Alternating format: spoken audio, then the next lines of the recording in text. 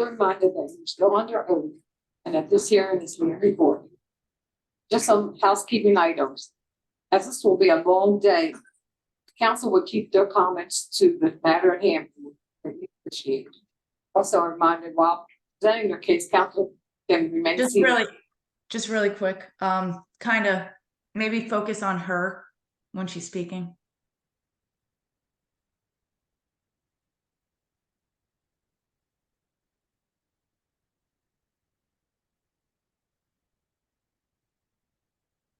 Here we go. Okay. Okay. Yep. Yes, General Asphalt, they're ready to. Before we begin, members of the panel, in the interim, we've been able to identify additional documents, some of which we believe were supplied to the city of Philadelphia. So we're going to move to produce these documents. I'm going to identify them for the record. It would be E03685 to 92, which are documents that show the purchase of a backhoe in 2019 by Empire. In addition, we're going to mark more sales documents for years 2017, 18, and 19. It would be number E03693 through E03755. In addition, there are further door sales documents E03756, E03827. There are additional door sales documents E03828 through E03842. Can we proceed? I have an objection. Well, first, I'm not clear if council is actually offering these documents into evidence, and if so, I would certainly object as council hasn't had a witness testify to the foundation for any type of authenticity for the documents. But especially even if he isn't seeking to enter them right now, which would be improper, these documents were not provided to the city. The panel was very, very clear with respect to the rules as far as notice of exhibits that were going to be used. They were to be provided 5 days prior to the initial hearing date, which was actually originally scheduled for August. And then again, parties were all informed that 5 days prior to this initial hearing date, to Friday's hearing date, the 15th, that all exhibits had to be provided in advance, both to council as well as the panel. So none of that was complied with. I have no idea what's in these documents. This is not trial by fire. Council has already provided over 4,000 pages of documents, which he has indicated he will be admitting each and every single one of those 4,000 documents in evidence today. Whether or not that's accurate, that's already been provided to the city. There's thousands and thousands of pages we've had to go through, and there's absolutely no way I'll be able to go through any of those documents while also handling this hearing. So it's just not proper. He did not follow any of the procedural rules with respect to these documents, and he should be excluded from offering them in evidence. Again, this is not trial by fire, and council can't make it so by showing up with stacks and stacks of documents that have never been provided to the city. Okay, thank you. May I just respond briefly?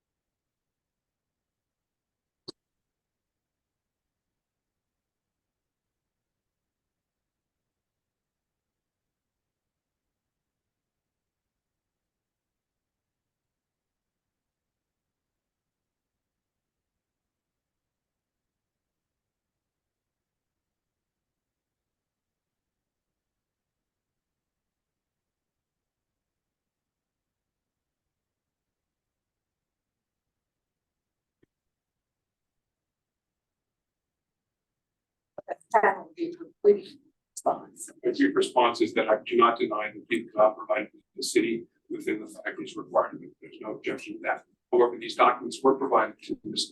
The documents were provided during the course of the investigation by Mr. Wallace, which I think he will testify to. To the extent that they were not provided during the course of the investigation of the city, we're entitled to present rebuttal evidence with regard to the testimony that was presented by the city.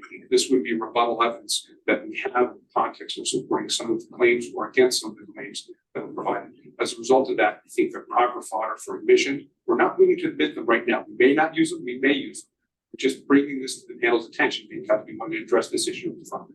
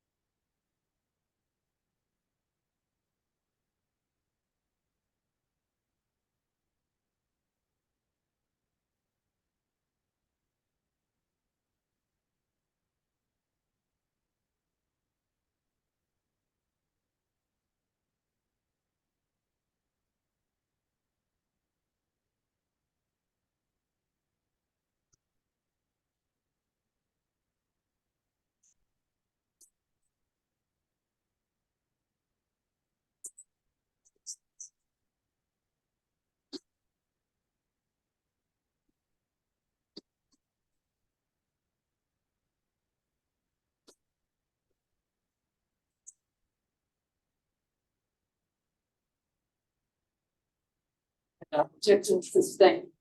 Further letter to the Procurement Commissioner on September 6th, you had a certain amount of time to submit your.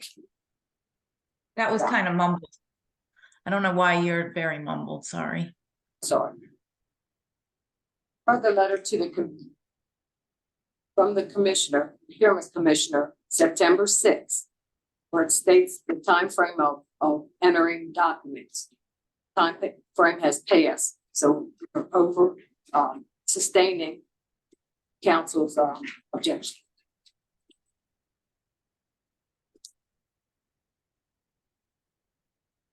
Proceed. Ready to proceed. On behalf of the Captain Empire, I'd like to call Mr. George Walden to stand.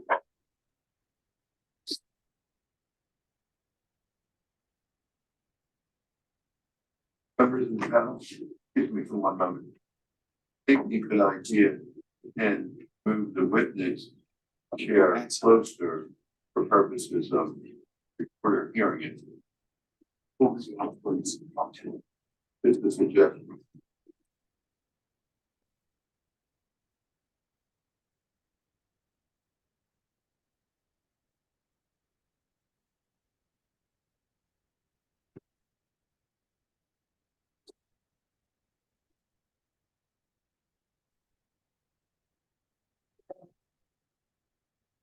It's right in between on this side.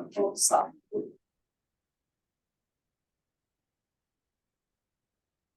I hate to say this because you're all set up, but at least maybe these two tables, we could switch places and then the witness could sit there and then counsel be right here and we could switch. I mean, it kind of seems like, You want to keep witness in front. okay, Or keep it right and also or the cost together. This one is clear. so maybe the witness should sit. Yeah. We'll have them sit. It's okay, we're gonna figure it out in pictures, 1 second.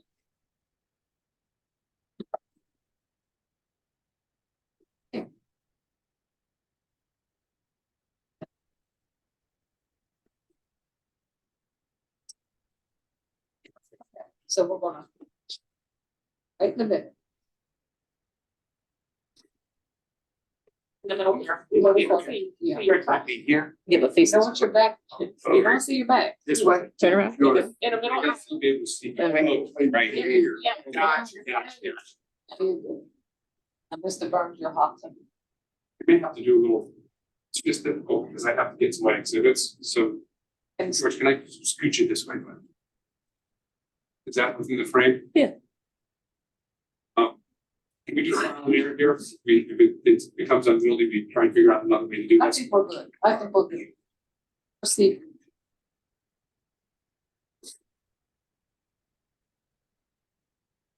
Good morning, Mr. Wallace. How are you? Can you do me a favor and introduce yourself to the members of the panel? Morning, my name is George Wallace, owner of Empire Supplies and Services.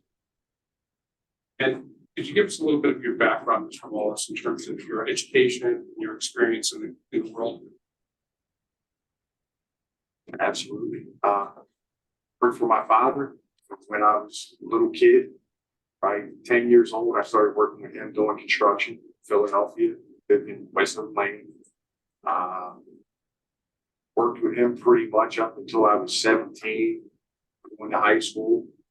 Around 16, 17, he bought an ice cream store over on Ogontz Avenue, Church Lane in Ogontz. He had another store right off Ogontz in 66. So I worked there 7 days a week. I would get out of school at 3 o'clock, be there by 4 o'clock, stay there till 11 o'clock. Had both my parents and my family, 2 sisters. My dad kind of he kind of raised me to just work. Like that was what to be expected. He didn't want me in trouble, so he kept me working. After I got out of high school, I went to work with him. Did construction. What did you do? What type of work did you do with your dad? We did everything, but a lot of residential construction. We would do everything: kitchens, windows, doors, bathrooms, tile floors, basement renovations, decks. Pretty much just carpentry, general contracting, commercial and residential. And in terms of the work that with your dad, who was the individual that did the labor on those projects? It was myself and my father. What type of labor would you perform?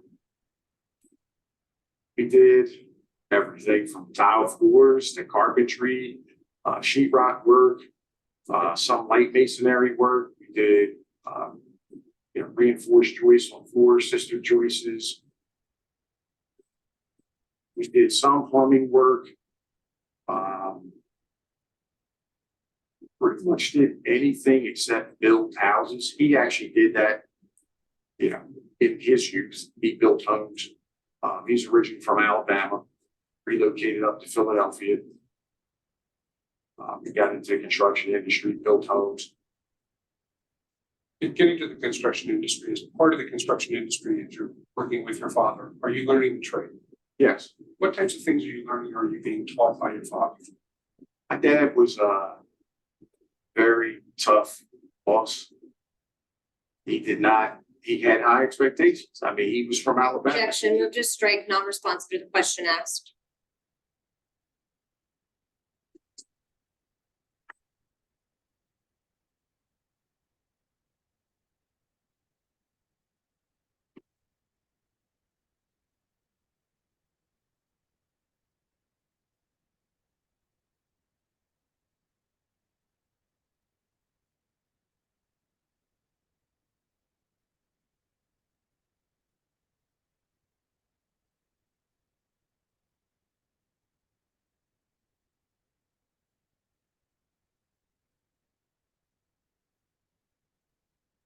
Overall, what would you respond to the question as is? Yes. The question was, what kind of work did we do? I actually, the question was more, how did you build your skills in the trade? That wasn't the question. Can we have the court reporter read the question back? That was not the question. What types of things did you work with, but what type of things did you learn by your father? I think was. Yeah, what types of things did you? What kind of things did I learn? Be on time, discipline. I learned all of the tools, how to use those tools, how to work safe, and to be timely. And I learned specifically the trades that we worked in, which were plumbing, carpentry, tile setting, concrete. We did kitchen, like I said, we did kitchen renovations, restroom renovations, basement renovations, decks, window installs. And in terms of the work that you were doing with your father, was there a set schedule that you kept? No, Tell us about how you worked with your father and the hours you put in, the time you put in. Objection, relevance. Trying to lay a foundation to show why, when Empire was created, it was a work by Mr. Wallace, and it was an effort by Mr. Wallace, and how he spent an extraordinary amount of time trying to perfect that business. And the question as to what his hours were when he was working with his father years and years and years ago does not at all relate to that subject. It builds a foundation with regard to the discipline. It builds a foundation as to its work ethic, which I think is important in the context of this claim.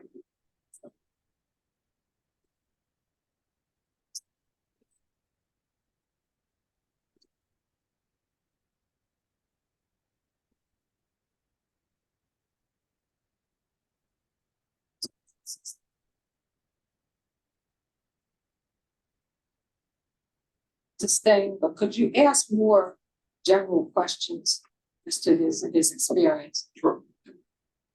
Mr. Wallace, could you tell members of the panel, the hours that you put in for purposes of working and building your business with your dad? Objection, it's the same question. Explain to the members of the panel. I think the question is pertinent, so I disagree with the ruling. Mr. Wallace, explain how you work with your. can I answer? Yes. Okay,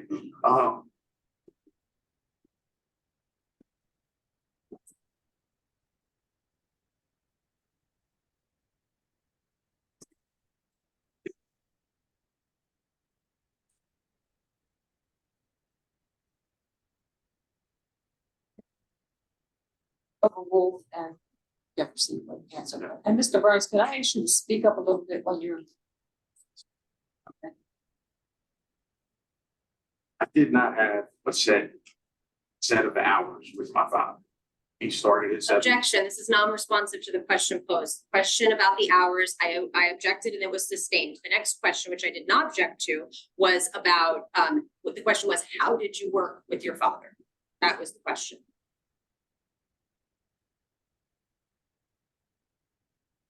As the court reported, please read back the last question. Okay. Can you please explain to the members of the panel, Mr. Wallace, how you worked with your father?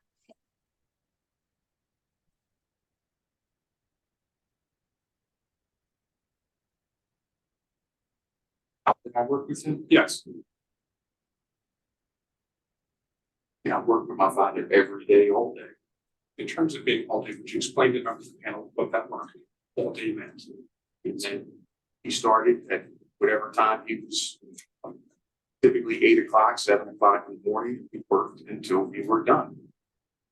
Until he said, hey, we're done for today, which could be anywhere from, an 8-hour day if you were good, and it could be a 12-hour day. It really depended on what we were doing that particular day, but yeah, there was no set hours. Were there weekends that were also working? Objection, same objection. I entirely object to the line of questioning about hours worked with his father. No time frame's been elicited with this witness, but given the witness's age, I'm assuming this was decades ago. I'm not sure, but quite some time ago. And it's not relevant. The hours worked at some job with his father have nothing to do with this case. It does have a lot to do with this case. And counsel made that argument and it was not accepted by the panel. Panel sustained my objection. So counsel shouldn't now be finding new ways to ask the same question that was not permitted. I think it's lay the foundation for a witness is an important component to any testimony. I'm sorry, right, yeah. It's credibility.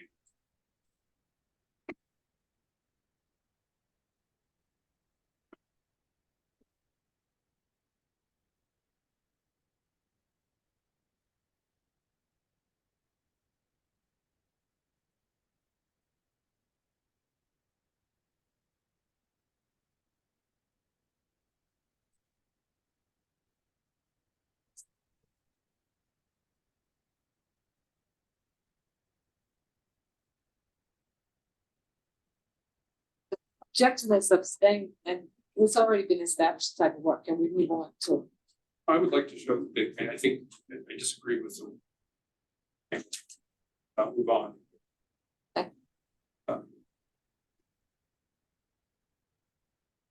Did you go to college and could you explain your educational background from them to the man? Went to college at Monaco, Montgomery County Community College. Later on, I went to Temple. Later on, I went to Eastern for trade specific plumbing. And in terms of those educations, could you just describe what you were studying at those different colleges or universities? Yeah, environmental science. And then later, again, the trades plumbing. And while you were going to college, were you working? Yes. Who were you working with? At that point, I was working with my father. So we have a sustained time period. Can you tell us what time period that was?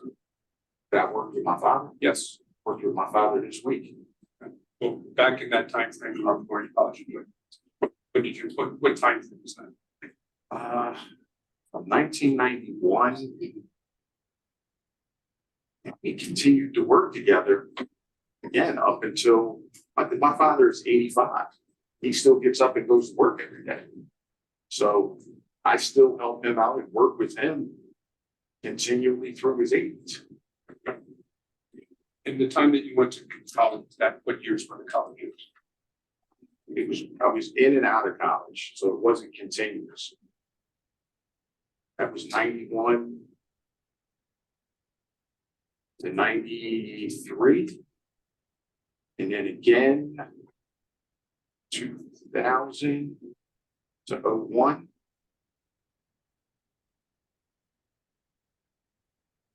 And in terms of the trades that you learned, you said it was plumbing and mechanical, or other trades that you learned? Objection mischaracterizes the testimony. This witness has testified that he learned the trade of plumbing. There was no testimony about mechanical. You distinguish between plumbing and mechanical for our panel. Mechanical is it falls within plumbing for all intents and purposes, but it also includes HVAC. And did you ever get any education or training with regard to HVAC? Yes. What was that? That would have been 2000. Okay. And in what context did you get training for HVAC? I was Can the you market repeat manager. that? Sorry, can you repeat the question? In what context did you get the training for HVAC? On the job training. And then I was also the market manager for a large retail chain in New Jersey and New York. Let's talk about your background in terms of your working experience. I know you said that you continued to work with your father, but have you been in other positions that you've had since you had college experience? Yes. Would you tell the members of the panel about that background? Yes. Worked for a pharmaceutical company. I worked, am I allowed to say names of those companies or short, not really. Worked for Star Dental. And basically my position there was they make dental equipment.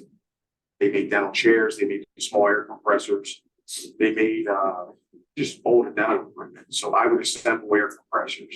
Basically, the air compressors for a dental office are similar to the ones you can get at Home Depot, small pancake compressors. The difference is that they have to run really wide. So we kind of modified and developed air filters and things of that line to keep them running wide. And there was a specific thing with drainage. You couldn't really have drainage in them. So there, you would heat up the excess condensate water and have it burn off so that you couldn't have it drain and drain the dentist office. Worked there. Worked for a pharmaceutical company in Antler, PA. And that was primarily just customer service. Later on, I went to a market manager position with Sunoco, and I ran maintenance engineering for all of New Jersey, New York, the 5 boroughs in the island. And that encompassed, lighting upgrades, small construction, a bunch of bathroom renovations, dispenser maintenance, which would be the gas pumps, changing nozzles. Was responsible for underground storage tank monitoring and repairs, and pretty much all the building and facility maintenance that territory. And in doing that work for Sunoco, you talked about the vastness of it. What type of work specifically were you doing?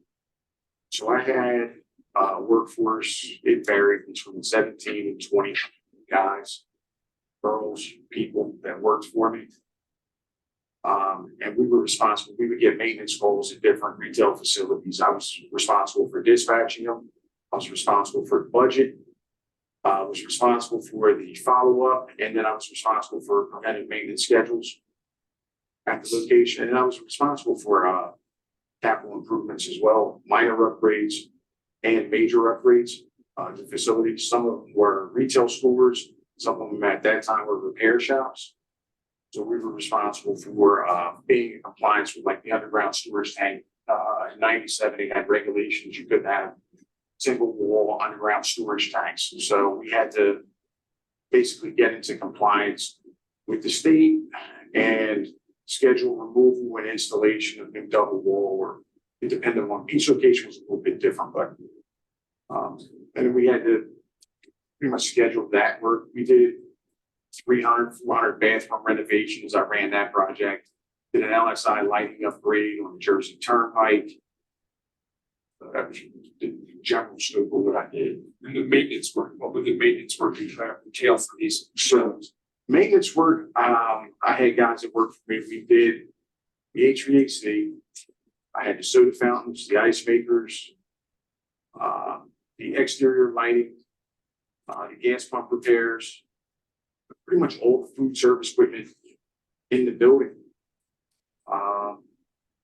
And minor parking lot repairs. We had the plumbing.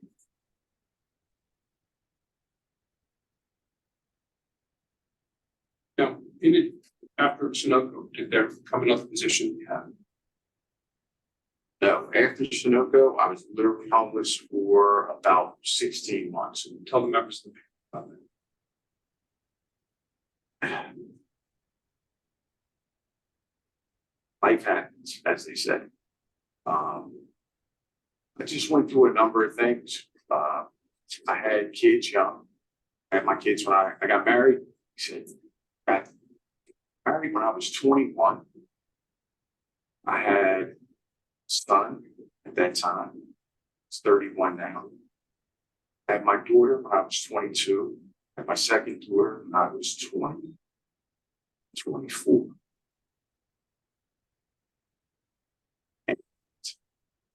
A lot of things happened at that time period in my life. It was, I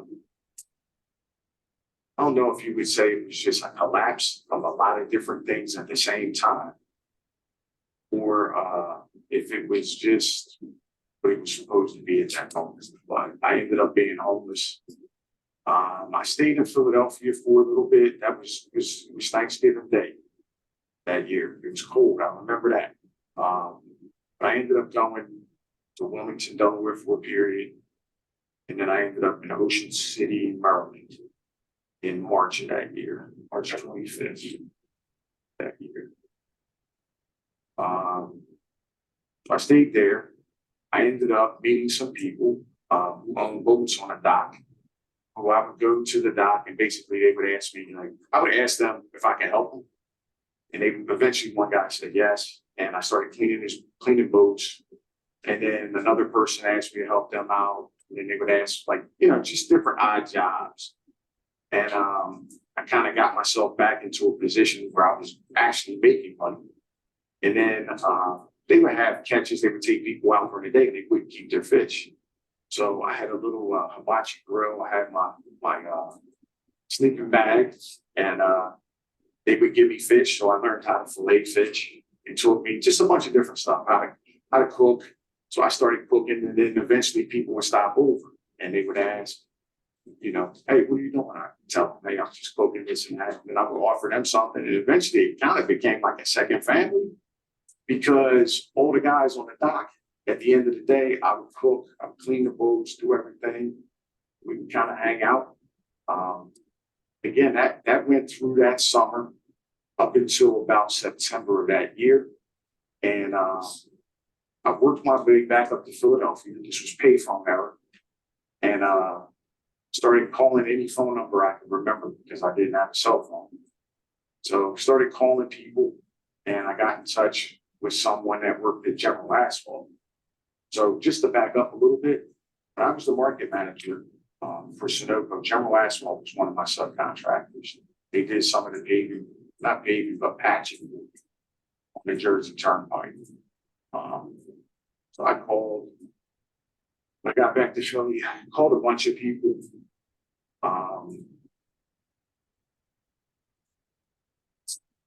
Trying to get back on my feet here because I wanted to be here. Obviously, I wanted my family. And that worked out. That worked out. So I ended up moving back into with my wife and my family. Slept on the floor in the living room. And then eventually that turned around. One of the guys that worked at General Asphalt that I reached out to ended up calling me and said, stop over. Stopped over, and then I ended up working there. He ended up getting me a position there. And is that in 2002, Mr. Wallace? It was about 2002. Now, when you started to work for General Asphalt, could you just describe the positions that you held at General Asphalt until you terminated your appointment in 2021? Objection, council's testifying as to what date employment was terminated. That should be a question that's posed and the witness can answer. Could you tell us about your experience in General Asphalt? I can see. And when there's an objection, let us move first before you proceed.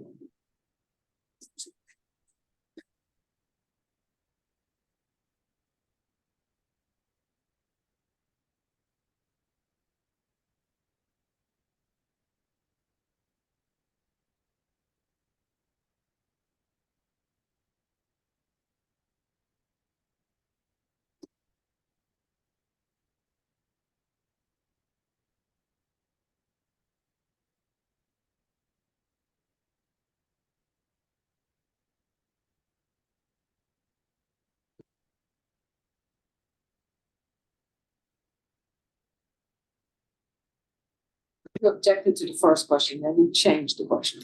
No, I objected to the part of the question where counsel was testifying as to the year that Mr. Wallace worked at Then you Gap. turned and changed the question, so Right. he can answer the question as it was changed. Should have said I withdraw that question and I rephrased it. Yes, you should have. Do that next time.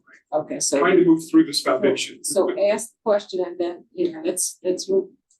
What was your experience in General Asphalt, Mr. Wallace? That I do. Yes. General Asphalt. When I initially started, I didn't have an actual position. It was kind of like I was the dispatcher, but I was also looking for sales. So I would reach out to people, basically almost like cold calling. I had some old contacts I would reach out to see if they had any contracts or any availability for work. So I reached out to a good friend of mine. His name is John DeMars. He ended up being with John DeMars, DeMars.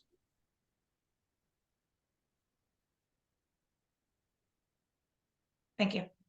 And he works for a company called Trammell Crow.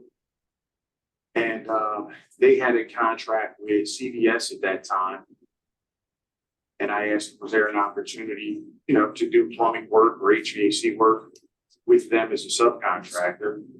We ended up meeting a few times and signing and having an agreement. It wasn't a real formal contract, but it was an agreement where we would do plumbing work for Trammell Pro on behalf of CVS. We had 400 locations. It went from Lancaster across to Reading. Objection, this is non-responsive to the question posed, which were simply what Mr. Wallace's positions were with Gap. You can talk about it. I object to the cutting off of the witness on the basis of it is responsive to the question that he's here to tell the panel. I asked counsel to let us rule on the objection before you speak. Say that one more time. Counsel objects to something, let us rule on it before you speak. So the objection, I'm sorry, the objection was. The non-responsive to the question posed, which was simply what Mr. Wallace's positions were with Gap. Initially, he was answering that question and now we've moved well beyond that. So that's why I'm objecting. So.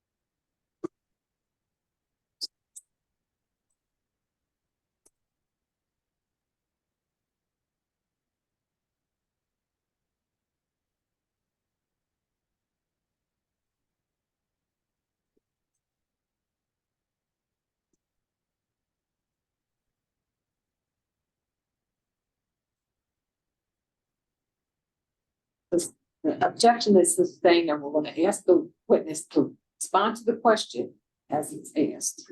I state an objection for, it seems like every time she has an objection, it gets sustained by the panel.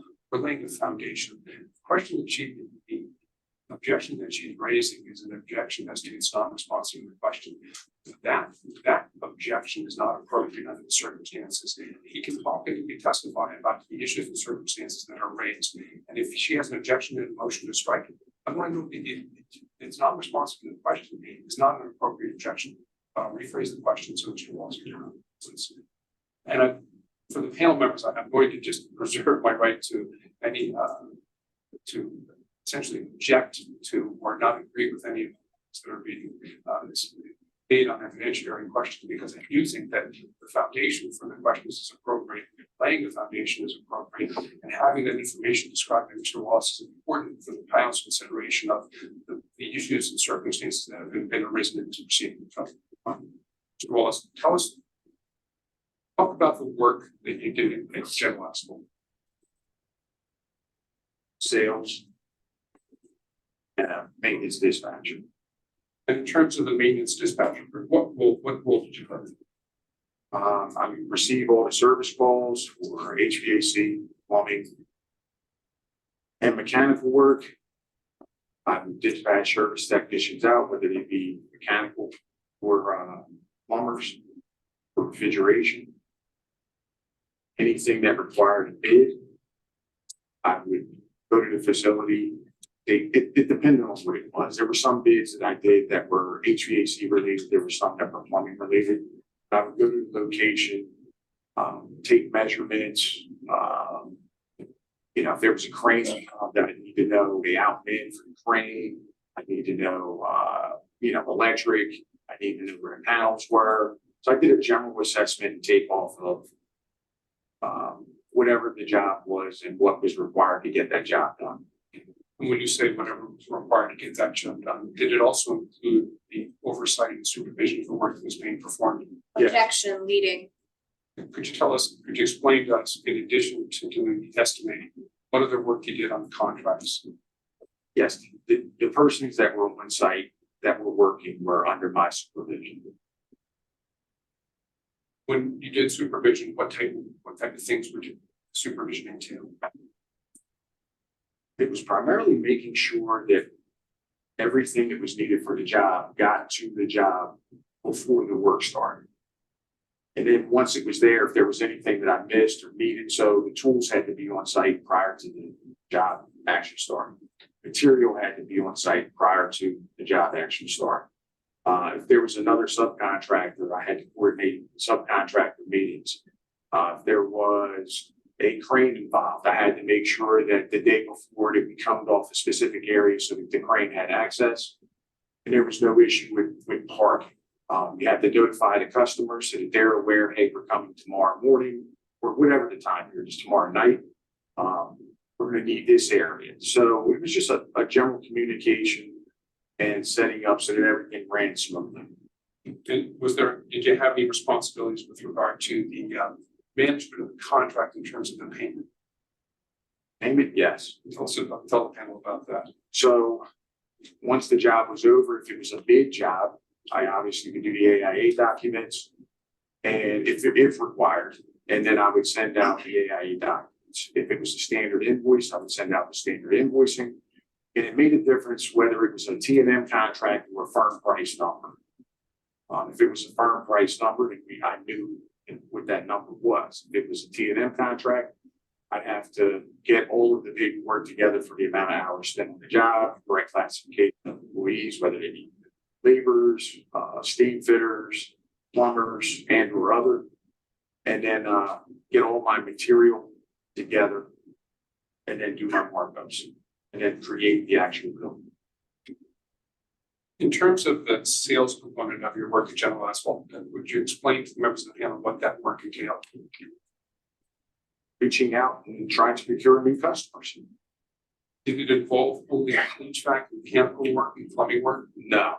Tell us what type of work it involved. All work, everything from paving work, patching work, mechanical HVAC work, some site work, parking lots, repair work.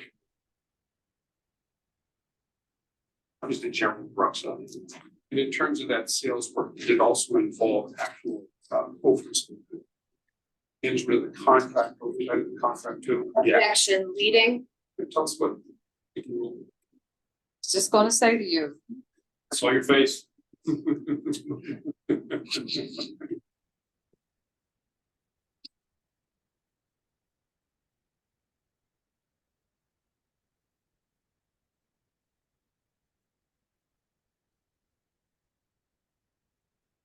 sustain, rephrase, and What did your sales work entail? Forget. Objection asked and answered. You described to the members that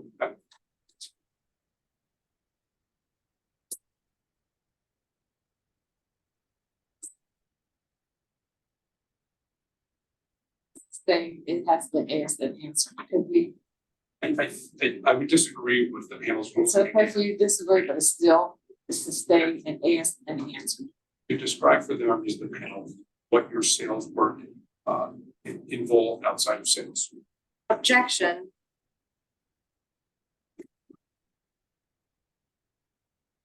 I mean, the question doesn't make sense. What did your sales work involve outside of sales? So I guess vagueness, also relevance.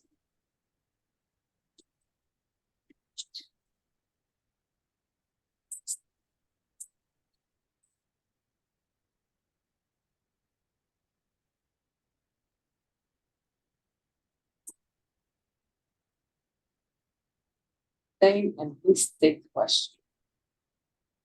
Now, still trying to lay a foundation. Foundation stages of the case are entitled to great lead light, which I think is not being met in this context. Mr. Just to respond to that, Madam Chair. May I have the opportunity to respond, Madam Chair?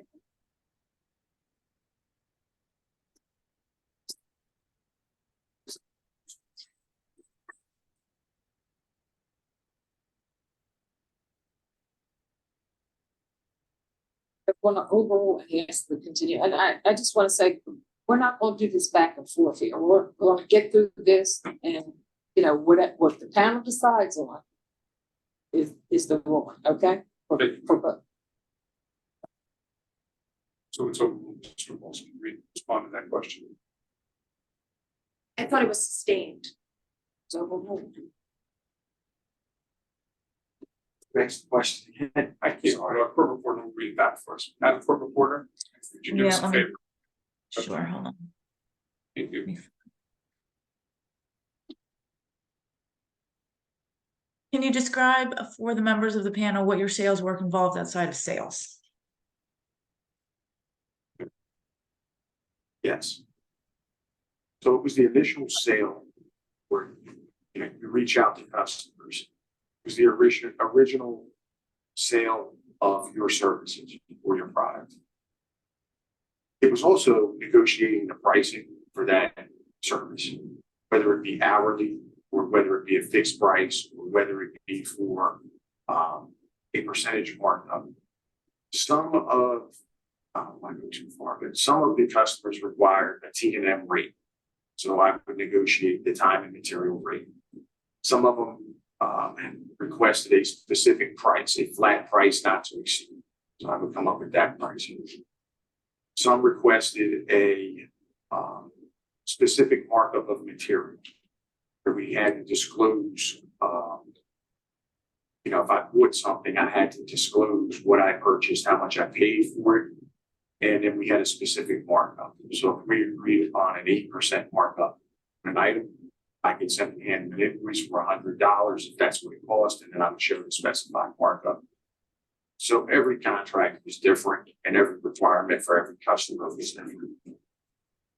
What type of contracts, or what type of work or contracts were they? They were HVAC, plumbing, mechanical, some generic general contracting, minimal site work, Some of them had requirements, and this is specific to general asphalt? Yes. Okay. So yes, primarily mechanical, primarily plumbing, with minimal site work. Did it include paving? Objection leading. Did you? And while they're discussing, did it include what? I'm sorry. Paving, P-A-V-I-N-G, for the back. Thank you. The objection is sustained.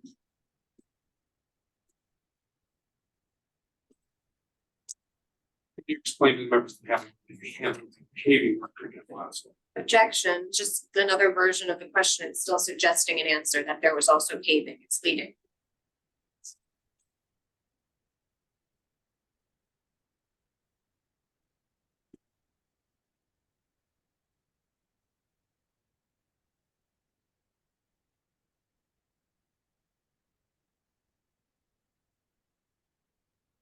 Sustained.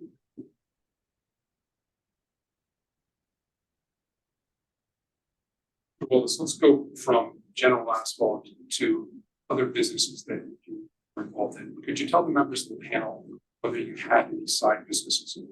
Yes, tell the members of the panel about the work that you were doing as all side businesses. I'm going to object on the grounds of relevance. I understand the council has indicated he's laying a foundation. However, we've been at this for an hour and we've gone well through the gambit of basically Mr. Wallace's entire life story. None of this has anything to do with our case in chief and what we presented on direct.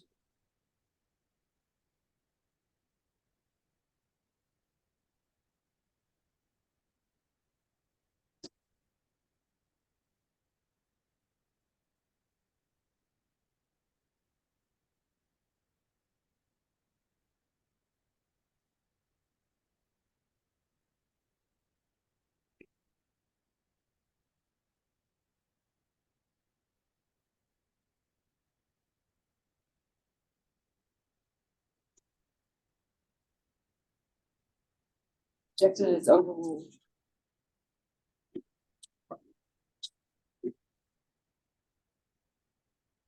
Risk of another objection. Could you explain to the members of the panel what side businesses they did? I had attempted to develop an e-commerce business, which was basically selling HVAC supplies, materials, plumbing supplies, pumps, piping. So I had agreements with a bunch of wholesalers, basically. And they were selling equipment to me at a reduced rate, and then I was reselling that equipment online. Similar to like a supplyhouse.com. That's one of the vendors I kind of bought there. Basically, you could log into this site and get specialized pricing for everything from zone valves to takeover pumps to Zern toilets to plumbing fixtures.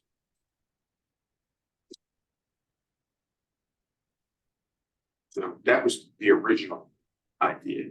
I also did other side work. I fixed up houses. That's kind of what I do. Always did renovations. Whether it be gutting a house, painting. I would go in and do just minor like handyman repairs. I guess if you need a ceiling fan put up, I put the ceiling fan up. You need outlets done, I do outlets. If you needed painting, I would paint. If you needed just carpet ripped out, but you didn't need the carpet floors done, I would just come in and rip out the carpet. So I did a wide array of a bunch of different things. While you were doing these out side businesses, were you still employed by General Asphalt? Yes. Now, tell us a little bit about your interaction with what I think is Empire Mechanical. Tell the panels about Empire Mechanical. Yes, I started a business in 2015. Empire Mechanical was the part of that e-commerce business. I had gotten to a point where I was selling stuff on eBay, Craigslist, furnaces, boilers, and it just seemed like an opportunity to just kind of go into business and see if it worked. So I opened up a business called Empire Mechanical Supply, and it was basically an e-commerce business where I was selling boilers, furnaces, condensers, and associated mechanical parts and plumbing parts online. And then, eventually I got into a rental of equipment. And I would rent out, drain cleaning equipment, jetters, cable machines, large cable machines, pipe cleaners. So the Empire Mechanical, what's the status of the Empire Mechanical today? Empire Mechanical, I kept that going from 2015, I believe it was May of 15 through December of 16. And then that's when I went into Empire Supplies and Services. So it was a continuation of the original business. Tell us a little bit about your desire to go forward. Beginning stages of Empire Supply and Services Incorporated. So they kind of overlap with the original business with Empire Mechanical because it was an extension of that business. I used to go to all of the meetings in PIDC. I would go to the MSB building to how to do business with the city. I would go to, this goes back a lot of years, Lou Applebaum works for the city, and he was kind of schooling me on how to do different things and helping me just in business, not so much specifically in the city or a particular type of business, but just business.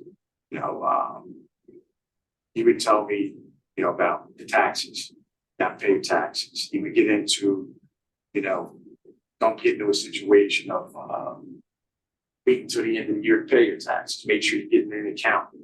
He just kind of gave me an outlay of business. So when I went into Empire Mechanical, I had a pretty good foundation between him and a bunch of other people I met through how to do business with the city. I met with Danielle Sneed. She was with the OEO, Angela Dalberton. Just a large array of people. They had L&I come to some of those meetings. And this was back in 2008. That time period, maybe a little before that, actually. And I kept going to those meetings. PHA had a bunch of different things that I would go to. So when I got into Empire Supplies and Services, it was just a continuation of what I wanted to do. The difficulty I had was when I went to I wanted to expand, went to PIDC, and they had different programs where you could get financing on time. I went to, at that time, it was called TrueMark Financial now, but at that time it was different. It was part of the phone company. It was their credit union.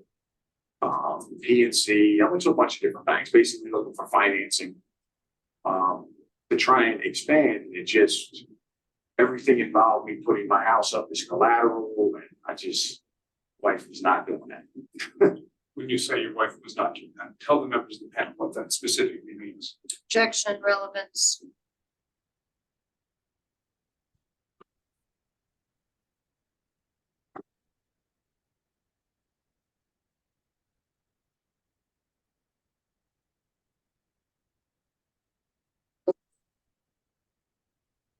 This was not an agreement with us risking our home with the kids for me to go into business at that time. In addition to going to banks, were you doing your own research on other topics in terms of the formation of Empire Supply? Yeah, I had good people that I had met with. Like I said, kind of had the foundation originally with Mr. Applebaum. Danielle Sneed helped me a great deal with understanding what the city required. And then outside of the city, I had some pretty good foundation with people helping me out with just different, they weren't town halls. They were kind of like, hey, you can go to this location.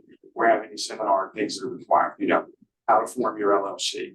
Do you want to be an LLC? Do you want to be a C Corp or an S Corp? What insurance is going to be required? What does the city require as far as, you know, insurance? How do you set up your tax ID? How do you do your tax filings with the city? At that time, it was Eclipse, and then recently it changed. But so I spent time making sure that when I went into business, it wasn't going to be like a fly-by-night business. I didn't want to be one of these people like, oh, he went into business, oh, he's out of business. It was set up for longevity. So yeah, I decided I wanted to do the LLC. I knew I needed bonding because of some of the things that I wanted to do. Because in conversations with these people, the biggest limit is credit. If you don't have credit, it's very difficult to get into with some of these companies. If you don't have the correct insurance, even if you're just supplying material, you can't supply material without, $500,000, $1 million plus in insurance. A lot of these people had the requirements, so it kind of limits you into the light residential, light commercial sector. If you want to do commercial, if you want to grow, you have to have those limits, and you have to have credit. If someone calls me and they want to purchase a boiler, and that boiler is $60,000, if you don't have the credit to float the $60,000 and wait to get paid, you simply can't make those types of sales. Did you attend any OEO or other meetings of the OEO? Yes, Tell the members of the panel about attending those programs. I'm sure they're familiar, but how to do business with the city at the MSP building. I would go to those. How to do work with PHA. I would go to those seminars, different things that they would have, and just network with people. I did it again outside of the city. I did it with PP&L up in Bethlehem, PA. And it was just more of, I needed to get information on not so much going into business. It was more the staying in business. Some people, and then I also ended up meeting with a few people that were in business and they were larger companies, but their views and perspectives were on a grander view because they had already been in business. They had already, they were huge. They kind of walked me through some things, but the good basis I got was from really those meetings at the MSB and the people that were there that would kind of pull you off to the side saying, this is what you really need to do and how you do it. And what were the things that they told you that you needed to do? One of the primary things was insurance. The other primary thing was you got to get your credit. Like at that time when I first started, I was using personal credit. Everything was my personal credit card.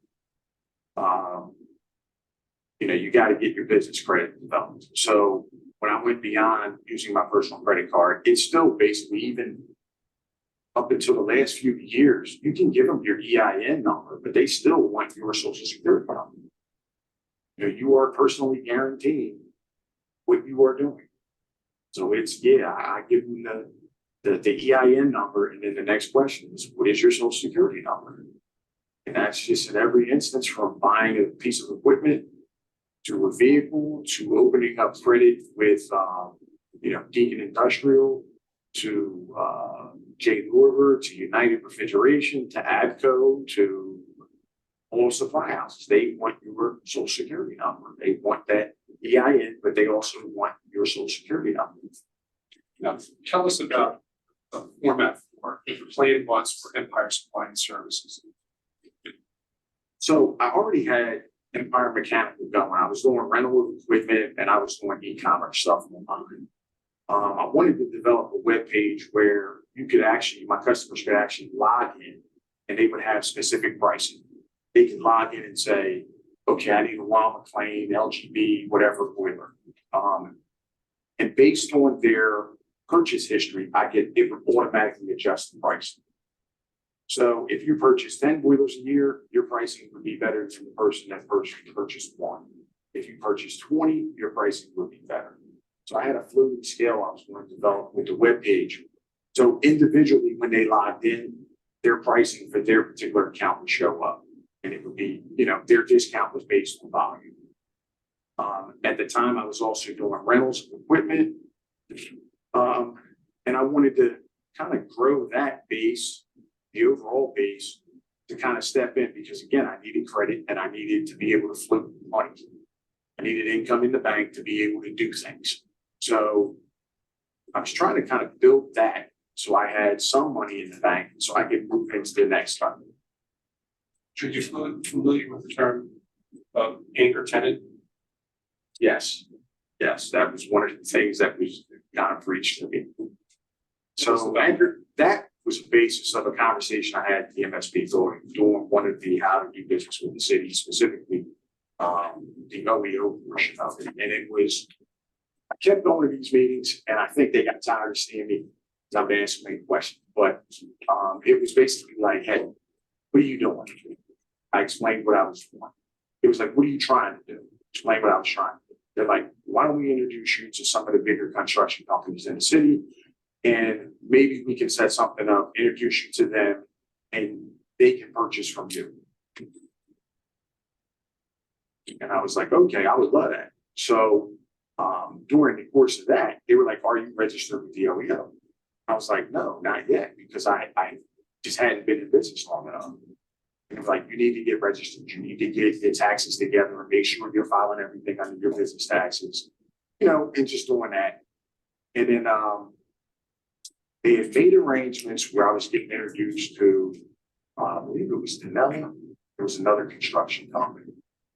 And then I said, well, I know somebody already that is in business that is a large construction company. I was like, would it be an issue if I dealt with them? They're like, if you know somebody, then reach out to them, because you need somebody to work with that's kind of going to be like your mentor. You need to get into a mentorship program where you're being mentored, where somebody can kind of work with you and they buy from you so that you can get your credit base together so you can get commercial credit instead of trying to do everything off your social security number. So that at that point, I reached out. I said something to Austin. It's like, hey, When you say Austin, go. oh, Austin, me? Thank you. Said, I got the business going. Things are going okay. I'm having difficulties with credit. I'm having difficulties with my bonding. I had the ability to bid these jobs. I had the ability to get the jobs. I don't have the ability to sustain paying out some of this money and I can't get the bonding for a lot of these jobs. I can do them. I just can't get the bonds. Like I said, when I went originally to PIDC, they went over bonding with me. One, it wasn't enough bonding. Two, I didn't want to put my house on the line to get bonding.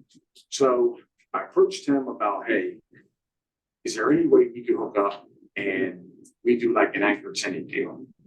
And in my mind, I was thinking that I could do like a rider on an insurance policy. Like maybe I can get a rider on the bond that he has and work something out, And that was the beginning of it. That was the beginning of the conversation. And it was multiple conversations because I had to sell it. Like I'm coming basically, you don't necessarily need me, but I need the opportunity. So how do I sell myself to get the door open, to get the opportunity?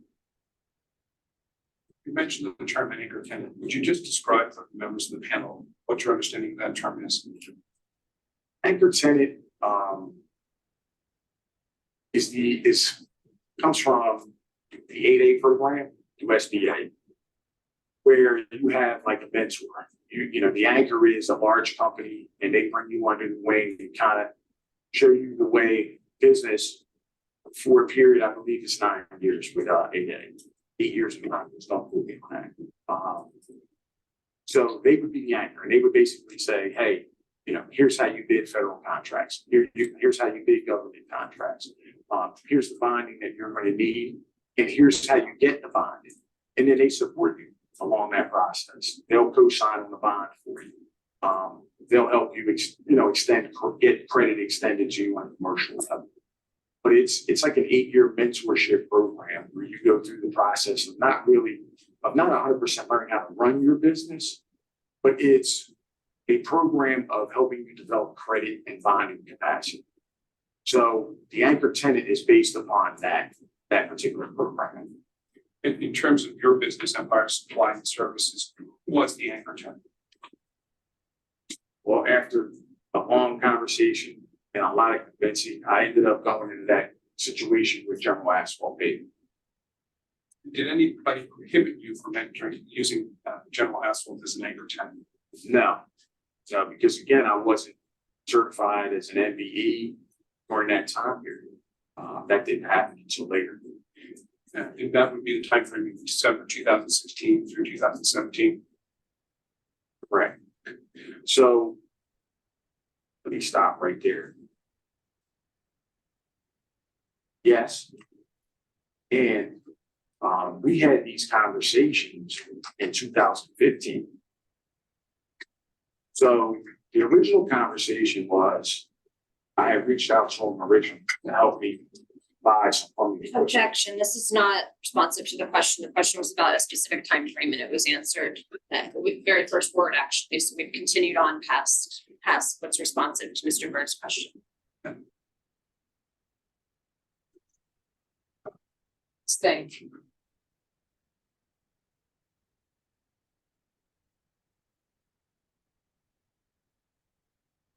Did you come to form Empire Supply and Services starting in 2015? Started in December 2016. I think that's where I can answer where the confusion was. My original business was called Empire Mechanical Supply. I started that in May of 2015. And I ran it through December of 2016. Started Empire Supplies and Services, December of 2016. But my original agreement with General Asphalt started during that period of 2015. It just took a long time and a lot of convincing, so we didn't actually go into the agreement until 2016. When you say the agreement, what do you mean, sir? I had asked them, I wanted to purchase some equipment for vets. And I couldn't purchase the equipment. It was the original rental equipment that I was getting. So I said to him, hey, maybe I can do a loan with you. Maybe we can work something out. If you got the equipment, I can get the equipment, put it as part of my rental deal, rent the equipment out, and then pay you back. So I started doing that in 2015. And then eventually I ended up convincing them to do a partnership with me in 2016. And it continued on. I continued renting equipment during that period. What was the purpose of renting the equipment, sir? So there was a company called NARS Sales up in Norristown that rented equipment. It was a woman-owned business. And I had talked with them, and it was just a clean way for me to generate. So the banks wanted to see transactions. They didn't want to see like one lump. You know, I sold a boiler on Tuesday, a boiler on the following week. They wanted to see a lot of transactions. For whatever reason, that was one of their requirements. They were like, Mr. Wiles, we see that you're generating income, but we would like to see more transactional income from you. Because I would have weeks where there was no deposits. And then I would have like a lump sum deposit. We were like, they wanted to see more transactions. So it was an easier way for me to get small transactions through the bank to help build credit. So I did the rental school. When you say the rentals, could you just describe briefly what those, we'll get into them in more detail, but just briefly describe what the rentals were. Rentals were for plumbing equipment, jetter, cable machine, camera, locator. And then I had other small equipment, hand tools and things of that nature. I want to get back to the formation of the Empire Supply and Services, but I want to ask you some questions before that. You had said that you had attended some meetings and had some communications with individuals about the formation of this business. I want to go specifically to the minority business component of it. Could you tell the members of the panel how you researched and evaluated my minority business component? Yeah, that came up at one of the meetings when they asked if I was certified with the city. I said no. And they said, why not? I said, because I hadn't really been in business that long. So then I was told, well, how long have you been in business? At that point, it had been maybe 8 months. They were like, well, try when you get to the 18-month range. Why don't you try and apply? So I said, okay, do you have any suggestions on who? They said, yeah, go through the state of New Jersey, Department of Treasury. They gave me the link and the information. That was Danielle Steve, that day that I met with an MSP. So I got that. I waited maybe another 5 months, and then I applied. And then they got back to me. They were like, oh, you don't have enough history yet. And I said, okay. And they said, well, can you send in your personal taxes? I said, yeah. So I submitted my personal taxes. Then they asked me for a business plan. So I submitted in my business plan. And in the business plan, I basically broke down, I gave them maybe a 2-year plan of what I was trying to do and where I was trying to get to. Then they followed up with correspondence that asked me for just a ton of follow-up information. Business taxes, my personal taxes, some reports specifically that they wanted banking information, credit card information, copy of my home mortgage statement and what was owed, any leases that I had at that time. They asked for any loans that I had, and then personal net worth statement. I think that was it. I want to go back and get to the New Jersey certification paperwork, but I want to go back. As you were doing your research and investigating the formation of Empire and Supply Services Incorporated as a minority business, were there any books, guidelines, handbooks, standards, or set guidelines that you were able to look to for that? So there are different certifying agencies, and there are different requirements with those agencies. So, but there wasn't a specific like catch-all for everything. Because originally, like I said, I went through the SBA program, I went to 8A, and then I went to the state of Pennsylvania, and then I went local. So there are just variances between them, and there's some slight variances between the certifying agencies at that time. What about for the framework of the actual operations of it? I know you mentioned the concept of an anchor tenant. What about framework for the actual operations of that minority business in conjunction with an anchor tenant? Were there any guidelines, framework, rules, set guidelines On how to set up? Yes. Not specifically. I mean, there are the basic guidelines that they give you, but again, each one is there's some variances depending upon the certifying agency. So it's the equivalent of if I left here today and I was going to the stadium, which way would I go? It kind of is a little bit different. Now I believe certifying agencies are PAUCP, the Enterprise. You could go to BSMTC or NSMTC, and the requirements are a little bit different depending on the certifying agency. Now, in the context of the formation of Empire Supply Services, are you familiar with the concept of joint venture? Yes. Tell us, the members of the panel, about the joint venture. So Objection, there's no foundation to this question and its relevance to anything at all. Council just suggested a topic and is now asking the witness to speak to it.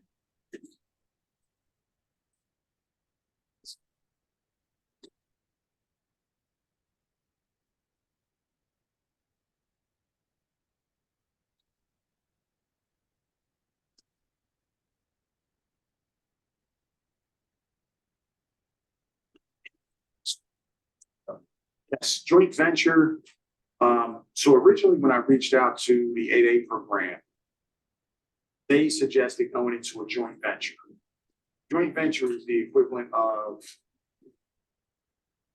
it's almost like you allowing one of your children access to your credit card. It helps build credit, but it also helps build relationships with other vendors.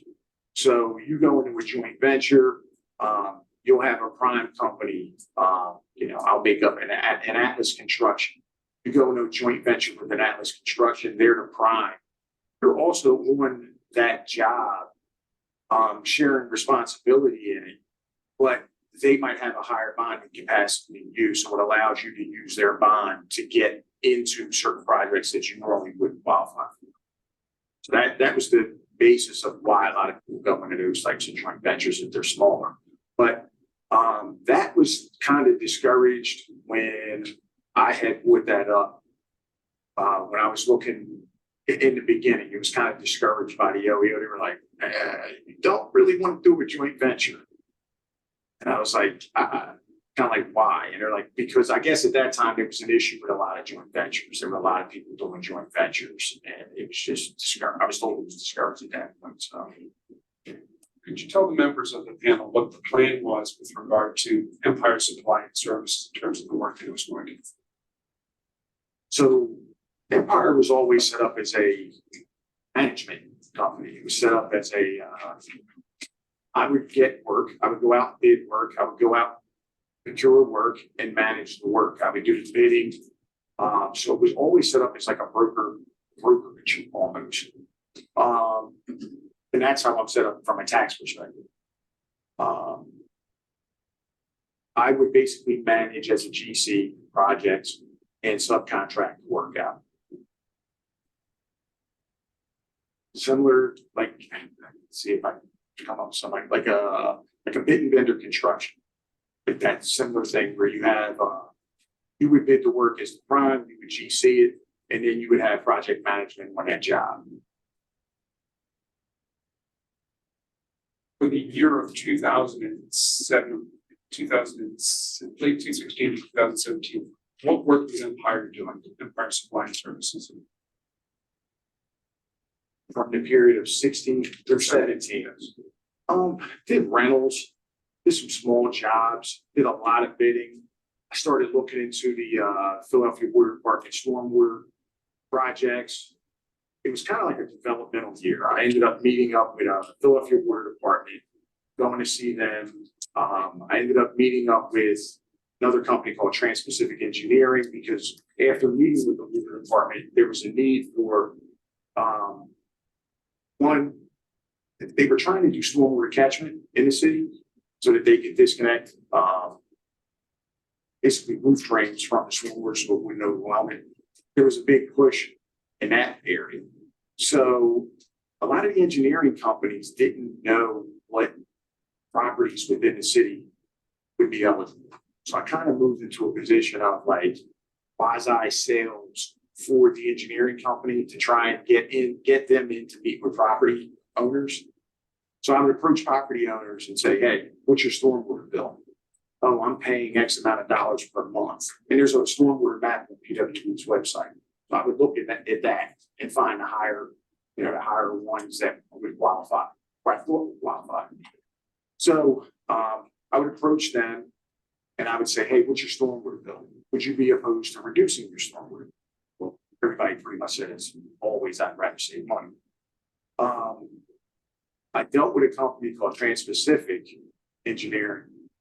And once I got the door open and did the introduction, I would bring them in because they had the background, the engineering side of things and the grant side of things. If they qualified and there were certain agreements that had to be met, like after the project was done, there was maintenance on the project. The owner had to agree to that maintenance. There could have been situations where the owner had to also put money up. So let's say the grant wasn't going to cover the total project, they would have to put in a certain dollar value to cover the difference. So we would meet back and forth, and I kind of focused on that. And then once those projects, if a project got approved, because there were a lot that didn't, if a project got approved, what I would do then is I would basically do a plumbing layout. I would do a sketch of the property. I would come with a wheel and measure out the property. Work with the engineer and decide where catchment basin was going to be. Would it be a green roof? Were we going to do a cistern type of system? And what would it look like? The contract would get assigned to the engineering company.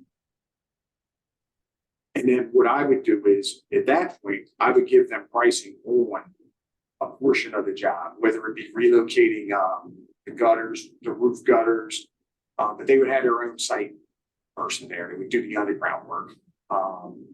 And then I would just come up with sketches and kind of ideas and present them to the engineer. Some they liked, some they didn't, and make changes. And if the project actually did get off the ground, I would give pricing on the movement of interior and exterior plumbing and kind of communicate back and forth amongst everybody. Get into those projects with ESG systems a little bit later, but I wanted to go back to the timeframe that started December 16th and December 17th of December 16th, December 2015, sorry. Could you tell the panel members who selected the name Empire Supply and Services? That was, yeah, I picked the name. Why did you pick that name? It was because it was similar to the name that I had prior. It was Empire Mechanical Service. And it was just a name that I had used for a lot of different things that I had done in the past. And the purpose of Empire Supply and Service at the beginning was to build its business, correct? Build credit, build business, build the customer base, but it was kind of fluid. I wasn't locked into one particular thing. And so what other types of things were you looking at to expand Empire Supply and Services? Really, at that time, was going after, like I said, green energy type of projects. Was going after the water catchment stuff, Philadelphia Water Department. I knew that there were a bunch of green energy acts that were coming out. So I was trying to focus on ESG projects, energy savings projects. Let's talk about the formation of Empire in December 2016. Who were the owners of Empire? Myself, Joe Meehan, and Austin Meehan. Mr. Meehan sitting right here. Yes, correct. Tell us what the breakdown was in terms of the ownership. I had 51%, and each of them had 24.5%.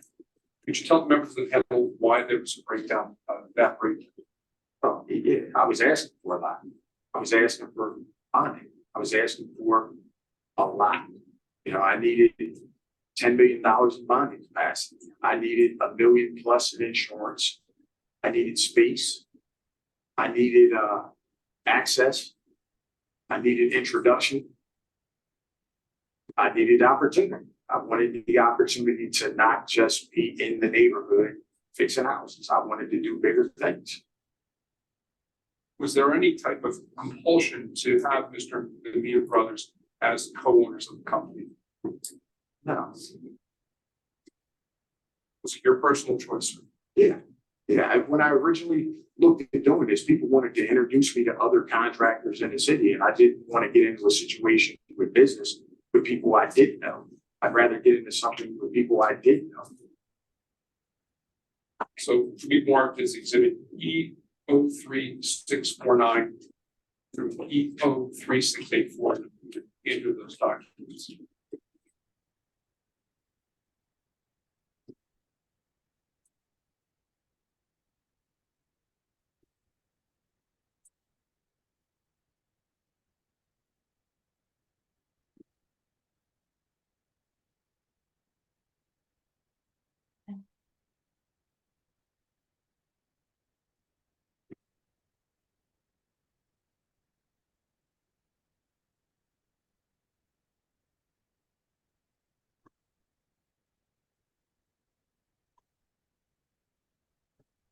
There's a lot of documents, and I'm going to try and give them to you as I'm finished with them, so that you have them. And if I have to, I will try and show them to you so that you have perspective and content.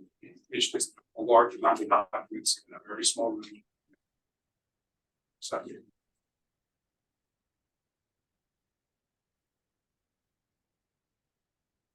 Two documents which we marked E03649 through E03684. What are those documents? This is the chairs, business, and the operating agreement. This would be for Empire Supply and Services. Was this incorporation handled by someone, sir? Yes, the attorney.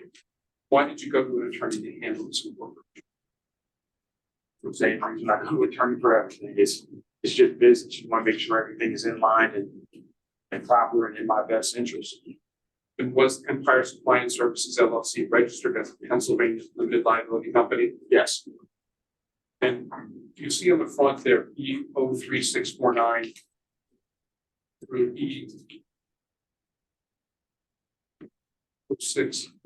E03651.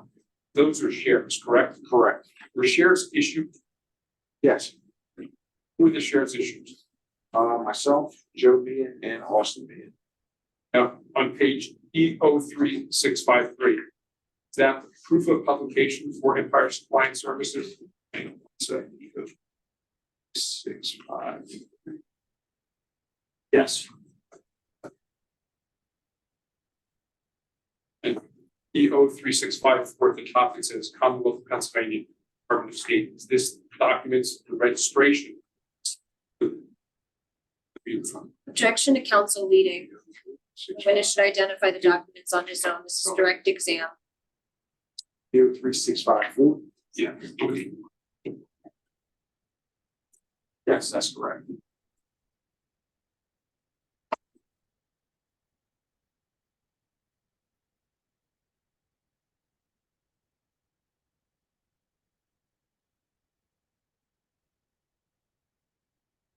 You know, I remind you, if there is objection, let us rule. Objection. Would you go through those documents for us and just tell us what those documents represent for Empire Supply and Services LLC? This is some paperwork filed with the state for the certificate of organization. Application for the EIN number. Operating agreement.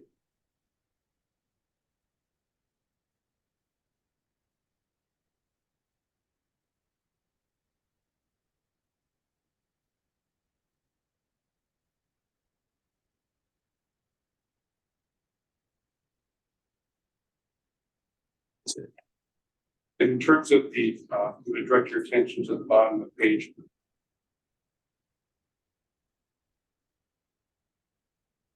E03660, do you see that? Schedule 2.1.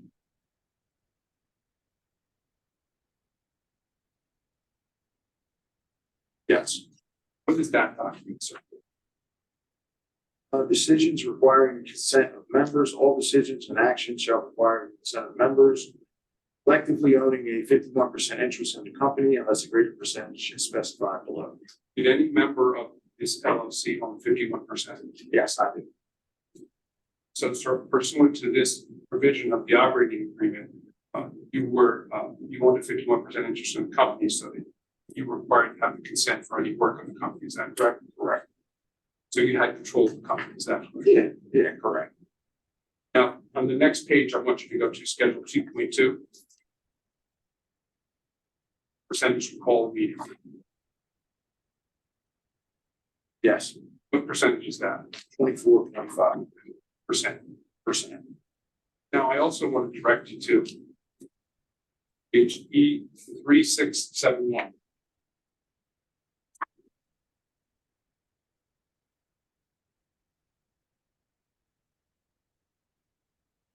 GP5 meetings with the members. Do you see that? Yes, What was the requirement with regard to the meetings of the members? no requirements. No meetings of the members need to be held. Meetings, however, if held, shall be governed by this article GP5. Has anybody raised with you a question about the incorporation of Empire Supply and Services LLC? No, If you continue to operate as a legal entity of Empire Supply and Services LLC, Objection leading.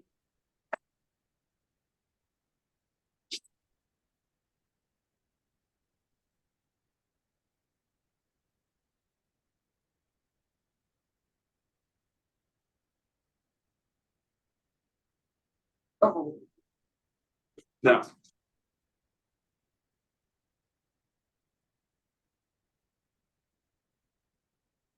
During the course and timeframe of the operation of Empire Supplies and Services LLC, as the 51% owner, did you make decisions with regard to the operations of Empire Supply and Services? yes.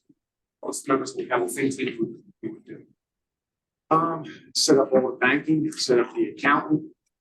I set up the accounting system that I was going to use.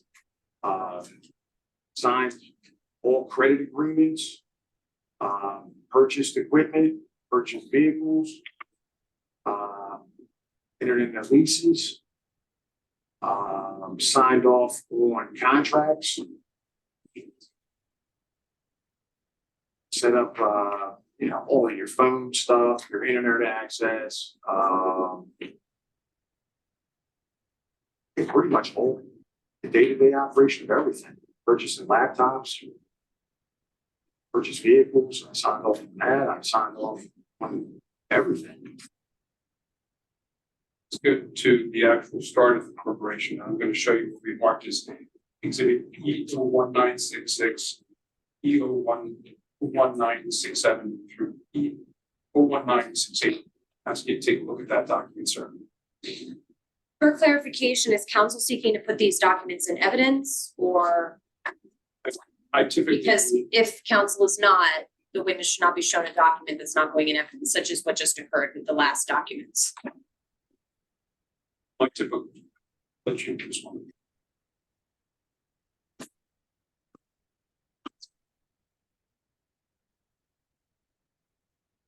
Are you going to be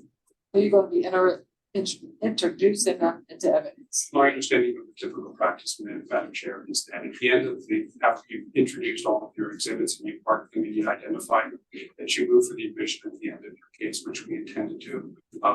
And that's, I think, the proper way. If there's a different way that you guys want me to do it, I'm open to doing it that way. That is not the way it typically works at a hearing. It's okay. But, okay. I object to moving forward in this manner. Number one, it's not proper under any framework of any hearing. The way it goes is you offer an exhibit, you have testimony about the foundation, and then you offer it in evidence. But especially given the stacks and pages of documents, over 4,000 pages, I don't agree with addressing their admission at the end collectively. There are objections that I will have to certain documents being admitted in evidence. And so I can't agree to do all of that at the end when we have 4,000 pages of documents that council's indicated he's putting in, seeking to put in evidence.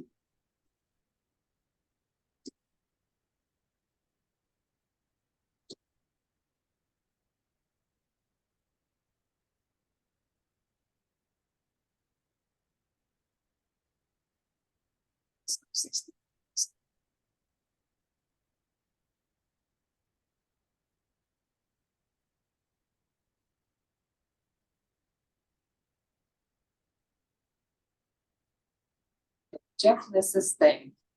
They should do each document one by one, move it into evidence. That said, ma'am, I disagree that link. I think this format that's presented here is a very informal format.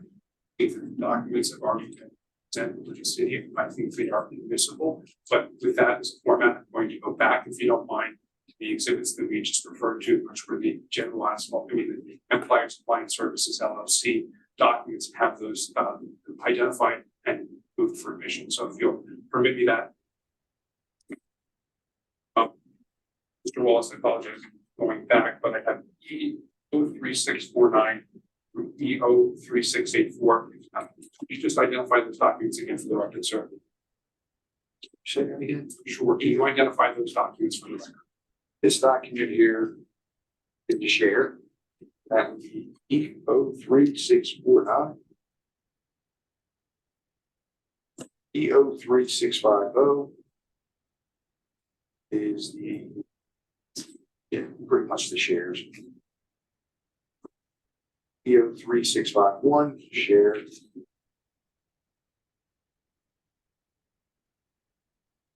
E03653 is the publication notice. Registering with the Department of State, E03654. It goes into the certificate of organization, E03655. It goes to the operating agreement, sir. Yes, correct. Are those documents familiar to you? Yes. The actual documents that were used for the formation of Empire Supply Services LLC. Yes. I move for the admission of those documents as part of it. I object to the admission. The first two documents, the witness didn't even seem entirely sure as to what all of them were. He was going through each page and saying they're, quote, pretty much the shares. The actual document itself is suspect authenticity. There's blanks everywhere. Certificate numbers blank, interest is blank. There's a huge word specimen. This certifies that specimen is the owner of blank. It's just entirely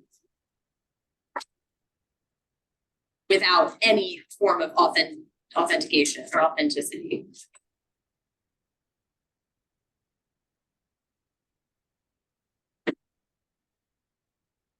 Could have been printed offline for all we know. And we're gonna allow just admit them and vote aside. Wait, Okay, proceed forward to this one. Didn't mean to click. Given to you previously, I'm going to get back to you documents that were marked equal 1966, 1967, equal 1968, and ask you to take a look at those documents. Yes. What are those documents, Mr. Wallace? Objection, if council could give a moment for us all to turn up the 4,000 pages to this particular page that he has indicated. I'm not sure that's an objection. I think that's more of a courtesy. being that's the way she presented, it's this thing that give her time to. I got no problem with that. What is the document number? E01966.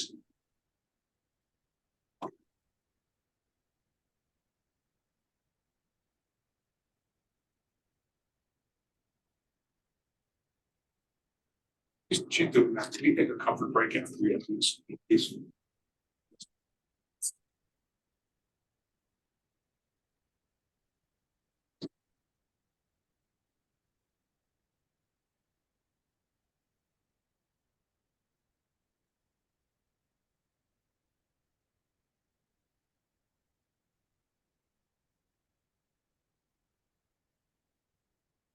This is a witness, you tell us what is appropriate to take for it. I can think it's important that we emphasis to.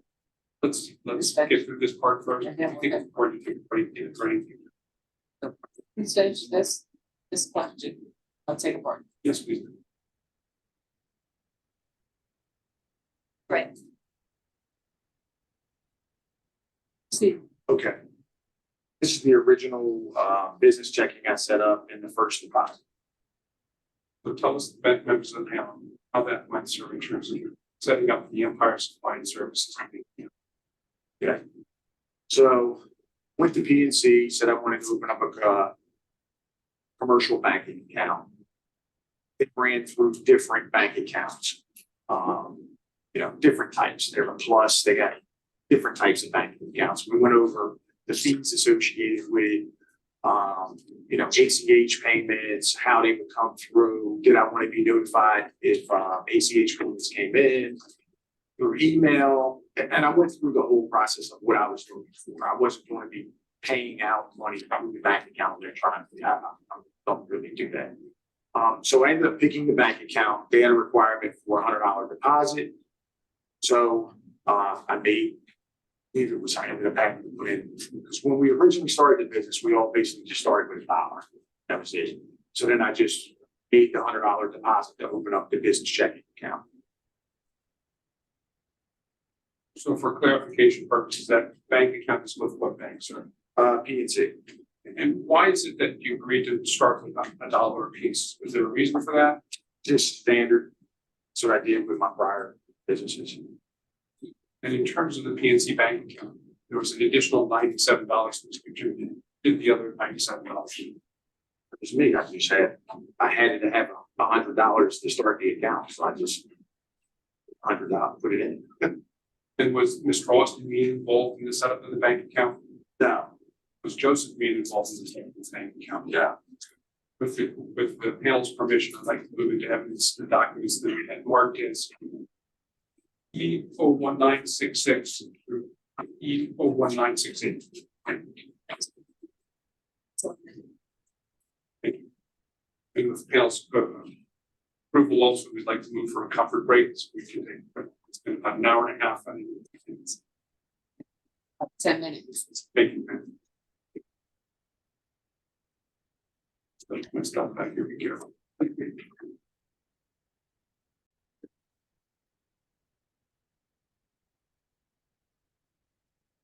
You may proceed. Can I ask, how, can you give us an estimate on, a rough estimate, how long I think we're gonna go the entire day with Mr. Balls. the entire day was? Yeah. You know, I've got a lot of information to put in. Mhm.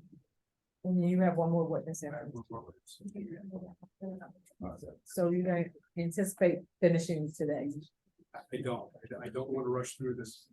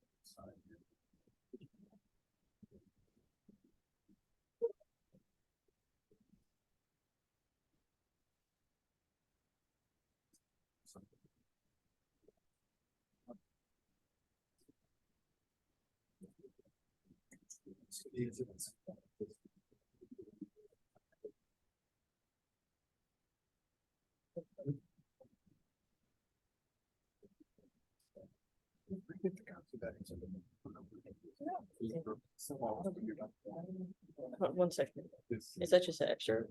No, that's why I didn't want to take it. We'll wait till. Here. Oh, was it on that table?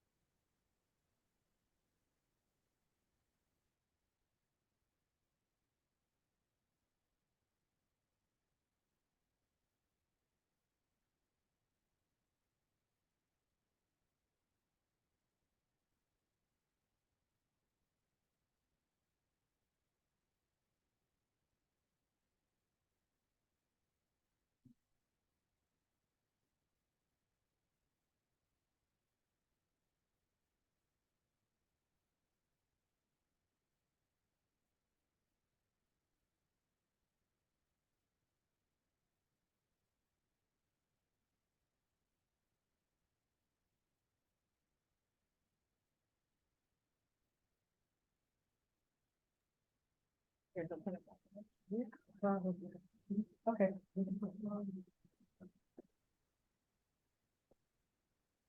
Please proceed.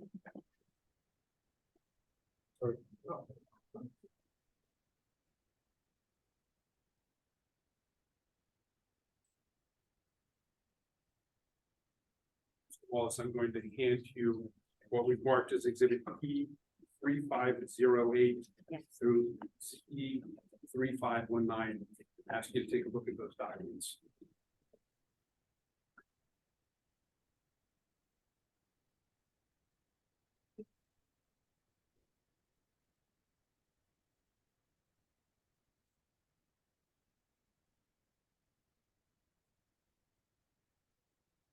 Please list the numbers again.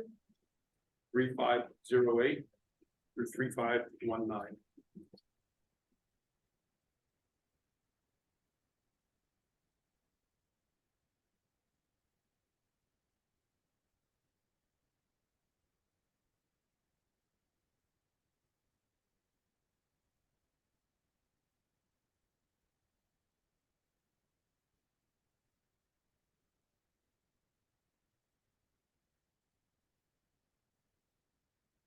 You have the document?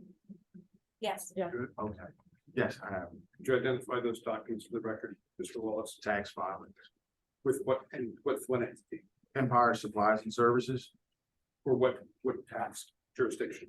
this was in Cheltenham, All right, in this township of Cheltenham, correct? correct? Okay. And why are there tax filings in the township of Cheltenham for 2019 through 2020? Because that's where the business is located. You tell That's where I them, registered at. tell the members of the panel where Empire Supply and Services is registered as a business. It's registered at 320 Myrtle Ave, Cheltenham, PA, which is my address.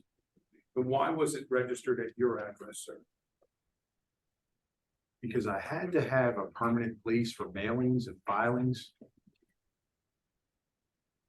And did the Means object to having that be the address for the Empire Supply and Services business? No, It was business conducted out of that address at 320 Myrtle Avenue, Cheltenham, Pennsylvania. yes, Tell us what business was conducted out of that location. I ran Empire Supplies and Services from that address when I first started. I ran my prior business from that address when I first started. Later on, I was able to get, an actual office with a garage and some other things set up at a separate location, but I always kept this as my registered address because that's where I started out at. And was there a reason why you started at this address as opposed to renting the location? I just didn't have income to start renting. Now, these documents, which we marked as the Township of Cheltenham, tax returns, they are prepared by who, sir? My account, All right. And when you say my account, who's your account? Fine Ed Spazano. On the front page of E 03508 in the left-hand corner, there's a document, there's some handwriting. You see that? In the upper left-hand corner? Yes. Yes, Whose handwriting is that? that's fine. And why is your handwriting on this document? Because as I paid taxes or as I did documentation, I wrote notes to myself. Now, with regard to the Cheltenham Township returns, with these returns that we're looking at from E 03508 to E 3519, were they prepared by you in conjunction with the accountant? Objection, leading.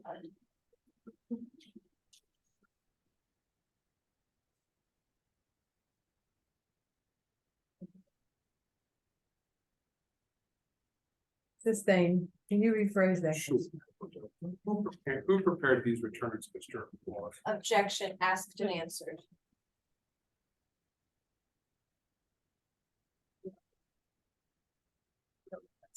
Sustained. He already. Move on, please. Tell us what the purpose of these returns were, Mr. Wallace. Purpose of the returns are I have to file my tax returns and pay taxes on income earned. Okay, and in terms of preparing that and performing that, that filing, who handles it? The information is gathered by myself, the reporting is gathered by myself, and then I forward it to the account. Now, in preparing the Township of Cheltenham tax returns, did Austin Mead play any role? No, Did Joseph Mead play any role? no, Did anybody at General Asphalt and Paving Company play any role? no. I handle all the taxes, filings, preparing everything. We've moved to admit in evidence the documents that we have marked and that were identified by Mr. Wallace as exhibits E 03508 through E 3519. My objection is to relevance. These documents have absolutely nothing to do with anything that we presented during our case and in the investigation.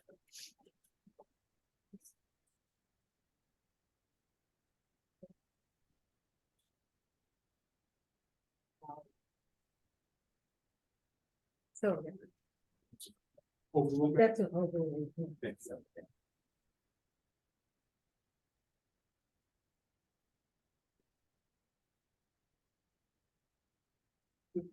Mr. Wallace, when Empire Supply and Services LLC was begun, would you explain to the members of the panel how the day-to-day operations works? What I did on a day-to-day? Yes. Okay.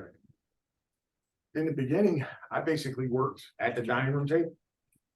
I made phone calls. I did everything based off of my laptop. And at different points, I worked at Starbucks. It really depended on where I was. I didn't have a designated spot to work, but a lot of times I sat at the dining room table working, making my phone calls from my cell phone, making phone calls from my vehicle. I would stop at Panera Bread on City Avenue. I'd be at a Starbucks somewhere. I would stop at Philadelphia Libraries, Oak Lane Library, West Oak Lane Library, Ogontz Library, Chestnut Hill Library. If I was in South Philly, it could be Fumo. I kind of, wherever I was, and if I needed to do something, I did it at that location. And in terms of your work at that point in time, were you also working for General Asphalt? Yes. How did you differentiate between the time spent for General Asphalt and the time spent doing Empire? They never really put pressure on me to keep like a timesheet. As long as the work got done, it was, you get your job done. And, you know, there wasn't really a schedule or a timesheet. So I really didn't sit down and say, I worked this amount of hours at this point.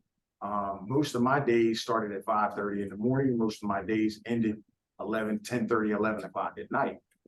So for the most part, if I had a phone call that was for Empire, I answered the phone call. I wasn't under a situation where I couldn't answer the phone or couldn't do certain things.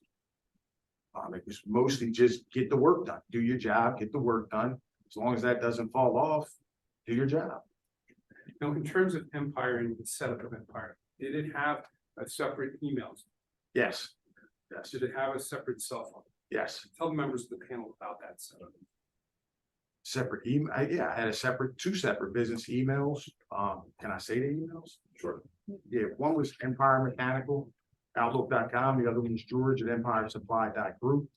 And then under that, I had an office phone that I had set up that would ring to my cell phone. So if you called the office number, if I was there, I would pick up. If I wasn't there, it would just forward. And what about emails? Did you set up a separate email? Yeah, my email was George at EmpireSupply.group or Empire Mechanical at Outlook.com. And in addition to having a separate phone and separate computer, were there databases that were purchased, or Yeah, I had separate. Connection leading. could you tell what other type of? Hold on. Oh.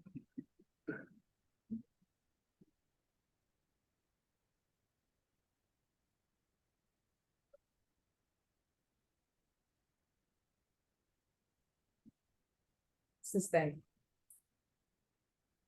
Could you tell members of the panel what other steps you took in order to develop and build this business from a computer standpoint? I had separate laptops. I had separate external hard drives. I had a Wi-Fi printer that I would keep with me in case I needed to print documents while I was out in the field. So I could literally sit in my truck, turn on the Wi-Fi and print where I was at if I needed to. I had access to all my documents through external hard drives. I would just plug in the external hard drive, and then a lot of my stuff is online based. So I have QuickBooks online. So if I needed to look up something financially, I could look that up. The credit cards I had access to online. My email I had access to online.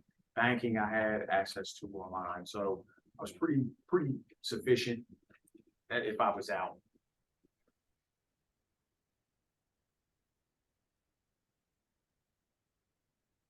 Let's talk a little bit about the minority certifications. And the first one you mentioned before was New Jersey. I just asked you, what year was that certification in New Jersey filed? It was in 2018. And why was that filed? That was filed because people had requests. I was doing work And people requested that I get certified because they were buying items from me and they weren't getting credit on particular contracts. Some of them were public, some of them were private. And did those include entities other than General Asphalt? Yes, What other entities besides General Asphalt were requesting that you could certify? Divine Brothers, Danella. Did work with Burns. Did work at the PPS building over here on Broad Street.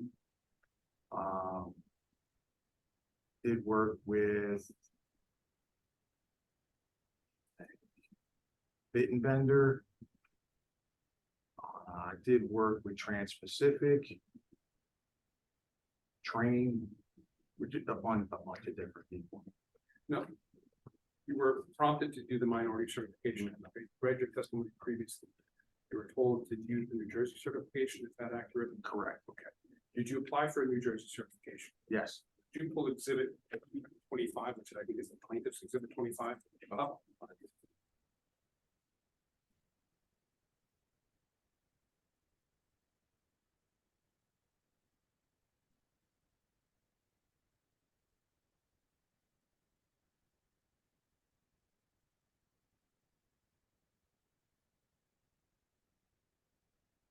What page is Mr. Wallace? So it asked me before you look at it and testify, I think we'll go through every single page and make sure that it's accurate.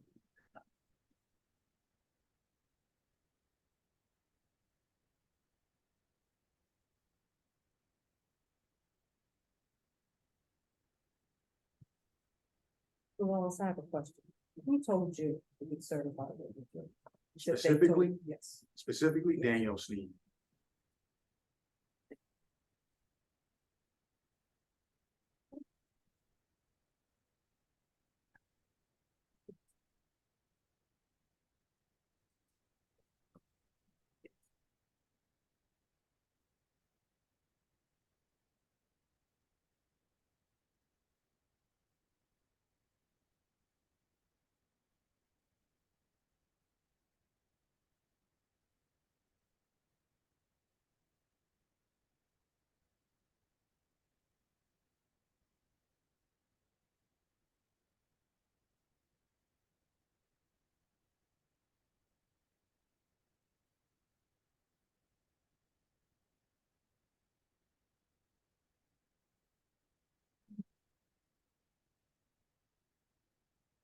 Are you ready, Mr. Wallace? I'm ready. All right. Can you identify that document for us, sir? Yes. What is that document? This is the Department of Treasury Division of Revenue, State of New Jersey, MBE certification application, along with supporting documents. No. On the first page, sir, what date was that received by the state treasurer? November 8th, 2017. Does that comport with your recollection of when this was filed? Yes, close to anyway. Because Go ahead. it was filed and then there was a period where I hadn't heard anything back. And then I got information back that was in 2018. And they had requested additional information and a business plan, and they had some other questions they wanted me to write up. Some other answers they wanted me to write up. In terms of the Empire Supply and Services LLC, in this application, could you tell us who the applicant was, the email, and the contact person? That was myself. And its firm name is Empire Supplies and Services LLC. Correct. The mailing address is what? 320 Myrtle Ave, Shelton, PA. And that's the location, registered location for Empire Supplies? Correct. It's also your personal address, correct? Correct. There's an email listed, sir. What is the email? EmpireMechanical@outlook.com. Was that the separate email that was set up by you in order to the Empire Supply and Services business? That was the original email that was set up when I started the original business back in 2015. It was Empire Mechanical Supply, and I just continued with that same email, and then I switched as time went on to specific emails. I pulled out a domain at EmpireSupplies.group. And how long into the operation of Empire Supplies did that occur? I switched it specifically around 2020. I couldn't say a specific date though. let's look on the right-hand side. It says approved dated 11/27/17. Initials. That, do you see that? Yes, Does that refresh your recollection as to the date that they were approved by the New Jersey, or Empire was approved by the state of New Jersey as to being a minority business? That might have been the date that it was approved by the state of New Jersey, but that is not when I actually got the certification, received it. And I'm going to ask you to go to the next page, sir, correct? Which is the page behind that. I'm going to ask you to go to section number 4. Do you see that? Yes, What does that question ask and what is the response? name, position, and ethnicity of all principals with ownership interests, check all that apply. No positions are held, right none. And what did you complete in that paragraph, sir? Completed, my name, my position, group code, percentage owned, sex, and citizenship. I did the same for both partners. Okay, and so because the panel doesn't have a copy of this document, would you identify who the partners are? Oh, Austin A. Me and Joseph P. D. And they, group code was you were an African American, correct? Correct, And they were others, is that correct? correct. But in this application for certification in New Jersey, Mr. Me and Austin and his brother Joseph Means participation in Empire Supply and Services was documented, correct? Correct. And it was documented as what percentage of ownership? 24.5 for each. Now, underneath it, you see number 6, it says construction related industry, construction craft codes. Mhm. And then it says for all non-construction related industries. NIGP. Could you explain for us what that is and then tell us what those markings or what those entries are that you know of? Those are just the NASIX codes.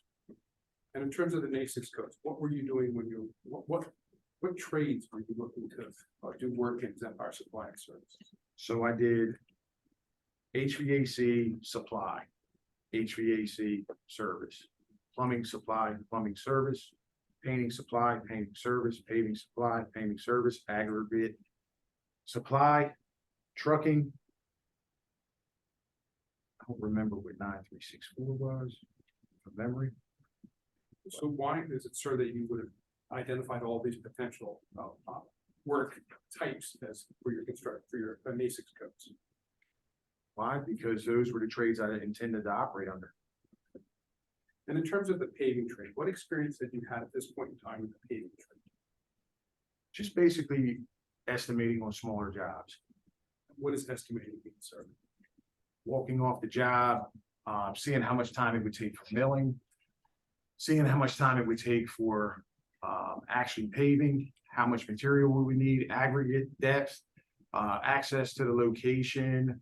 It's different if you're paving for a mall parking lot versus an actual street. So you have to go in and say, I'm going to need, ID2 blacktop. So typically you'll get specifications from whoever you're giving the estimate to. They will tell you what they want. So your paving aggregates will be different for I-95 than they would be for a playground, or it would be different for a parking lot versus a residential driveway. So a lot of times they'll give you the spec on what they want. You're quoting based off of that spec, based on square footage or yardage. Now, we're going to ask you to the next page. That's a verification of the signed and dated and notarized by you. Is that correct? Correct. As the president of Empire? Yes. And there's a person that's noted as assisting in completing the application, Barbara West. Who's that? That was just a notary. Now, the next page is the certification. Mhm. And the date here has November 27th, 2017. You see that? Yes. And it expires in November 26th, 2020. Mhm. We'll talk about that. You need to say yes. Yes, I'm sorry. We'll talk about the expiration. Now, the next pages, sir, could you just identify what the next pages are? Profit and loss statement, that was required. And I note on here, sir, that there's expenses that are listed here, bank charges, insurance, legal and professional fees. Why are you listing this information? Why are you providing this information? My accountant requires it. Get your account later. On the next page, which is a Empire Supplies and Services balance sheet as of November 17th, 2017. Is that something you're familiar with? Yes. Okay, what is it? It's my balance sheet. What's due, what's out, what's currently in the bank. Now, the next page is a copy again of the Commonwealth of Pennsylvania Department of State Bureau of Corporations and Charitable Organizations for Empire Supply and Service, and it lists your entity number. Correct. Correct. 6467442? Mhm. Yes, Yes, and the next few pages are actually filing that was done for the certificate of organization for Empire Compliance Services LLC, correct? correct. Okay, is that your signature on the last page? Yes, Okay, what is the date of that? October 19th, 2016. When did the actual operations of Empire start after the corporate documents were executed? Operation started January 17th. Now, the next pages are your resume, is that correct? Correct.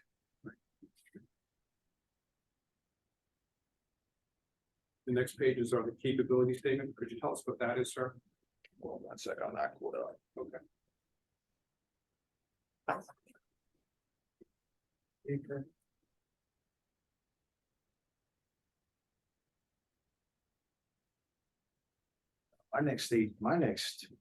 Oh, okay, I got it. Capability, here we go. So this was just my contact info, geographical coverage area that they requested. They asked for the NASIX codes.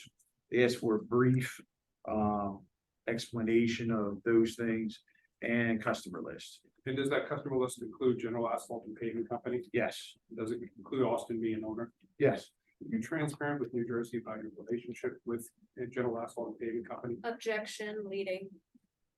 Could you tell us, what was your desire in terms of?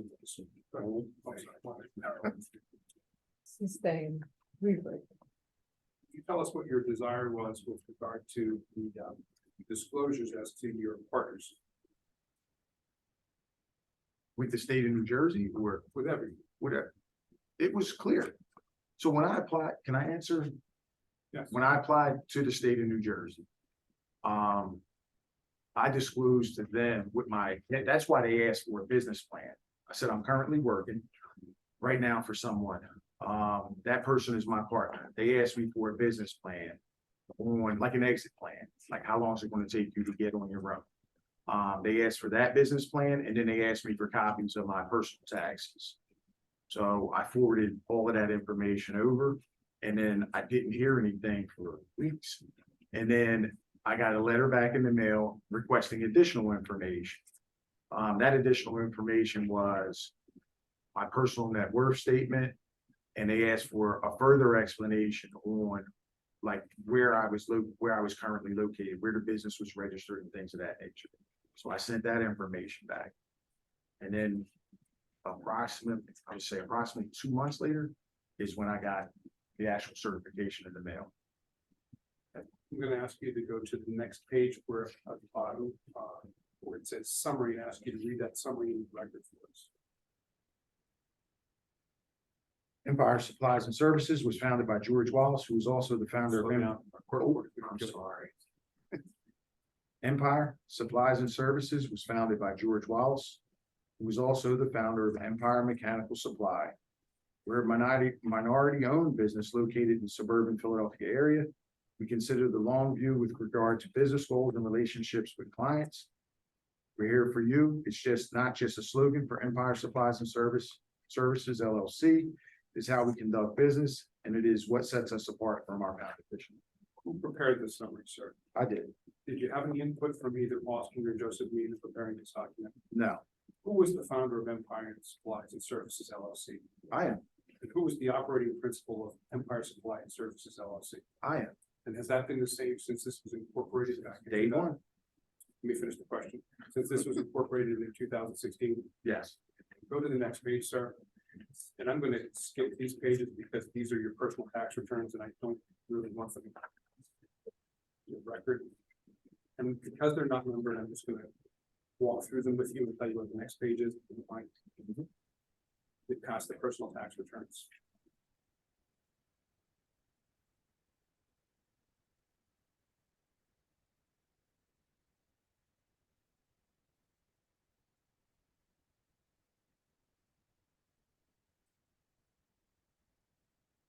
So I've gotten to with the page 2 and the top it says schedule 3.1 and 4.1 there. No.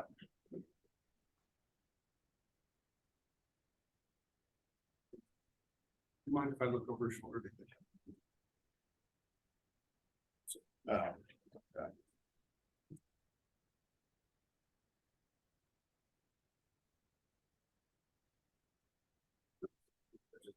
fine.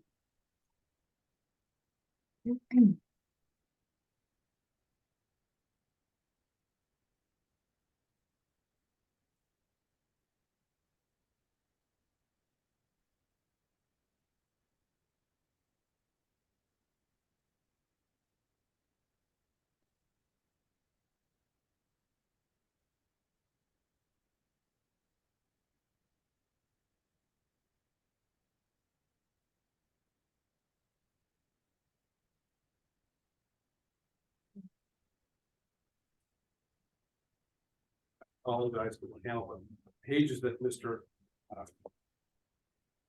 Wallace is working off of, since they're not numbered, it's in a different order than mine, so if you don't mind, I'm going to show it in my documents and use that as the way to deal with it, if that's all right with the panel. That's fine.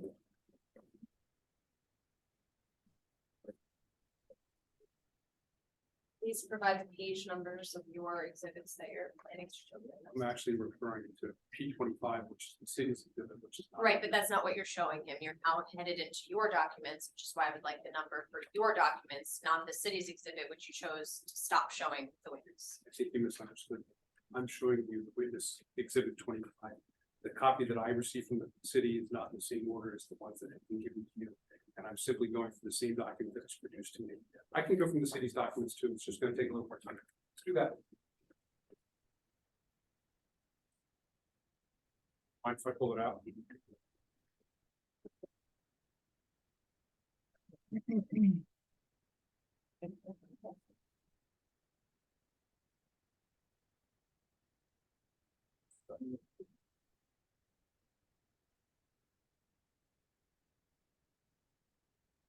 And if all of this is simply to put this document in evidence, number one, I believe it was already put in evidence during our case in chief. And number two, we have no objection to it going in evidence as it's our exhibit. So if that's what all of this is, we can cut to the chase.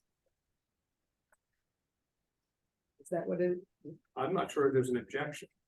I don't think that the objection is predicated on record, and I'm entitled to ask questions about these documents, whether they're admitted or not. They've been admitted. I'm allowed to go through them with Mr. Wallace and look at them, evaluate them, and tell you what they are. Is there a objection?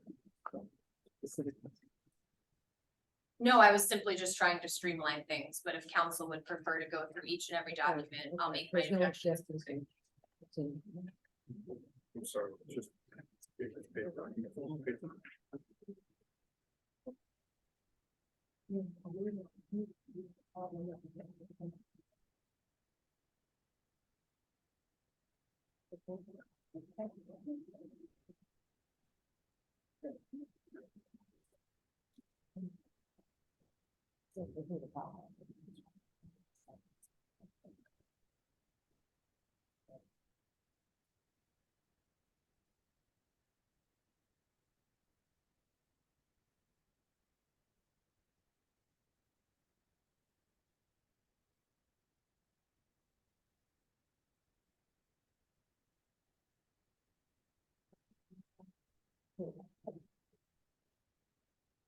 Wallace, I'm going to show you two documents that are contained within the three documents which are contained within the city of Philadelphia's exhibit 25. I'm gonna ask you to take a look at 1, 2, and 3 and tell us what those documents are.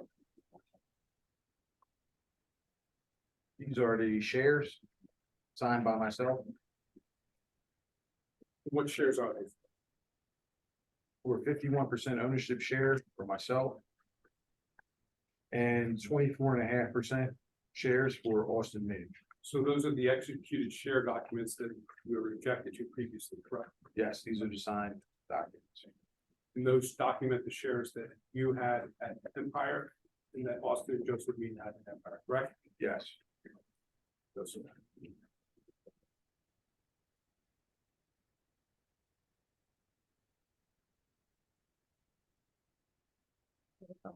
I'm going to show you what was in the city's exhibit, which is ask you to take a look at that document, please. Yes.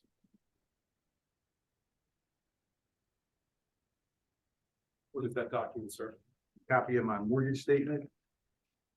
What is after that? Page. 1098 tax records. and the account registration and agreement. Thank you. And when you say the account registration and agreement, just so we're clear, the account registration and agreement, that was the PNC Bank document. That was my PNC Bank document. Would that have been the same document that we previously marked as the PNC opening up the account? That's a different document. And what is this document, sir? That's the document with who has access to the account that I have to sign off. Okay, tell us why you executed this document and how you executed this document. Went to PNC Bank. And basically said, so originally when I opened the account, I was the only person that was allowed to do anything on the account. I set it up where I had total and complete, like they couldn't view anything. And I just didn't think that was fair. So I said, okay, let me add them on to the account so that if I died, they would have access to the account to be able to, get what was ever needed at that point to close out the business. So that's why I took them over and said, hey, I want to add these guys on, have access to the account. Okay. There's a single document here which doesn't have any reference, but I'd ask you to take a look at that document. Owner affiliation with another company. And then it says, Austin A. Mean, partner at General Asphalt, Joseph P. Mean, partner at General Asphalt. Do you recall the purpose of that submission, sir? Yes, Tell us, panel, about that submission. they asked if any of the owners of, that were partners with General Asphalt were affiliated with another company. And I said, yes. I disclosed both, partners and where they were, what other company was the affiliation. Thank you. Now, I'm going to show you a document which is entitled Empire Equipment List, and then the document behind that. Ask you to take a look at those documents. What's that, sir? This is a list of equipment that is owned by Empire. And could you tell for members of the panel, is there equipment on there that's listed for purposes of plumbing? Yes, What is that equipment? the drain cleaning equipment, the camera, the jetter, cable machine, receiver, the transmitter, the locator. There's a generator on here, a floor scope. And just miscellaneous. In terms of that equipment, who owns that equipment? It was all owned by Empire. And how did Empire secure that equipment? So can I go through each piece? Yes. All right. So the plumbing, the original equipment here from the dump truck, I actually purchased the dump truck. That was a personal purchase that I made. The Freightliner truck was bought at an auction by General Asphalt at my request. And then I took ownership of that piece of equipment and basically financed it through General Asphalt. So they purchased it at an auction up in Allentown, Bethlehem area. It actually came from the Lehigh Valley Airport. Purchased it from them, and then I basically paid back weekly, monthly, it depended at times, that money. The air compressors, I did a lease to own agreement with NAR Sales, where I leased to owned multiple air compressors, tampers, light towers, pretty much everything that I was buying, I would go through NAR Sales. And they would send me a rental invoice for 12 months where I would rent it or lease it. And then at the end, there'd be a balloon payment and I would buy it out.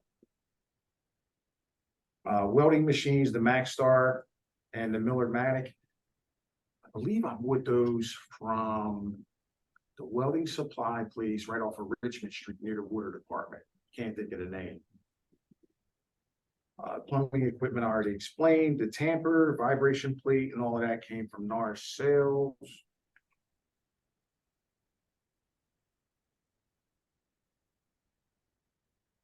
Want me to read this? Yes, please. Backhoe came from Eagle Power. Excavator was Volvo. And then there was another one that came through NAR Sales. Jumping jacks, NAR Sales. Tampers, NAR Sales. Yeah, NAR Sales. NAR Sales. We're going to talk about that equipment that you can have this back.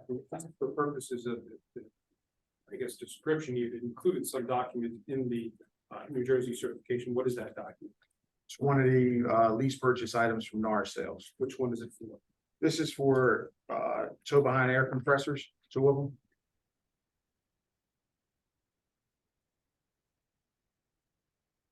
Now, I'm gonna show you the Empire Supply and Services LLC, which looks like a listing of insurance coverage. Could you take a look at that?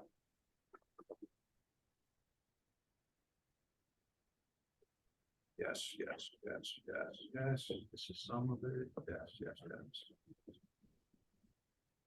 What is that, sir?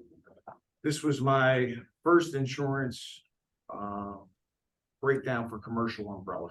Now, tell the members of the panel about how you were able to procure that insurance for Empire Supply and Services in the 2017, 2018 timeframe. So there's more to, all right, let me just answer that question. There was a project that was coming up that was going to require $1 million plus insurance policy in order for me to be able to bid. I had already been working on that project for approximately 7 months. When the specs came out for that project, the insurance was actually higher than what I'd originally anticipated or what I was told. So at that point, I tried to go through my regular insurance broker to get commercial insurance. And I had a ton of issues with that. The sheer volume and not just the information, some of the things that they were requiring, I just couldn't meet.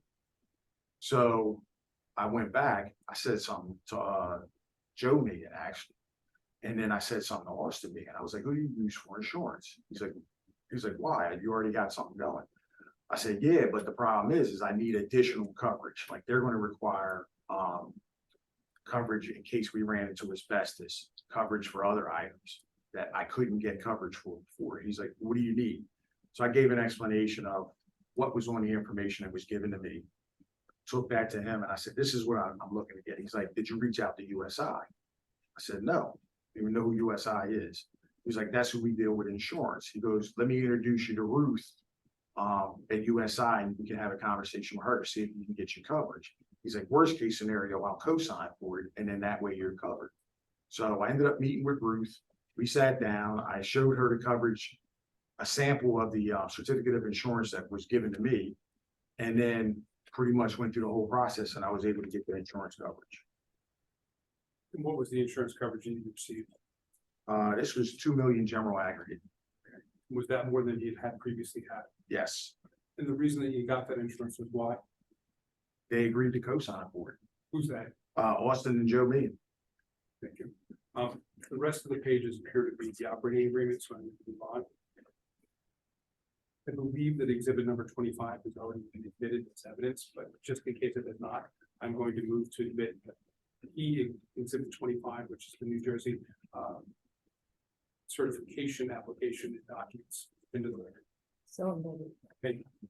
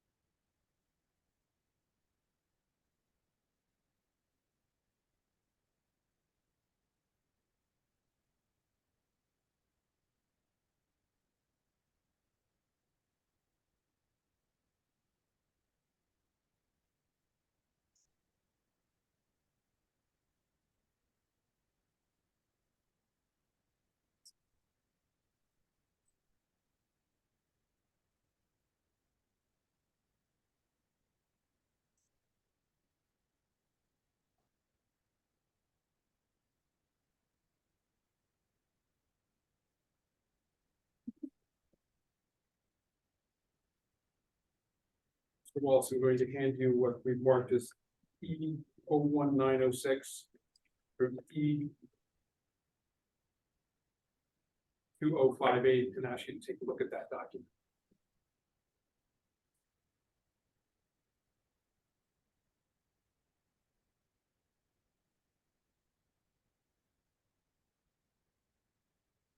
Just repeat the numbers. Sure.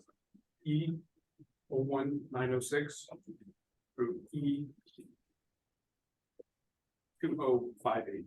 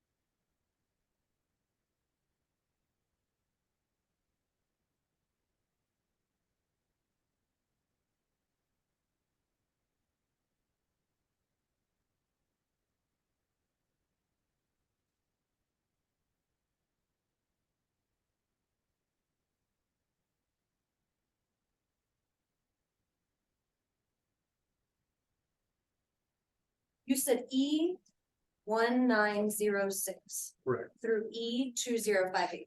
That's correct. So you're referencing about 200 pages That's with this correct. witness. Which we listed as being certification for the Pennsylvania UCP.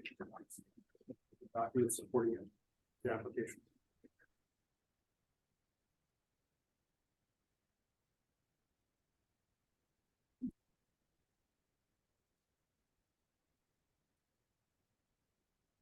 So now we're talking about, DBE certification versus MBE. That's correct.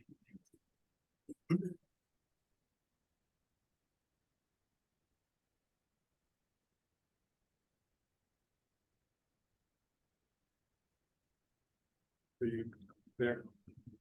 I've been there. Okay, good. Mr. Wilson, you had a chance to take. a look Yes. at Those documents, what are those documents, sorry? It's on the application for PAUCP and supporting documents. And why were you filing with the PAUCP? Why? Yes, Because I wanted to file with PAUCP just for other opportunities, long term. and then these the documents you submitted to the request of your application. Yes, So let's go through these documents. The second page is E 01907. What is that document? this is the personal net worth statement, Why are you submitting a personal net worth statement? part of the application process.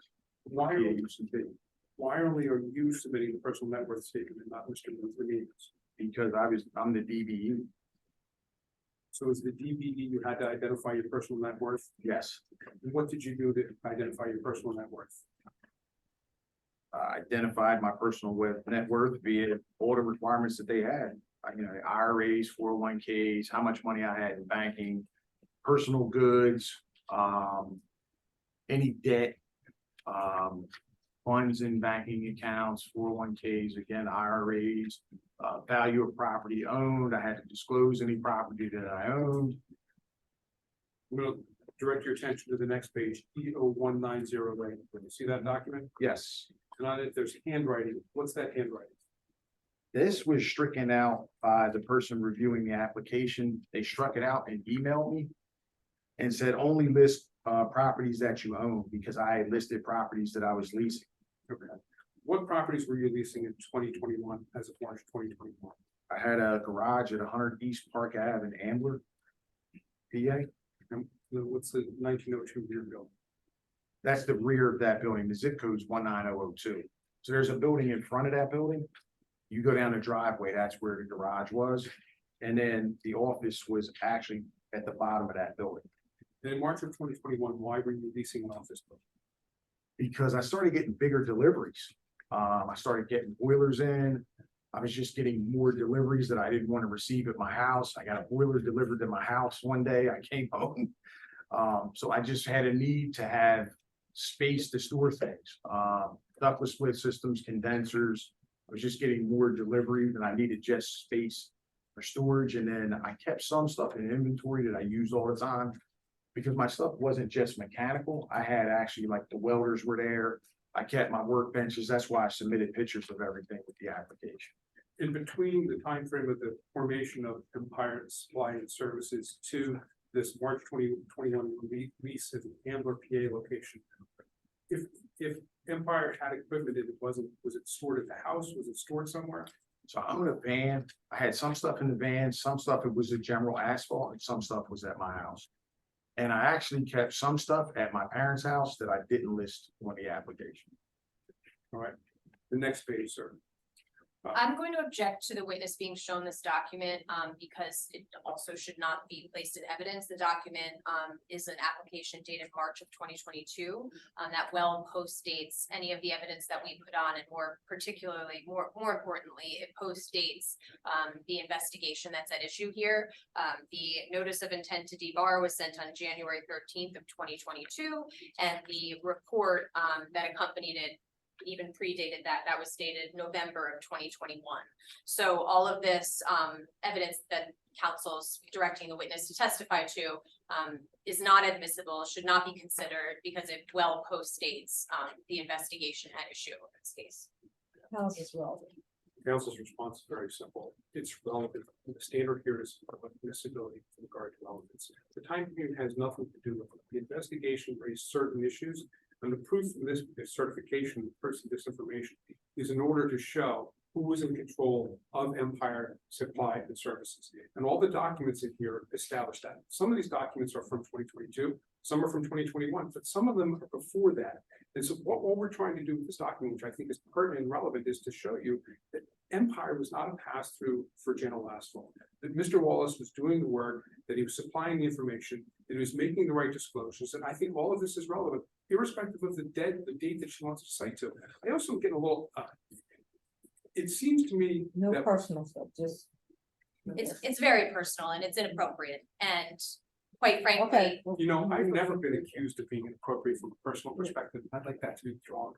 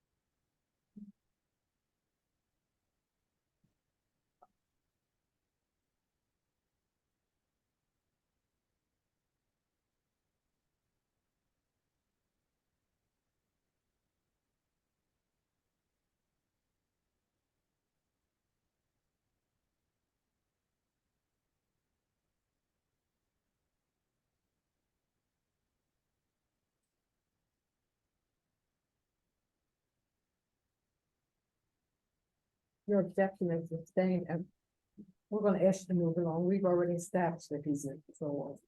I understand, but I want to raise my concern with regard to what I would be the striking of key pertinent evidence to the determination that was made by the city that that Empire was a quote pass-through for General Asphalt.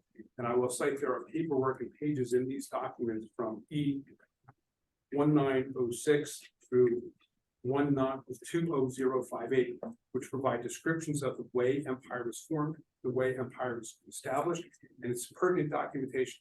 There's an exhibit list that's contained within this document that's pertinent information. It's documented in terms of what was happening with the equipment. There's all relevant information. There's all pertinent information. I'm objecting to this. The panel has made its decision. The objection was sustained. Council's continuing, I guess, now to testify, to try to get the documents in by testifying to them after the objection was sustained. Excuse me, I'm done being nice. Excuse me, I was finishing and you cut me off, and that's not. Because you're appropriate. testifying, counsel, so I will protect the record. You are testifying to what is in documents that Madam Chair already indicated would not be coming into evidence because the objection was sustained. You were allowed to set a record for your objections and to identify why the objection is incorrect, to identify why the over. We're not speaking to each other, counsel, we're speaking to the panel. And I will object when you testify to items that have particularly been kept out of the record. I would like to take a break, 5-minute break. Okay. Thank you. 5 minutes. Recess.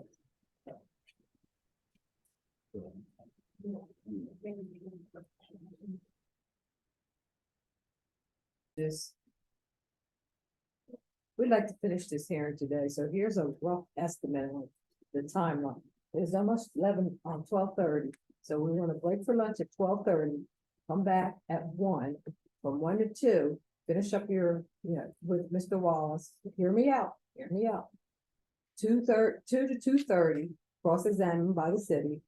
Mr. Meacham, 2:30 to 4:30, cross-examined 4:30 to 5 for the city. And then closing arguments, and we can go as long today, but we'd like to finish today. Yeah, I think we're gonna have to object to that timetable that's set by the city. We have numerous documents to submit.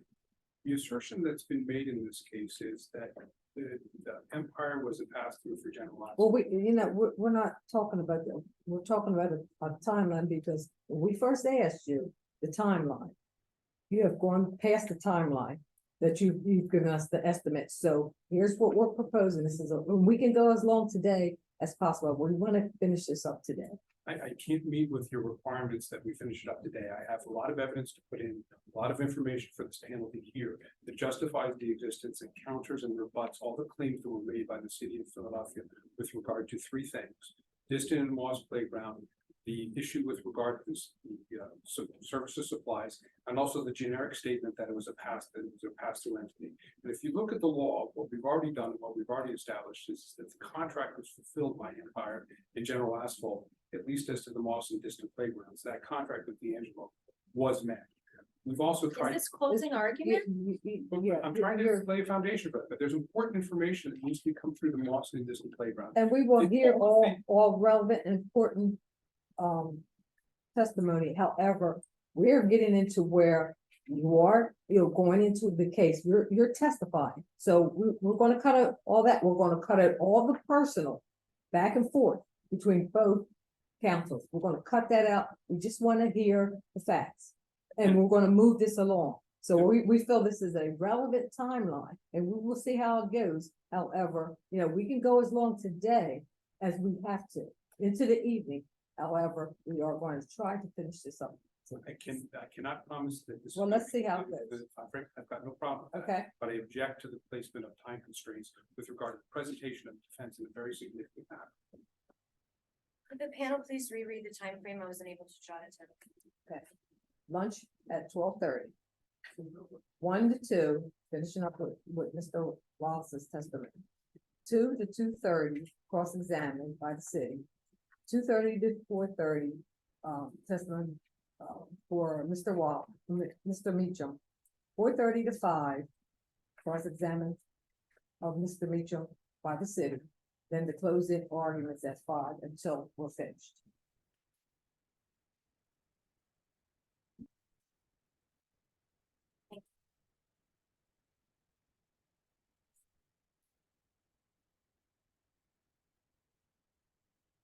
So we will reassess as we get close to those times. I'm still not going to concede to the timetable that's presented, even if we reassess it. I believe that we're being prohibited from providing information that's relevant. The standard of relevance is a very broad standard of relevance in the context of this hearing. Under the administrative rules. What is our We'll plan? resume at 1 o'clock.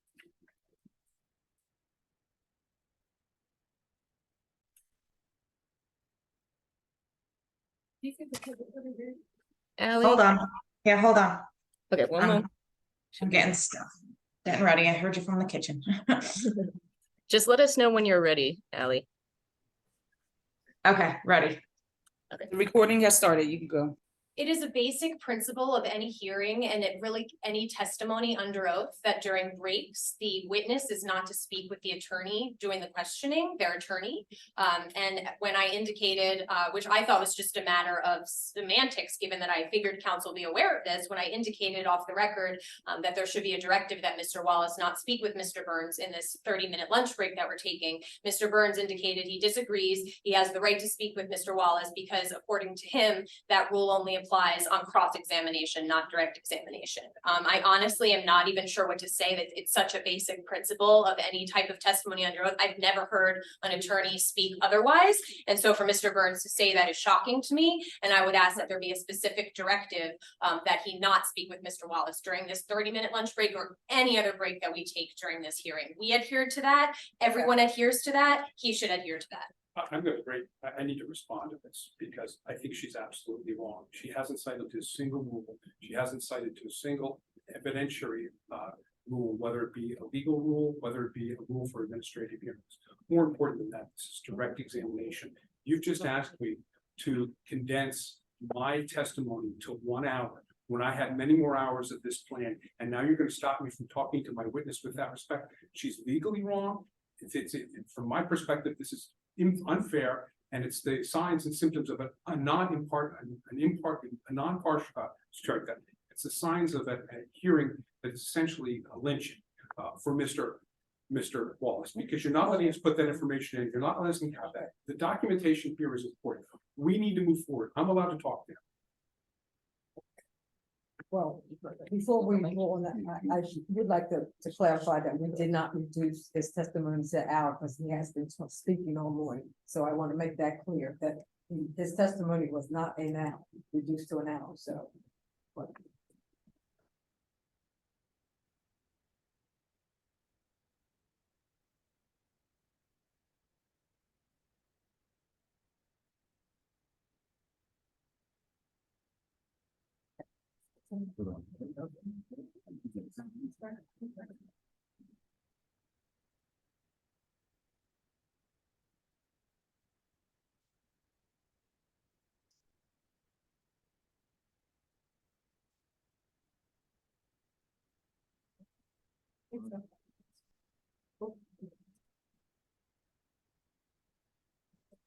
All right.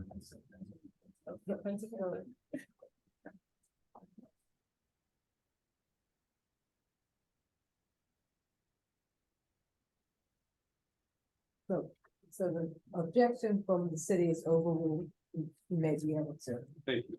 So just for the record, Mr. Burns is being permitted by the panel to speak with Mr. Wallace when his testimony is midway and not completed. On your record. Is that correct? So on the record, yes.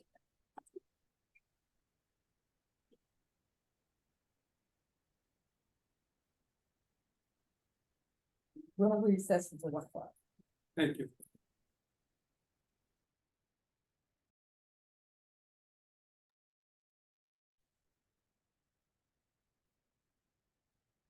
Panel would like to take a moment to address an act.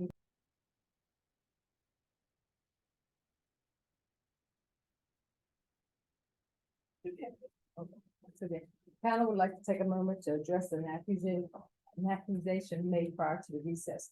And that was the comment about leadership. It was highly offensive to this panel. And we just want you to know that, you know, that comment was inappropriate and highly offensive. And it's withdrawn. With your permission, it's withdrawn from the record. I'll leave it on the record. We want to be clear that the panel is fair and impartial, neutral arbitrator to this matter, independent of the counsel for the city. We want to note that the panel considers all objections to be standing objections and note that this for the record.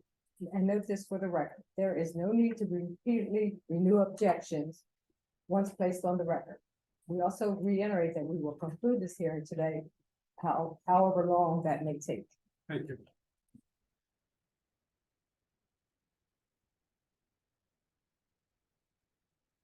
Ready to Ready to proceed? proceed, yes. Laws. You explain to the members of the panel why you started with General Asphalt and why you continue with General Asphalt. started because I knew that.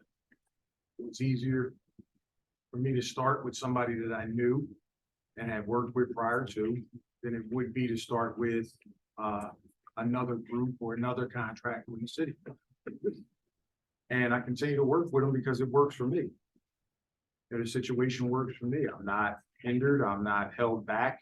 I can do whatever I want, make decisions. I sign my leases. I can make my own business decisions. I can choose to bid, not be involved.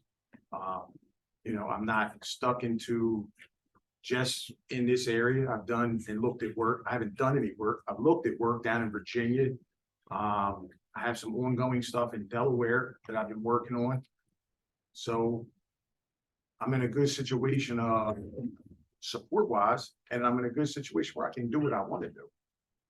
Now, in the context of the operating of Empire Supply and Services, who handles the day-to-day operations? That's me. I do. Who handles the day-to-day management? That's me. And could you tell the panel who makes the decisions? That's me. In the context of the communication with Austin Mean or Joe Mean, what type of interaction is there between the all? Typically, I send out updates. I'll say, hey, here's some stuff that I got going on. Here's some stuff I'm working on. Here's where I'm at in regard to banking. Here's some stuff that I had worked on previously, but I'm not as confident now. I think I'm going to step aside on some of these. So there's a lot of work that I look at, that I bid, that I don't get. And then there's a lot of stuff that I start working on. And as I get further into it, I'm not as comfortable. So I just provide updates really more than anything. And that might be once a month or every other month, but it's not, it's not on a daily basis. Who makes the major decisions for purposes of Empire Supply and Services Incorporated, that LLC? That's me. Objection, Vegas to major decisions. Not sure what that means.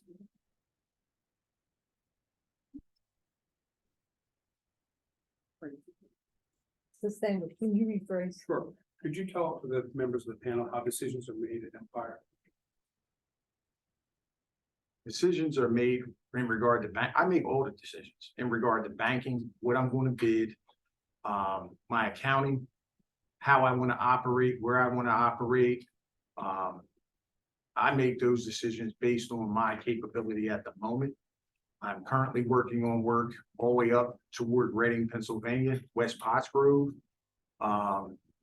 So I decide what my limits are and what I can do. And then I sign all the checks. I'm at the bank. I'm with the accountant. She just emailed me a couple minutes ago about check ledgers. So my day-to-day is based on what I'm willing to tolerate and the volume of work I can do at the moment. Mr. You have an email for Empire Supply, correct? Correct. That was converted from Empire Mechanical, is that correct? Correct. Are there emails for Mr. Austin Mean or Mr. Joe Mean? No. You have a cell phone that you use for Empire Supply? Correct. Do Mr. Mean or Joseph Mean have cell phones? No. Do they have any phones from Empire? No. You have a computer that you utilize for your work for Empire Supply, is that correct? Correct. Do Mr. Mean, Joseph, or Austin have a computer? No. In terms of the software programs that you use, would you describe how you got the software programs, what you use, and who uses those? So Objection, compound question. Just that rephrase the question. Tell us how your software programs are handled at Empire. So I use everything that I do is primarily online. It's 99% online. So I use QuickBooks. That was just recommended to me by my accountant. It was an easy program to set up, use. It's pretty user friendly. Drop and click cells you can fill in. You can also I have it auto linked into my Amex cards, to all the credit cards, to my banking account, and I have an accountant access set up with it. So if there's any questions, I can log into the banking and I can share the screen with my accountant and review stuff. Did Mr. Mean, does Austin Mean have access to the software programs? No, Does Austin- neither one of them have passwords to any of the accounts, to banking, to QuickBooks, to Amex, to Visa, to PNC. So they have no online access to any of it. And they being Austin and Joseph Mead, have they ever utilized any of these software programs? Objection, no foundation for the witness's knowledge of the answer to that question.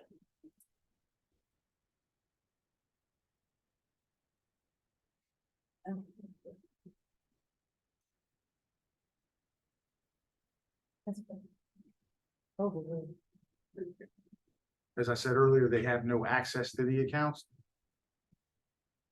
So they wouldn't be able to access the accounts to view or do anything. Now, Mr. Wallace, as part of the defense to this case, did you secure documents and information to present to the city with regard to the operations of that empire?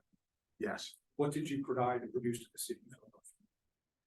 All my banking accounts, all of my rentals, all of my purchases, tax information, credit card information, leases of vehicles, leases of equipment, equipment purchases. Again, all the banking for personal business, all the credit card information, checking all my emails from 2017 through the date requested. Submitted titles, again, leases. I had to submit rental agreements. I had to submit the lease to purchase agreements through NAR sales. I had to submit orders. I had to submit documentation for jobs that I had done. And I even submitted all of the information that I had to submit for those jobs, all of the submittals for those individual jobs, and all of the corresponding emails related to those jobs. I'm going to mark the documents, but I want to go through them before I mark the documents and move to it because I want to get your testimony. In terms of the banks, is it your practice to write checks? Yes. Okay. Tell the members of the panel about the check writing process and how you handle that personally and with your account. So I prefer checks. I'm just old school. I keep my online QuickBooks updated and everything is linked in, but I like to write checks and sign my checks. I probably signed thousands of checks over the years for Empire Supplies and Services. If you look, you'll see my signature on the checks. There are probably maybe 3 checks that I did not sign, and I was on vacation during that period. So I asked someone that, can you sign for me?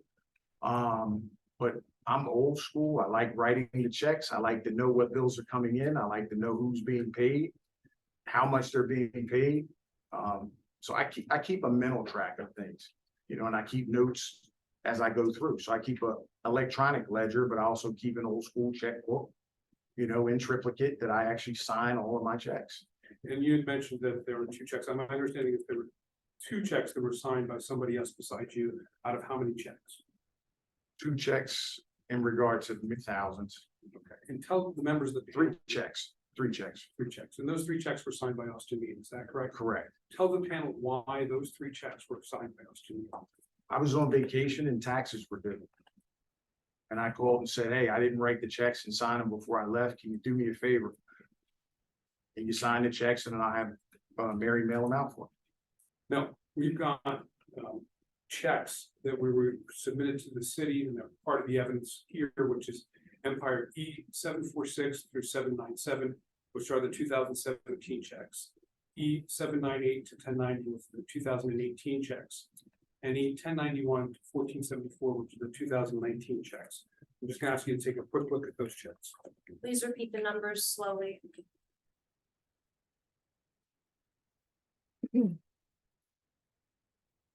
Asking him to find specific checks in there? No, I'm just asking to look at the checks.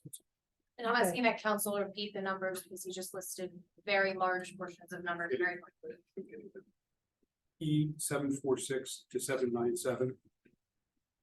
E798 to 1090. E1091 to 1474.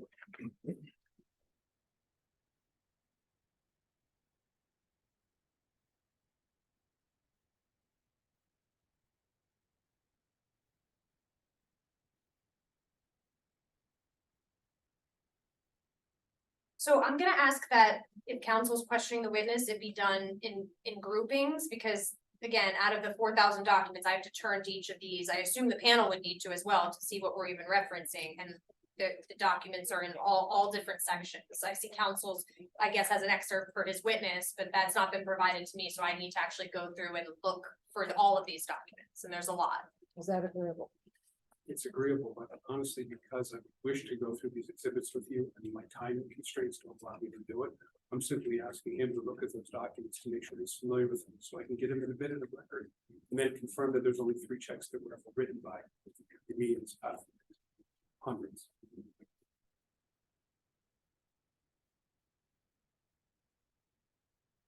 So what grouping is council beginning with? E746 to 797.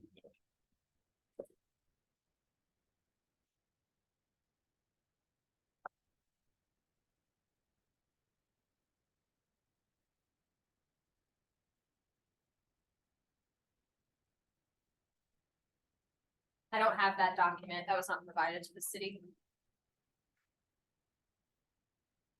My numbers go from.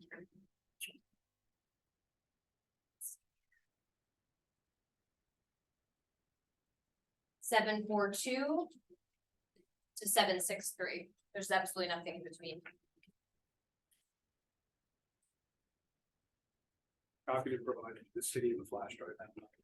They have been produced. It wasn't provided, and actually, this is a portion of the records that was never provided, and I had a note of that anyway. I already had a note of that, so this is council's choice to provide 4,000 documents, and if he missed some, they shouldn't be admissible. We never received them. I don't have a copy at all.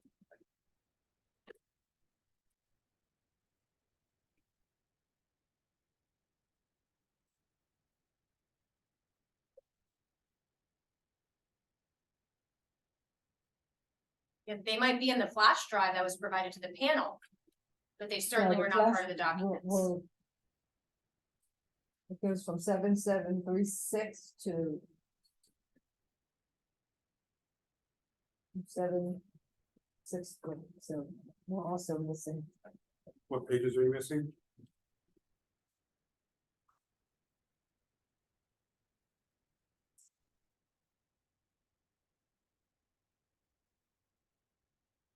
Everything between 736 and 763. Okay, so start at 763 and we'll move forward.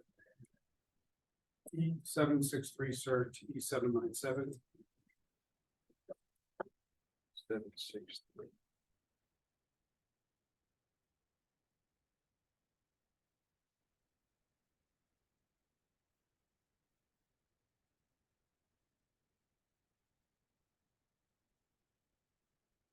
Or got a chance to look at the documents we've marked from E736 to 797. Or what are those documents? Checks. It is that the checks that you maintain in capital. I'm objecting to council referencing 30 pages of documents in one question. Objecting to that. If council wants to put each document, he needs to reference that specifically, not 30 pages of documents and then have the witness testify to what they are with one question. Go through every single document. Could you go to 736 or 737, sir?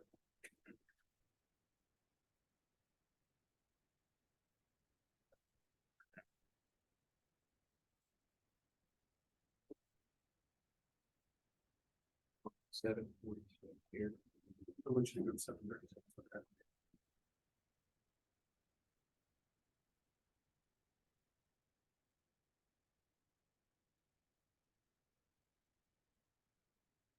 Pages 746 to 797. Can we make a request that you just point to the ones that he didn't sign? If that's the point you're making, that he. Absolutely, I've got no problem with that. There's only 2 of them, and I can happily do that. He's saying 3. Is it 2 or is it 3? I believe it's 2. You may believe it's 3, but we have 2 that we don't decide. And Objection, council's again testifying. This is a direct examination and council needs to get his answers from the witness. If the witness said something, council can't contradict it by testifying to what he believes it is. I apologize for clarifying what I thought. Yeah, that's.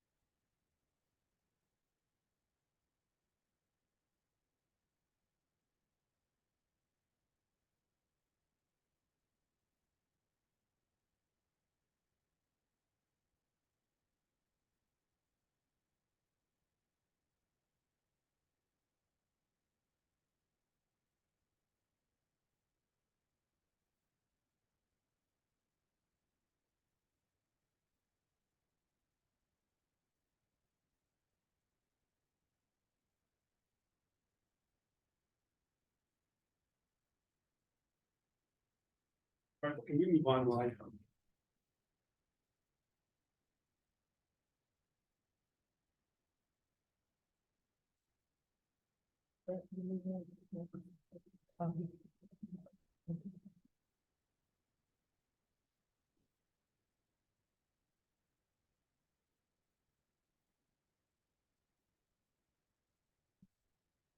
Oh, yeah, sure. You proceed, or you're asking to proceed?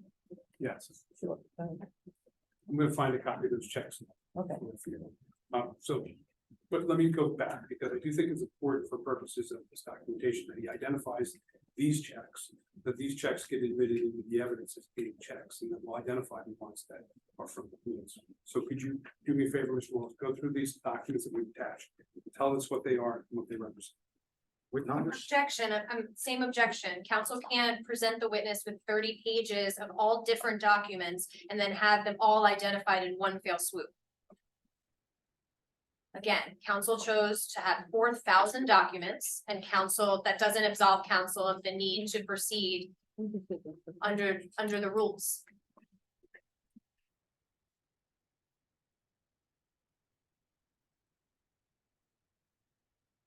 We're gonna overrule that and allow him to do that. Thank the time. Now do the individually so we can make it. All right, so Mr. Wallace, I'm handling to you Empire checks from July to December of 2017. EO 746 through EO 797. Ask you to take a look at those documents. Again, we are missing everything from 742 to 763. So if it encompasses that, which it does, starts at 746, that should not be admissible because none of us have it. And the rules with respect to notice of exhibits were not complied with for those documents. Sustain. Wallace, go to the page of the chief record 736. Sorry, 746. Okay, so 746 at the end. What are those? We don't have that. It starts at 763, council. 763. Yeah, okay. All right. Yeah, 763.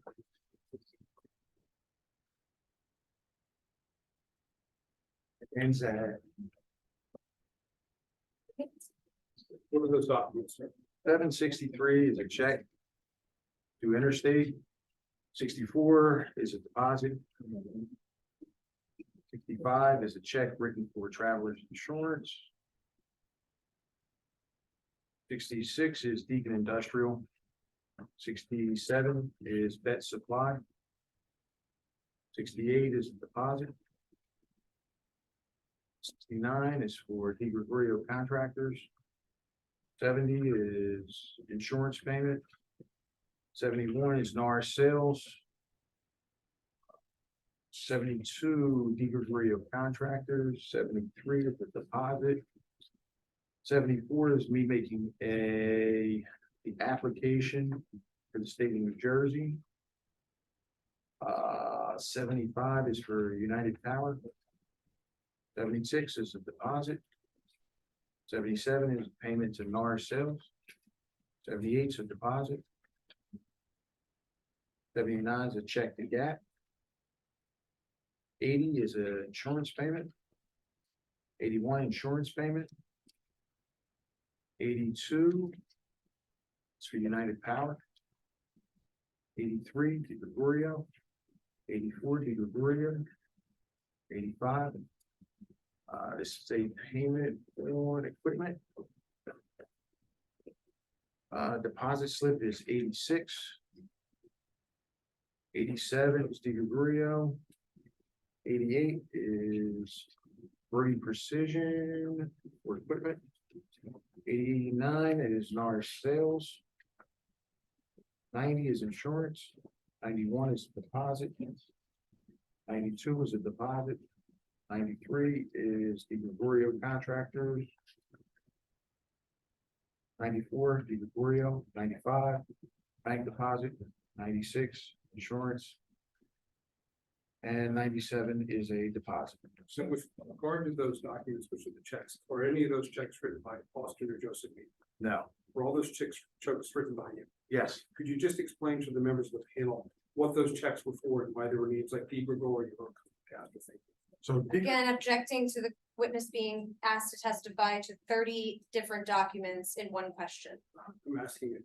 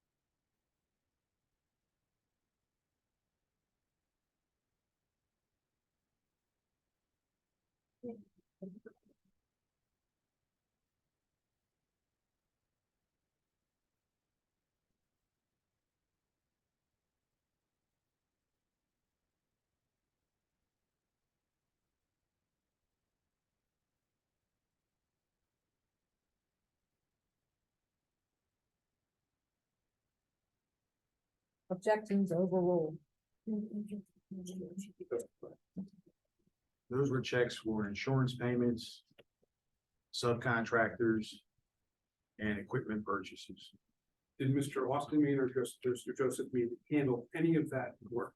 No, To show you what we marked as E798 through E965, which are the Empire checks from 2018 from January to September. I should take a look at those documents.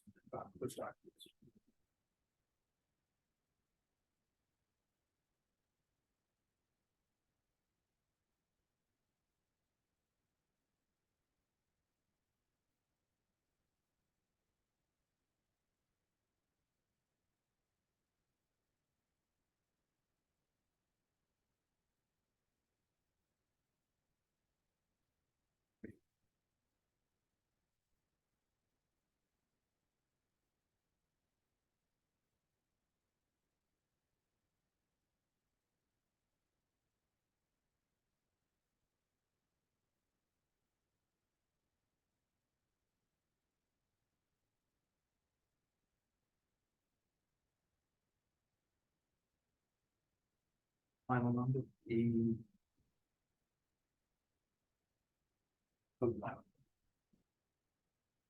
Where'd you want, what was the final number you want? The whole way. Oh, all the way through?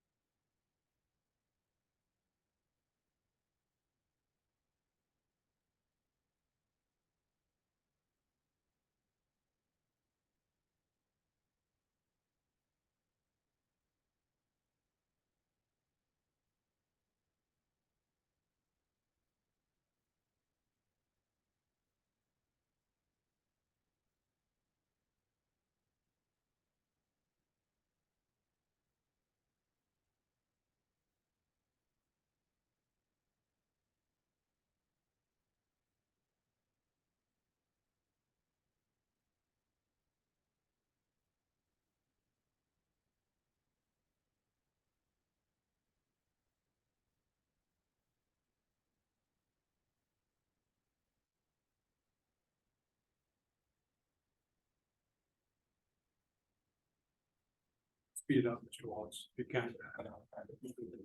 Doing my best here. I just want to make sure on this. Yeah.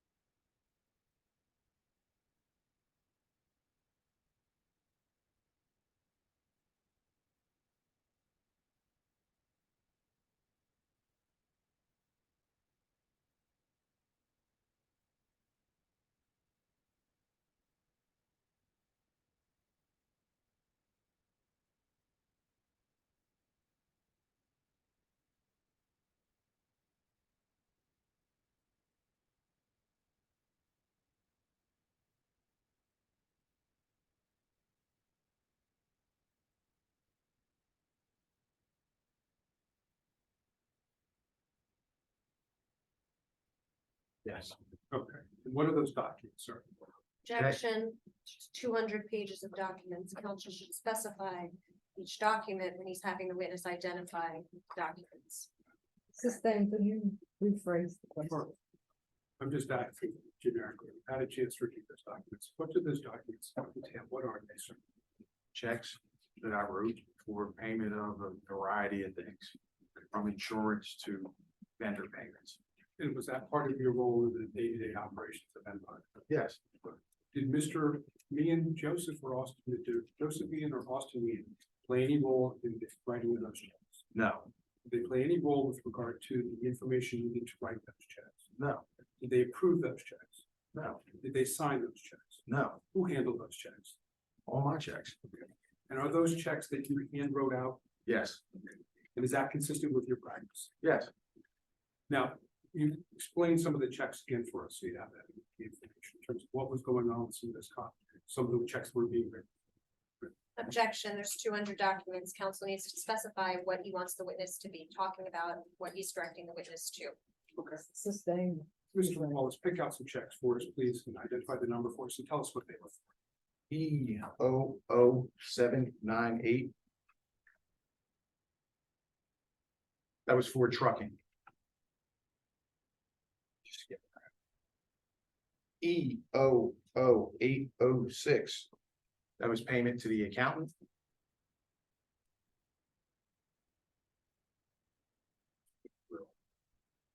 E00835 was for trucking. And maybe one more. Okay, yeah, I'll keep it easy. E00852 was for scaffolding. Thank you.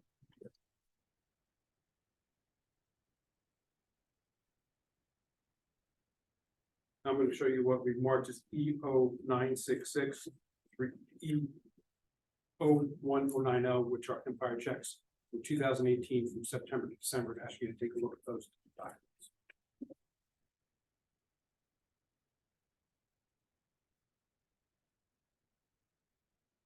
Council offering the first two sets of documents in evidence at this time? I will when I'm finished with the documents.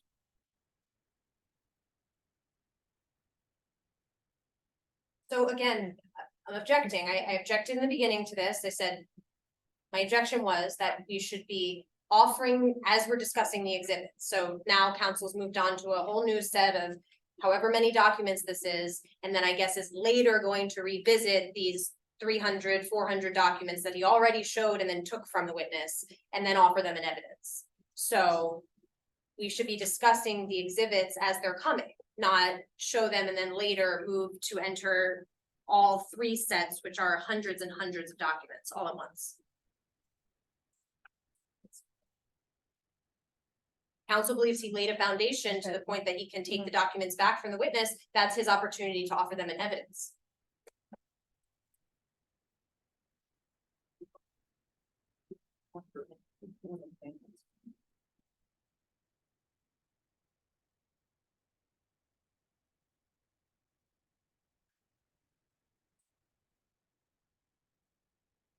Objection is overruled.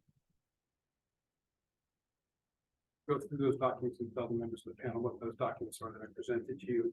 Sure. Would it be easier for me to just randomly pick maybe 8 and then I'll just read out loud? That way I don't have to go through all of Maybe these. not 8. Yeah, I mean, I'll keep it super quick. And my objection is that the 8 documents that he's going to reference and I guess seemingly authenticate should be the only documents that are admissible in evidence, not all over 100 pages, which this witness isn't even going to speak to.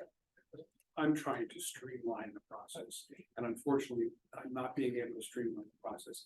If you want me to go through every document to get a set record, I'm gonna need more time to do it. So it seems interesting to me that the strategy is to object everything, to make sure that we don't get anything into evidence so that they can claim that they did the right job. I think this is unfair the way this is proceeding. I think this is unfair the process that's been established. I think the intent of the city is to prevent this contractor from performing its, to showing the defenses that it has to these accusations, which are serious accusations.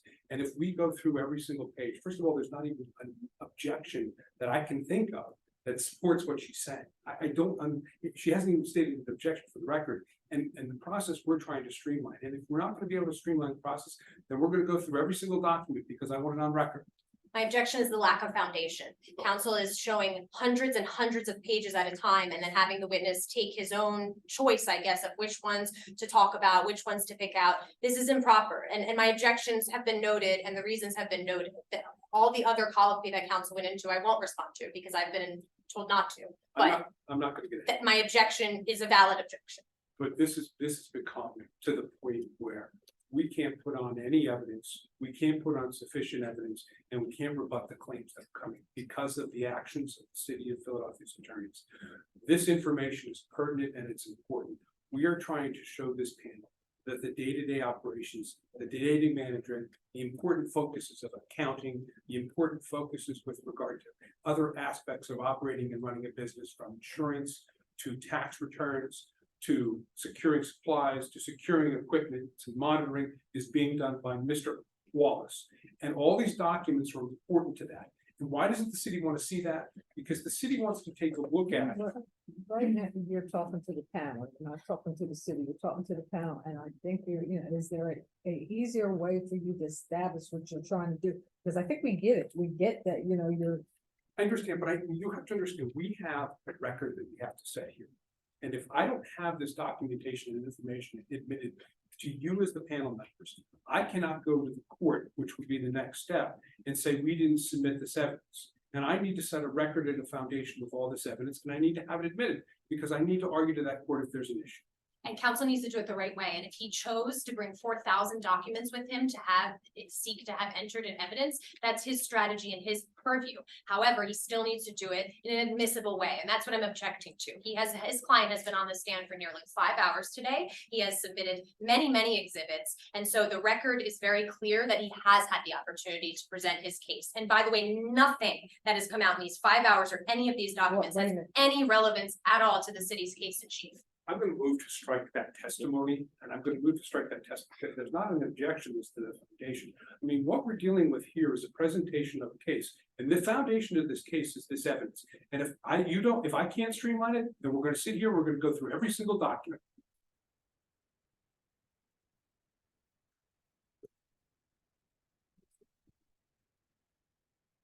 Okay.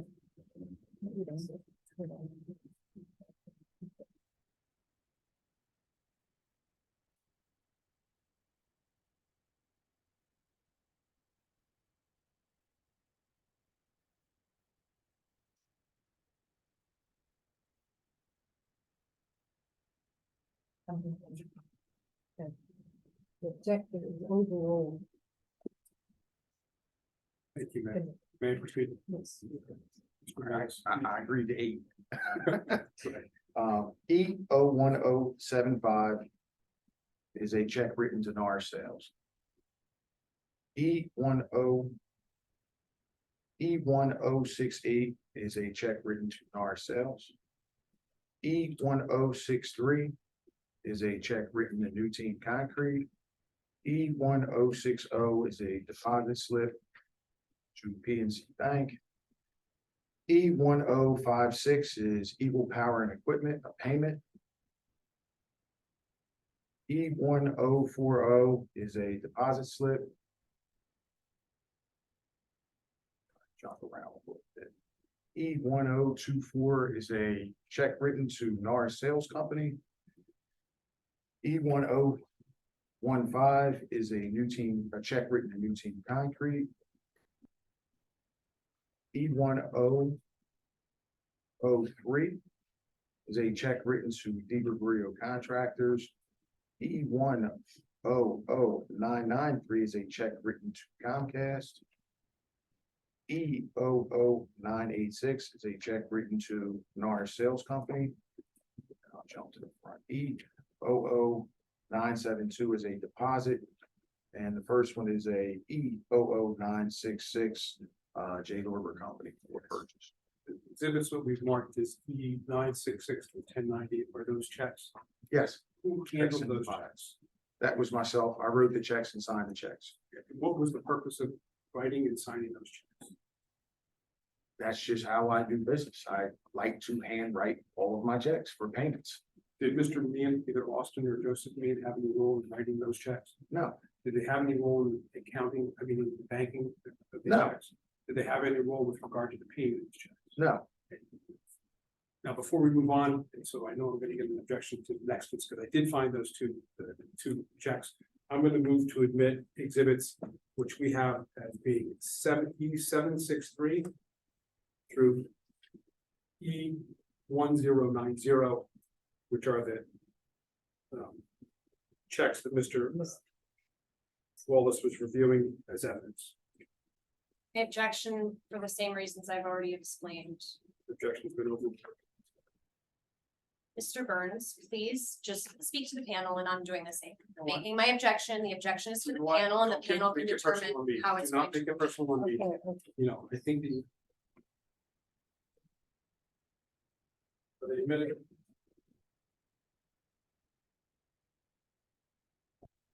Are those documents admitted? It's hard to keep track and both of these are talking at the same time. You made an objection. It's in the rule, you know. And may I proceed? Yes. Yes. Before we get into documents I've marked exhibit E1091 through E01244, which are Empire checks from January to May, I want to point out to you, Mr. Wallace, two checks that are marked E01148 and E01149, and ask you to take a look at those documents.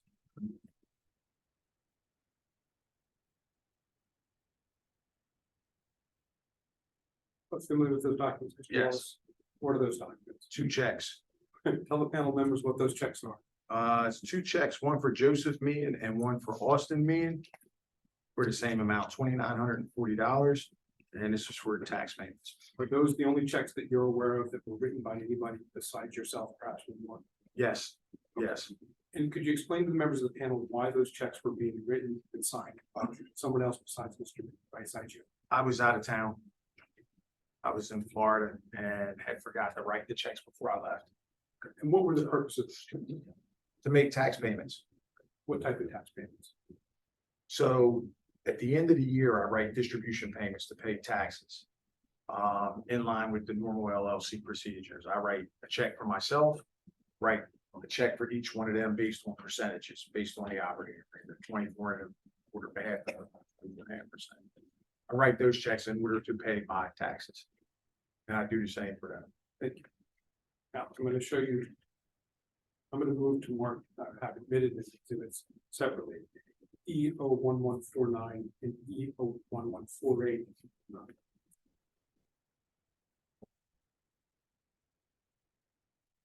They're admitted. So many. Thank you. I'm going to show you the documents that I just referenced, the Empire Check 2019. Now, ask you to take a look at those documents. You want me to pick like 7? I want you to make sure you look at all of them, because I want to make sure that we've got a foundation. I want you to pick the checks again. It's okay with the panel. Try maybe where. That's okay with the panel, yes? Yes.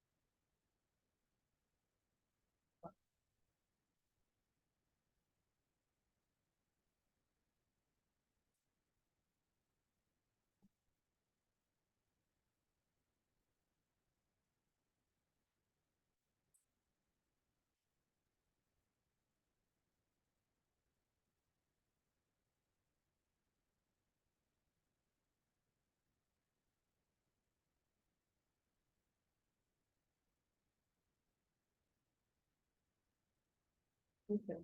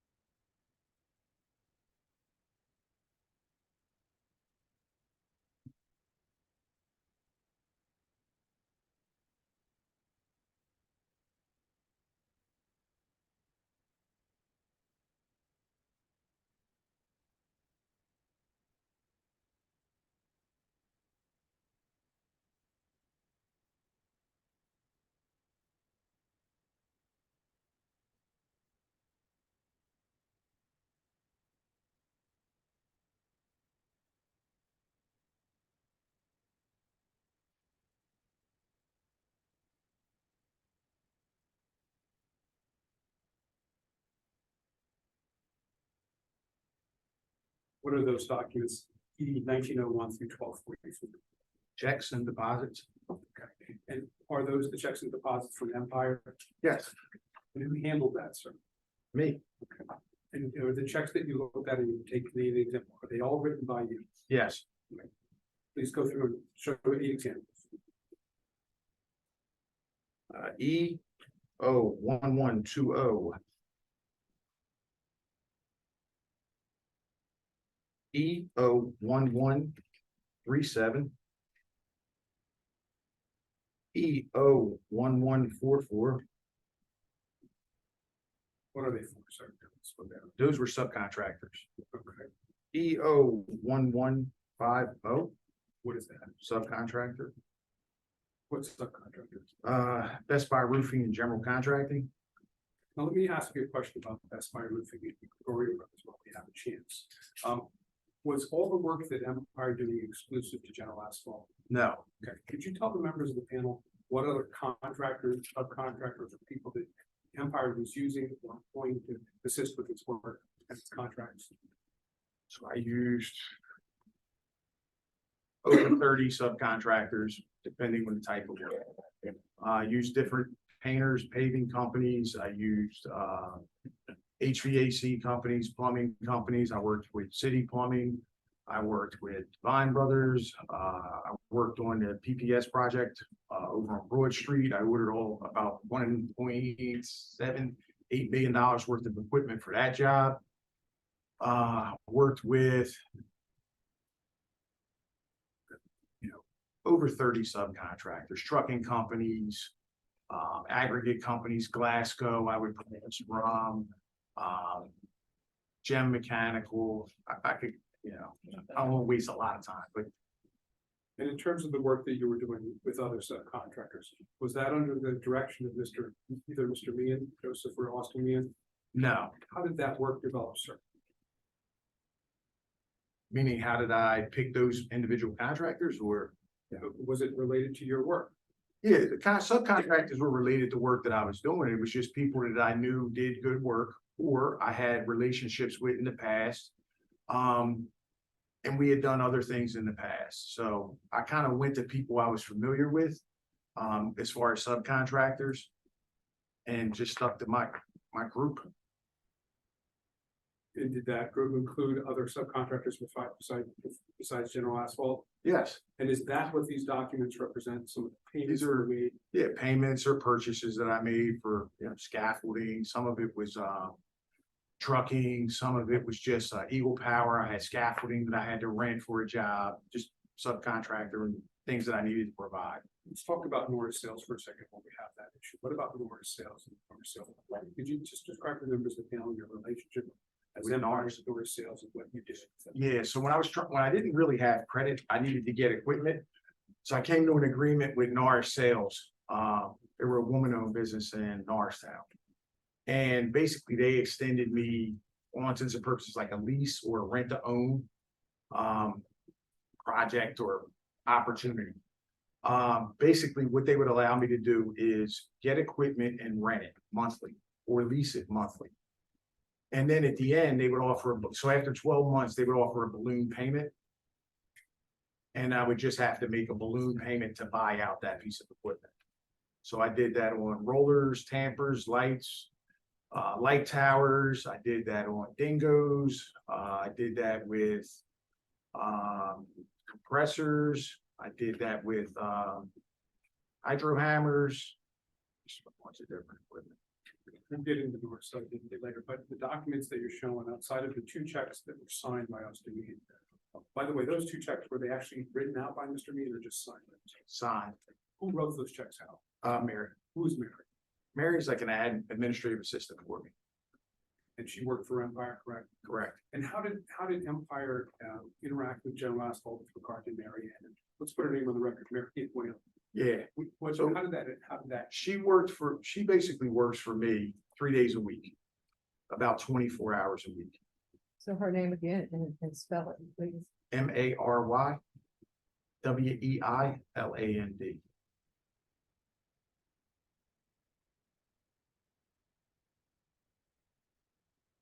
Could you explain why Mary started working for you in Empire? I got too busy to sit and I got busy to a point where I needed help. On the administrative side. I would get submittals emailed to me from a vendor and they would say, hey, we need you to, we're going to send you a set of prints. So what I would get is blueprints. I would print them out. I would look through it and they would say, hey, can you submit on the following pieces of equipment? These pieces of equipment or equal types of equipment. So for example, if you were getting like a cooling tower, they might specify a BAC cooling tower. I might be able to find an equivalent Marley cooling tower for a discounted price. So I would submit on those and give them the option to go with a different cooling tower. They might say the specification was a B&G pump and I might submit on Taco pumps. So she would help me with submittals, like receiving it, organizing everything, getting it together. So when I went to look at it, it was cleaner than me printing everything out and then kind of having to organize it and then sit and review it. At first, when Mary became an administrative assistant for Empire on a quarterly basis, how was that relationship handled with General Asphalt? She was under General Asphalt's payroll. And then they would submit a bill to me and I would pay for her hourly rate and her time. Did she eventually become an employee of Empire? Yes, When was that? I want to say 2021, but don't quote me on that. I'm not 100% firm. Let's talk about 2021 and the employment of Mary and why did that occur? Objection, relevance, all of this is well beyond the investigation at issue here and the testimony that was provided in our case in chief. It's all, everything predated that period of time. I think it's completely relevant.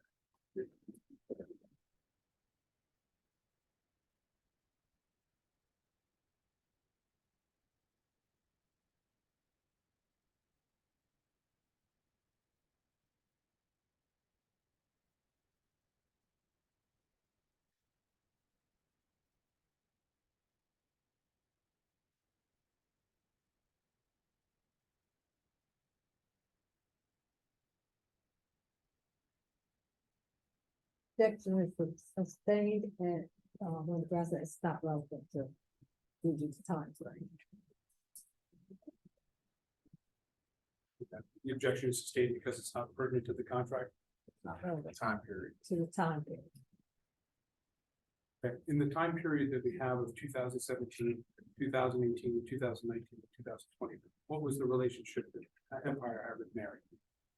She was my admin that assisted me with everything. She helped me out with, all the admin stuff, all the important stuff, gathering documentation, making sure that I knew when stuff was due, making sure that I stayed on top of, hey, we have unassigned checks that show up in QuickBook. We need to verify what they were for. Just all of that stuff. And did Empire reimburse General Asphalt for Mary this time? Yes. Okay, thank you. I'd like to move to admit exhibits E01091 through E01244, which were the checks that we had just talked about with Mr. Wallace from 2019, January and May. So,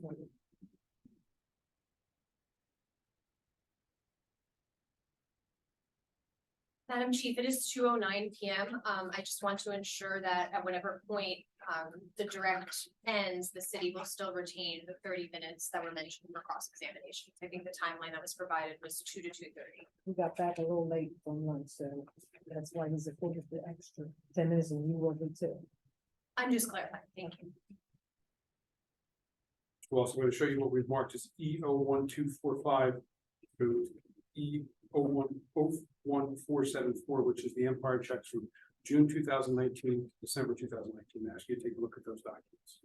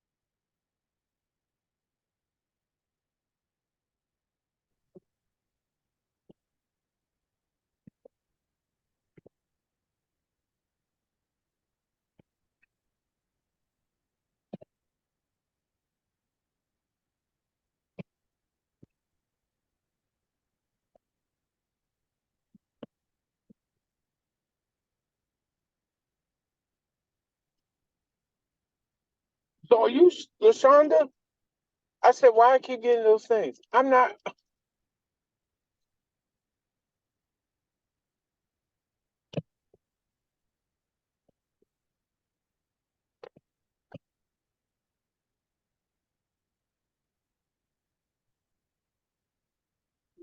I think somebody else.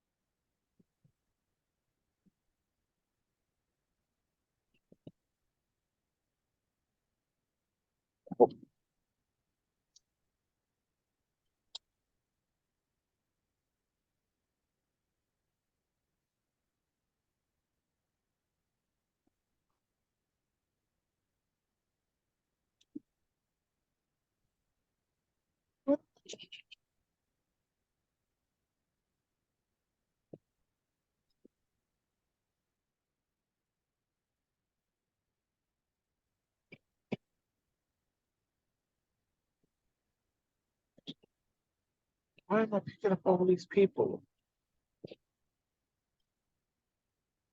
What the-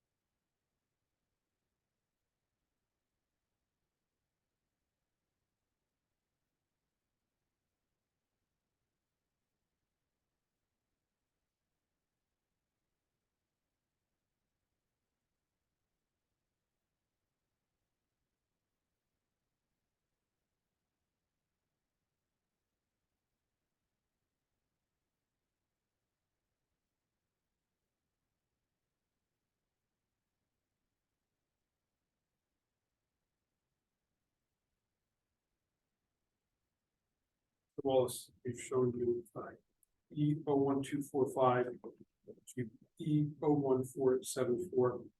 If my math is accurate, that's at least 225, 230 documents. What are those documents? Checks and payments to subcontractors, deposits. Same as before. Yes, And in those 2019 checks from June to December, who wrote these checks? I did. Who signed these checks? I did. Why?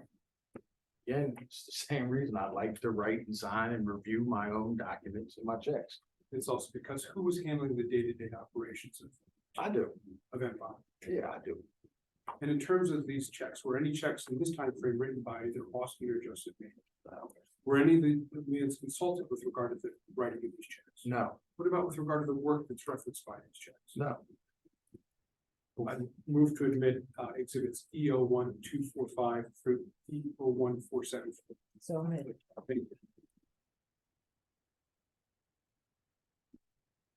Do you mind if we take like a comfort break and just to grab water? Court reporter. Court reporter? Yeah. Sorry. 5 minute recess. Thank you. 5 minute. Thank recess.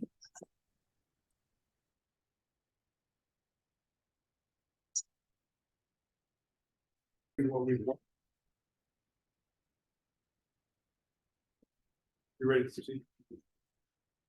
Mr. Wallace, I'm going to show you what we've marked as exhibit E 02097 through 02218 and ask you to take a look at those documents, please.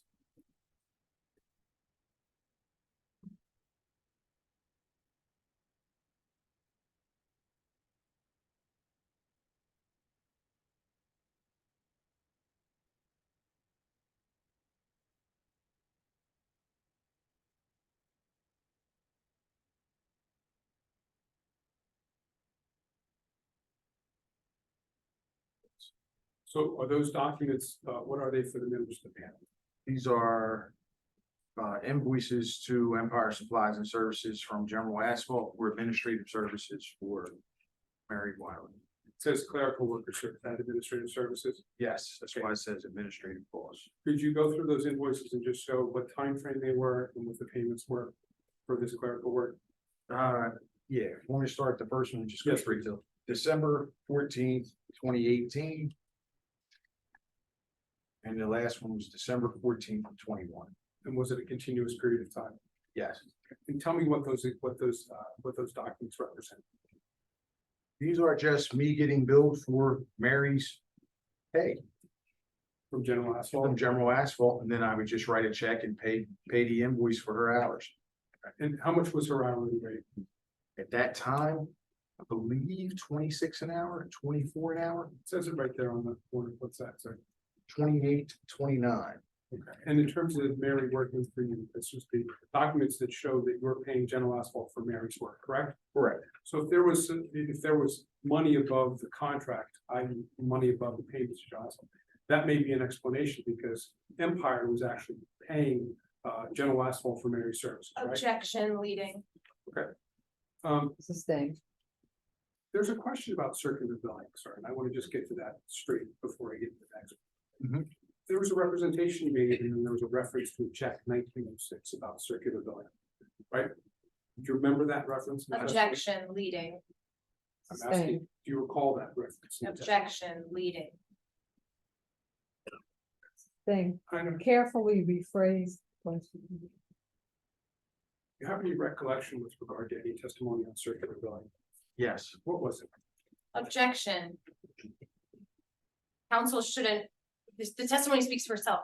The testimony speaks for itself. The witness shouldn't be like paraphrasing, I guess, the testimony. It speaks for itself. He's asking what his understanding was. He's entitled to tell what his understanding is. I don't know how the testimony speaks for itself. I mean, that's, Overruled. go ahead. Mr. Woods. All right, can you repeat the question again? Sure, let me do one thing before we do that. I'm going to move the mark into admit and evidence EO 2097 through EO 2218. So Sure, the question I'm asking you, sir, is there was testimony, About circular billing, I recall all of that. okay, would you tell the members of the panel about that testimony, and what your understanding was? My testimony, or what was told to me? Basically, when I went to talk with the city, we sat down, we went over a brief review, some background with me, how I started the business. And then it got to a point where we started talking about the finances. And they said to the effect of, you know, you're being robbed. And I was like, okay. And they were like, you're being robbed. So I didn't really comment on it. I left. And I went back to my accountant and we did, because I have audited financials. So we went through a whole bunch of audited, our paperwork. She's like, you're accounting for everything, everything is fine. So I didn't understand exactly where that came from, but it came up again later, in as part of the subpoena that I got, where they were saying you were being robbed. And I was like, okay, I'm not quite sure of that. Then I was asked some questions specifically about some invoices. And it was, well, why are you getting checks? And they used one example, there was a check for $1,901. They said, why are you getting this check? And then you wrote a check back to General Asphalt for $1,901. And I explained, I bought a piece of equipment, they purchased it on my behalf, and I would make monthly payments on it. There was no set monthly payment. It was whatever I wanted to pay that month until it was paid off. So I bought a vac truck that I spoke about earlier from Bethlehem, PA, from the airport. And I was paying that back. So there were some months I would pay $2,000. There were some months I would pay $1,200. There were some months I would pay $900. There wasn't a set amount. I paid it, you know, as I got money in, and I would just pay it until it was paid off. So that was the conversation that I had at that time when they mentioned circular billing. They're like, oh, you're getting a check and rewriting the same check. And I explained, I was like, no, there's 7 checks that are itemized in my check register for that payment. I wrote 1 check because I was making a payment on the back truck. And it actually says on my check, I kept a running total on the checks of what was owed. I would put a minus sign in $1,901, and then the balance would be at the bottom. I did that continually on everything until it was paid off. I'm gonna show you what I have marked as city's exhibit number 2, and their page is Empire Appendix 104, Empire 107 through 128, Appendix 104 through 111. Take a look at these documents for a second. I'm sorry, could you say those numbers again? I'm sure. The Empire number? Well, it's the appendix for the city, so it's exhibit 2 of the city, Yeah. and it's appendix 104 through 111, which we also had marked because we produced from this Empire 107, and there are Empire marks, but they're not in order, but it's the appendix 104 to 1.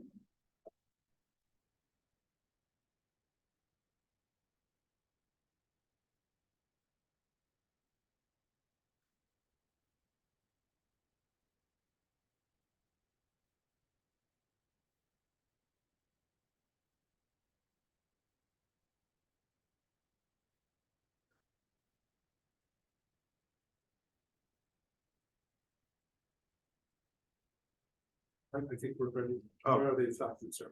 These are checks that I wrote to General Asphalt. As indicated, says back truck payment. So I would have a balance of $12,336.71. I was making a payment of $1,900. My balance owed was $10,436.71. That particular check. There's a kind of this one. Yeah. The doubles. Oh, I'm sorry. The next check, check number 144. Same thing, I was making a $1,500 payment on the jet truck. I indicated invoice number 1. The next document, I put down van purchase. That's when I had purchased a van. Total cost, and then what I was paying toward it. Or that was the total cost. I made the van purchase for the $5,200. The next one was a jet truck payment, $3,500. And the next one was again back truck payment. And yeah, they were flush. I labeled them, some are flush truck, some are back truck, but it's the same thing. So the points are, I want you to explain to the panel, the point is that there were equipment that was given, that was sold to you by General Asphalt that you were using as Empire, correct? Objection, leading, There was equipment that I asked General objection. Sustain, rephrase. Okay, would you please explain the pay, what the purpose of those checks were and why there was payments back to General Asphalt? Objection, compound. Could you explain the checks? They were, I asked General Asphalt to make a purchase of a flush truck from me from an auction. I wasn't a member of that auction, so I couldn't actually bid on it. I asked them to bid on it. I gave them a dollar amount I was willing to pay for it, up to a certain dollar amount. The purchase was made, and then I made payments to pay the truck off. In the meantime, I was allowed to use the vehicle and register it on Empire, and then, you know, use it. Then it was paid off. It was titled, you know, it's always titled to Empire. So in terms of the argument of circular billing, was there any circular billing done by Empire and General Asphalt? No, it was just a way for me to have access without going to the bank and going through the whole process to make the purchase. Let's move on, Mr. Wallace. Is the city objecting to the introduction of these checks showing Mr. Wallace's notes? It's in evidence. The documents are in evidence. So also, I'm going to show you what's been marked as business plan for E 02059 through 02074. Ask you to take a look at that document.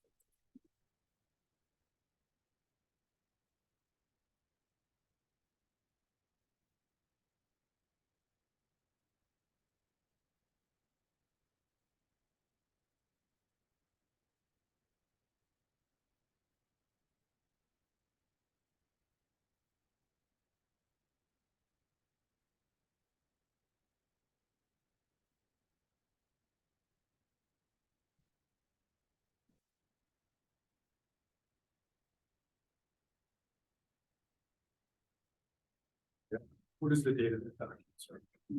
First document, Yes. May 1st, 2019. Could you tell the members of the panel what that document is? This was a business plan that I was developing for Empire Supplies and Services. So in 2019, you were preparing a business plan. Yes. Could you tell the members of the panel what that business plan, who prepared that? Did Mr. I prepared the business plan. It was just, I got to a point where the focus on what I was doing was changing. So instead of, Objection, non-responsive. The question was who prepared the business plan? I prepared the business plan. Can you explain the purpose of the business plan, sir? Purpose of the business plan was partially financial, secondarily to keep me focused in a particular direction. And I had persons and people that had requested a business plan because of some things I wanted to do in the future with purchases. The bank was going to require an extensive business plan, so I started developing the business plan. So at the point when I got to that point of doing things, it was already done. And what was your business plan? Could you just describe generally what the business plan was? Business plan, again, was to stay focused on energy management projects.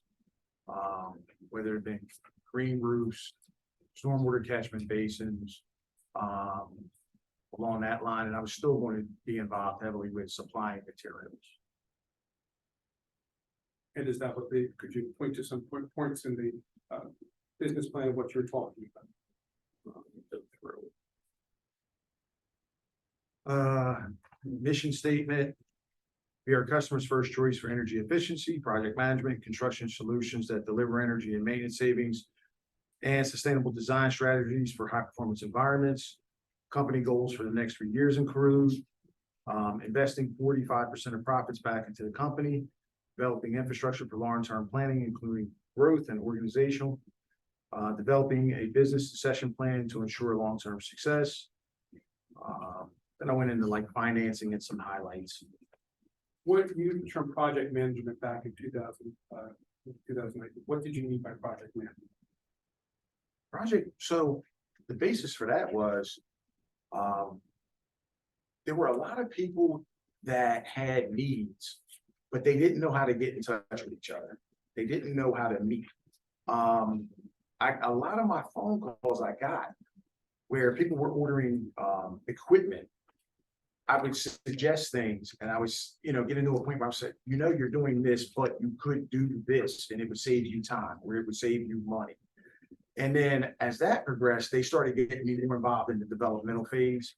And then we moved more into, hey, can you hang around? We would like you to stay on site and help us with deliveries. We would like you to stay on site and maybe you can get involved with the day-to-day operation of how we're doing things. Because my goal was to basically outwork everybody else and save people money at the same time.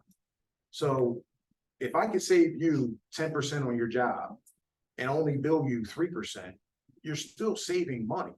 And at the same time, you don't have to hire another project manager. I'm on site. So that's kind of how that all developed. It was a way where I would be on sites and people started asking me questions. Hey, what do you think? What do you think? And then it just kind of built up from there. And did you receive the support from the means to do this work? Yeah, there was no issue with me getting involved. And who was making the decisions with the work that you were doing and the progression of the work, the development of the work, and the completion? That was me. I'm the one who hooked up with TJ Keating, Divine Brothers, Johnson Controls. And then once I started supplying material, so I originally started out supplying material for them. And then later on is when it led more to the project management, particularly with Johnson Controls. Let's talk about in one of those proposals that said investing back 45% back into the company. Why were you investing 40? Was the goal to invest 45% back? Growth. Oh, members. I needed, a lot of people go into business and the minute they make money, they suck the money out. I was looking at the long plan. I'm not that old. So I'm looking at being around for a while. I'm looking at, building. I'm looking at purchasing a property. I'm looking at developing and getting further along. And building a team. That was the purpose. I've attempted to do that 3 times over the last 24 months. With buying out 2 other contractors that are in the city of Philadelphia. And I had issues with their taxes on both cases, but that's been the ultimate goal, is to basically, I don't want to go into training mode. I don't want to hire people and train them. I want to bring on a team that's already developed their season. And that's what I have been attempting to do. One company was a plumbing company. The other company was a general construction company. They specified really with selected demo. When we got through the point of moving along with buying them out with the equipment and everything, one gentleman has switched from a S Corp to an LLC and switched EINs and had some issues with the city of Philadelphia as far as where his taxes were being applied. So that didn't happen. The next gentleman we started speaking to, I ended up meeting up with him from the first gentleman, and then similar situation, he had some open taxes with the city. So my accountant was kind of like, no, bad move, move on. You have the ability to develop the business, the ability to reach out to people to build the business. Is that something that you have control over? Yeah, I'm not under any no compete binder or, Could you walk away from General Asphalt if you wanted to? Yeah. Why haven't you? It's a nice arrangement for me. It allows me to be able to walk into some of these bigger companies' offices, T and Ward, and they say, how much bonding can you get? Because that's really the first question that they all ask. How much bonding can you get? It allows me to be able to hang with some of the larger companies. You had mentioned something about investing back and talked about what I think your LLCs are called disbursements. Would you tell the members of the panel about how the disbursements are handled with regard to Empire? So the first couple of years, I didn't take it I didn't issue any disbursements. I kept all the money in the business. We got to a point, I believe it was the 3rd year, where I said, okay, I'm gonna do a disbursement. And it's based on whatever the dollar value I pick. I take 51% of that dollar value and I distribute the 24% to each, 24.5% to each one of the other partners. Who made the decision to make disbursements? That's on me. Was there any influence by Mr. Ostermean or Mr. Jomian? No, Was there any request by Mr. Ostermean or Mr. Jomian? no, that's why I didn't do any disbursements in the beginning, because I didn't want to. I needed to build up finances in the bank account. In addition, sir, and I think the panel knows this, I'm clear about this, you were also working on the payroll of General Asphalt. Correct, yes. Why were you kept on General Asphalt payroll while you also at the same time tried to build Empire? Young kids, benefits was the primary reason. When I went to look into benefits, every nickel that I was making would have went back into paying for benefits. So it was to build a base and a foundation. Objection leading. Sustain, refrain. But yes, primarily benefits was the big issue. for me. Let me ask you a question. Oh, I'm sorry. I'm sorry. So were there discussions with the meetings about keeping George Wallace on pay? Objection leading. Tell us about your interactions with about the staying on the General Asphalt pay. What's your understanding? Answer. Yes. Okay. I disclosed everything that I've done. Nothing was a secret. No one had an issue with me doing anything that I needed to do as long as the work got done. Nobody said, hey, you need to be in the office at, 6:30 in the morning until 3 o'clock in the afternoon. I worked from home. I worked wherever I wanted to work. The only thing that was deemed necessary was getting the work done. So as long as I got the work done, I had no issues with anybody. Nobody came to me and said, hey, we didn't see you today. Or anything along that line. It was just get the work done. Before we move on to the next questions in the next area of questioning, I'm going to move to seek the admission of exhibit E02059 through E02074, which is the business plan for Empire Supplies and Services prepared by Mr. Wallace. So Thank you.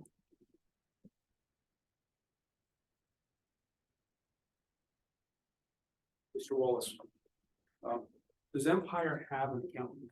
Yes. Objection has been answered. We've already been through this.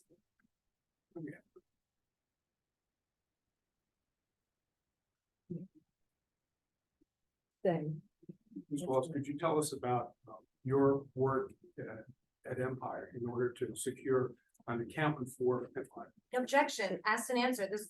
This whole line of questioning in the last 6 hours. Saying we have established that he has an account. I'm sorry, we already established what? Established he has an account. I understand, but I'm trying to establish that not only does he have an accountant, but that it was Mr. Wallace who personally selected that accountant. I think that's important information as it goes to the operations and it goes to the management and the expenses of an important company like Empire. It's not relevant. Our case in chief was extremely simple. We focused on two okay, so projects. None of that has been We addressed. sustained, and no we're asking relevance. you to do a yes or no, or very quickly, that's what you're trying to. But I am objecting to this entire line of questioning. Council has not addressed a single element of our case in chief in the last 6 to 7 hours that we've been sitting here today. We have not addressed any relevant information. Obviously, council is entitled to leeway, but we're on hour 6 now. If I may respond, I think we've been setting the table for important information that this panel needs to have in order to make a determination about the accusations that have been lodged against General Asphalt. And what we're trying to do here, what I think the city failed to do in its rush to seek judgment, is we're trying to show that Empire, George Wallace controlled Empire, operated Empire, did the day-to-day operations, and was the one who was responsible for developing. None of that is Okay, in dispute. so- None of it's in dispute. If you would allow me to. We've established, I think what you're trying to say, can we move on, because we're. I understand what we're trying to do, and I understand that, but you have to understand, my goal is, I can't just say ditto when I go to the court about things. And I need to show them the evidence that backs this up, because there is evidence that backs it up. And so for me to cut this off on this issue, what I think it is relevant, and the relevance here is a very, very broad standard. And in the context of this case, going through the accounting information and the emails with the accountants, which have already been produced, is important to establish who is in control of this company and who is operating this company. But I think the point is, this is why we sustained an issue to, answer in a different way, but quicker. We've established that. We've already went over this. I So know, it's already there on the record. I know It's on the also record. not Okay, but- disputed. The city, I want to be clear, the city is not disputing this issue that council's using as the reason why it's relevant. The city is not disputing the control, the ownership of Empire. None of that is in dispute. Yeah. None of it. You've established it. It's on the record, so. Okay. Mr. Walsh. Briefly, could you just refresh the panel with regard to who selected the account for it? I did. Objection asked and answered. But laying the foundation for questions on documents that I wanted to produce.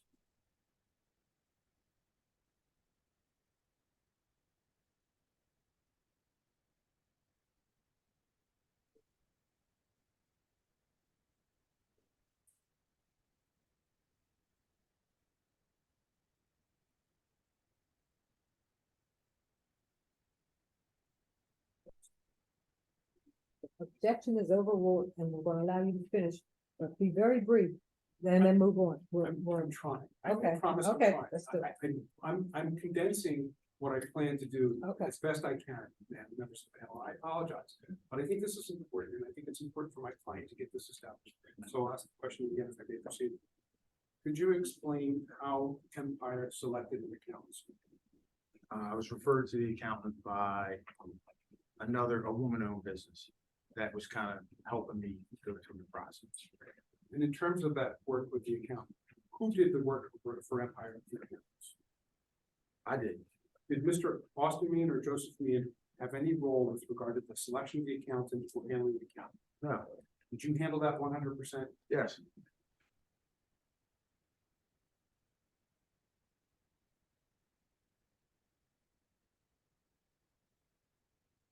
I'm going to show you what we marked as exhibit 602 through 745 and ask you to take a look at those documents.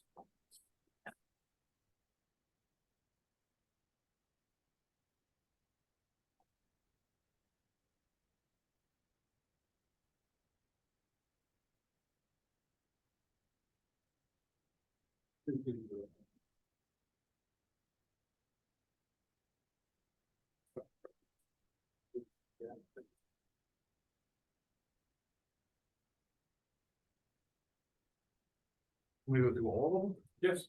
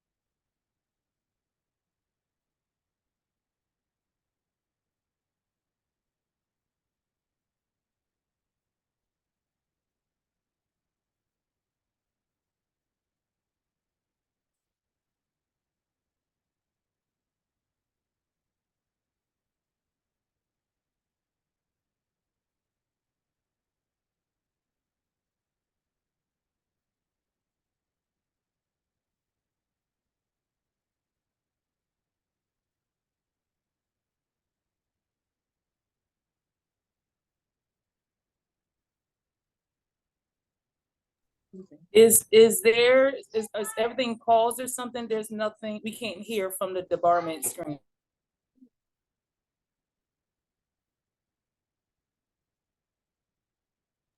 It says the other laptop is muted and I can't mute from my end.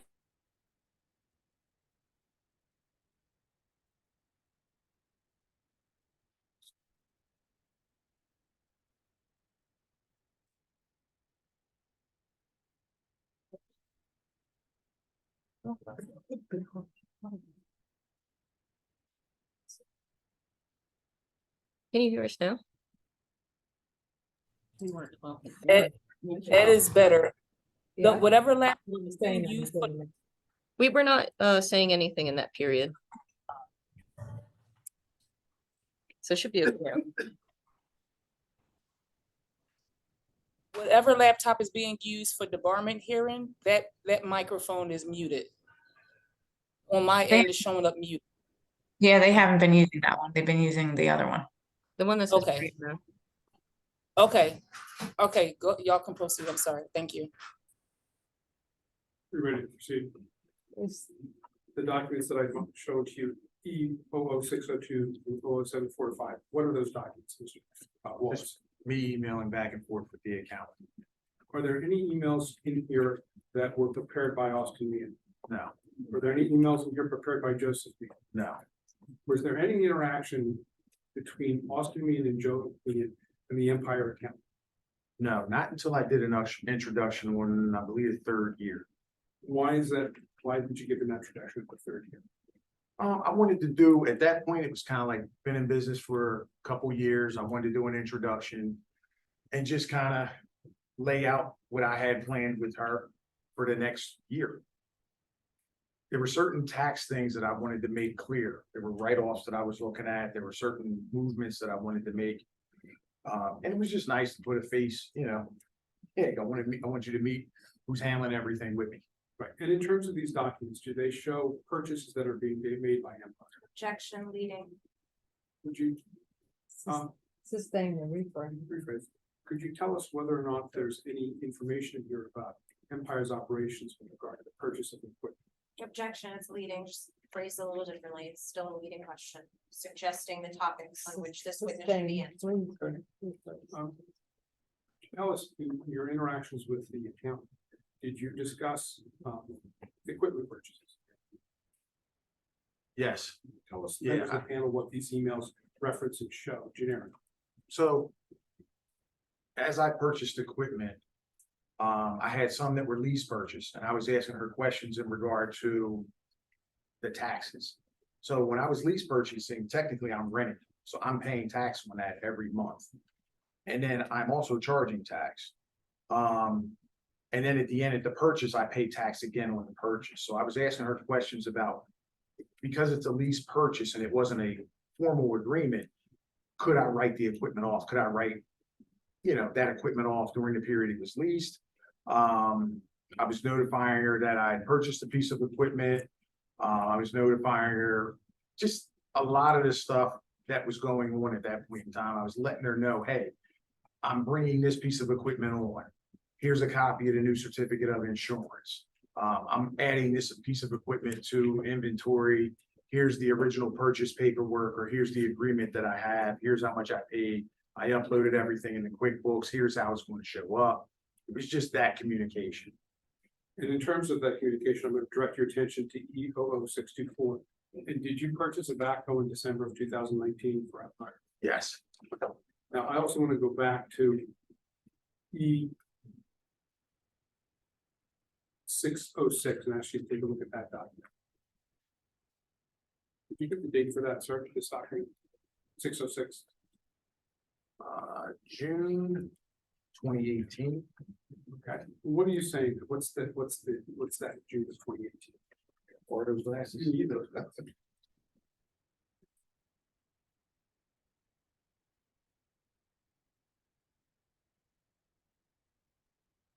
Said, hi, Mike. No problem. My real concern is the amount of work volume I have outstanding. I have about 5 million on the books, but I will have delays in getting the equipment on site, so the actual billing and payments might not hit until next year. I only have 5 million marked up at 5%. I have a few other jobs totaling 1.5 million on the books. It's about 350K of that will be billed this year. 17,000 will be in profit. Hoping to keep growing it. If you see anything along the way that I might need to know, let me know. What was the purpose of that email? Just to communicate, well, I communicate with the accountant for reasons of taxes. I have to pay the taxes quarterly. Federal government, state, and the city gets paid quarterly. So when I purchase equipment, if I'm owning it outright, I can write it off over a period of time, or I can take one lump sum. It just depends. Each piece of equipment's a little bit different. And when we talk about equipment, could you tell the members of the panel what that equipment is? And we'll go through a list later, but what is the equipment? Tampers, light poles, skid steers, dingos, excavator, everything that I stated earlier. Okay, so we went through a equipment list earlier. I just want, we spent 6 hours laying a foundation. We appreciate that, but we need to get to the 2 projects that the case is actually about. So the rental of the equipment at the Empire cost just the big ones. I appreciate that, and I know Ken wants to get there. I will get there.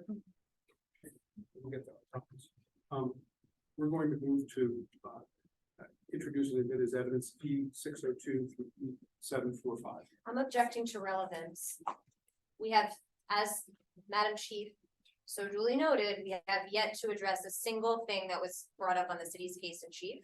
Council continues to state that he's offering all of this evidence in support of showing ownership and control of Empire. That is not at issue in this case. The city has not made any claims that Empire is not actually controlled by Mr. Wallace, nothing of that nature. The city has shown examples in which Empire functioned as a pass-through for GAP, and that is what this case is about, and that is all this case is about. Sustained it. We need to. May I give us respond facts. briefly to that Brief. objection? I think that objection is not pertinent to the situation that we're trying to deal with here. The issue here is the question of whether or not Empire was a pass-through for GAP, right? That's the question they want to ask. The context of whether this was a pass-through or not is important to identify and establish the role of Mr. Wallace, the control of Mr. Wallace, and the actions of Mr. Wallace. All of this information and documentation is met because at the end of the day, the city wants to use the two contracts as a means to try to say that this was a pass-through entity. And all we're trying to show you here is that George Wallace independently acted this, and so it's very relevant. And that's a misstatement of the city's position. So I do need to correct the record, Madam. That is not the city's position. The city's position is that on those two projects that we presented on our case in chief and nothing else, that Empire was functioning as a pass-through. That has been our case in chief, and council is misconstruing it and using the misconstruction. And that's what we're trying to get to. It has been established already that he's in control of Empire. He's laid that foundation, he's controlled Empire, we got that. So now, like I stated a little while ago, we need to get to the two cases where. Well, I don't think that I'm not going to accept that as an admission in the context of this case. Number two, I don't want to be controlled in terms of what we can or cannot present. If there's an objection to it, we can do it.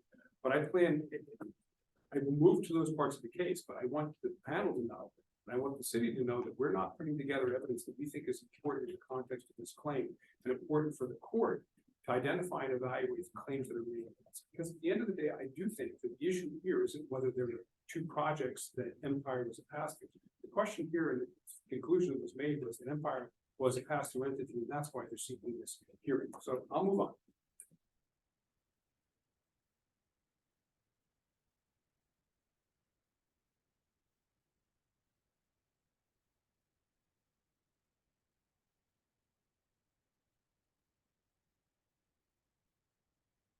Mr. Wallace, did Empire own equipment and tools? Yeah. Could you tell us about how Empire came into possession of equipment and tools that it was using? Some of it was lease purchase through NAR sales. Some of it was pre-owned that I owned prior to. So it was personal owned. Some of it was purchases. Made a purchase or finance. I'm going to show you what's been marked as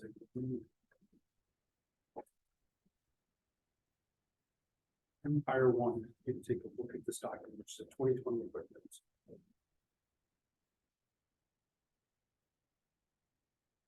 Yes, What is that document shows? it's just the equipment list. Okay. And when you did the New Jersey certification, did you provide an Empire equipment? Yes, When you did, what was that equipment list? Was it the 2017 list? yes, Show 2017 list. right. And the Empire equipment of 2017 list, could you tell the members of the panel what equipment was on? Objection. We addressed all of this earlier this morning when we were going through the New Jersey certification documents and the exhibit list, the equipment list was presented. Questioned Mr. Wallace on that Sustained, extensively. because we did see the list. I can almost go to where it is. Understood. Yeah.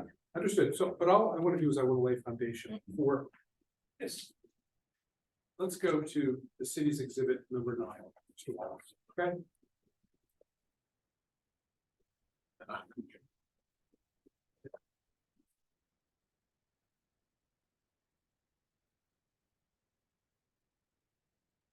Okay, sir.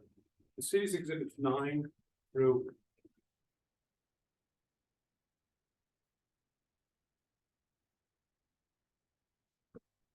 through 19. What are those documents?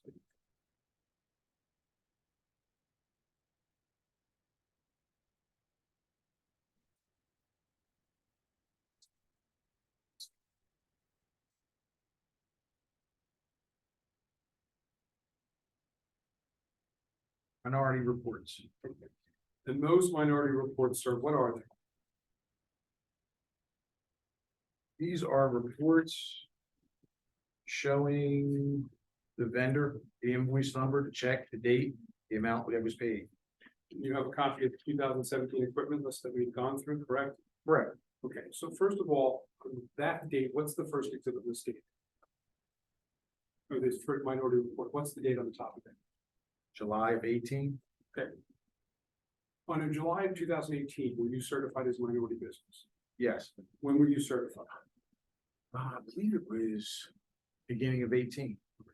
Now, the references on that page are the invoices, are they not? Yes. Is there a reference in the first line to invoice number 1099? The first invoice here is 1151. 1151.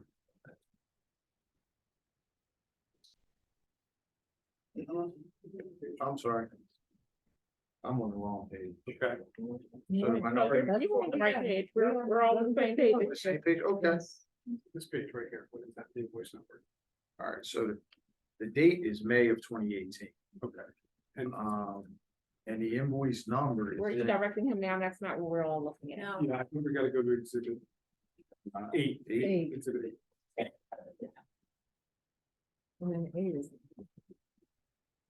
Exhibit 8, you have exhibit 8, everybody. okay. I do.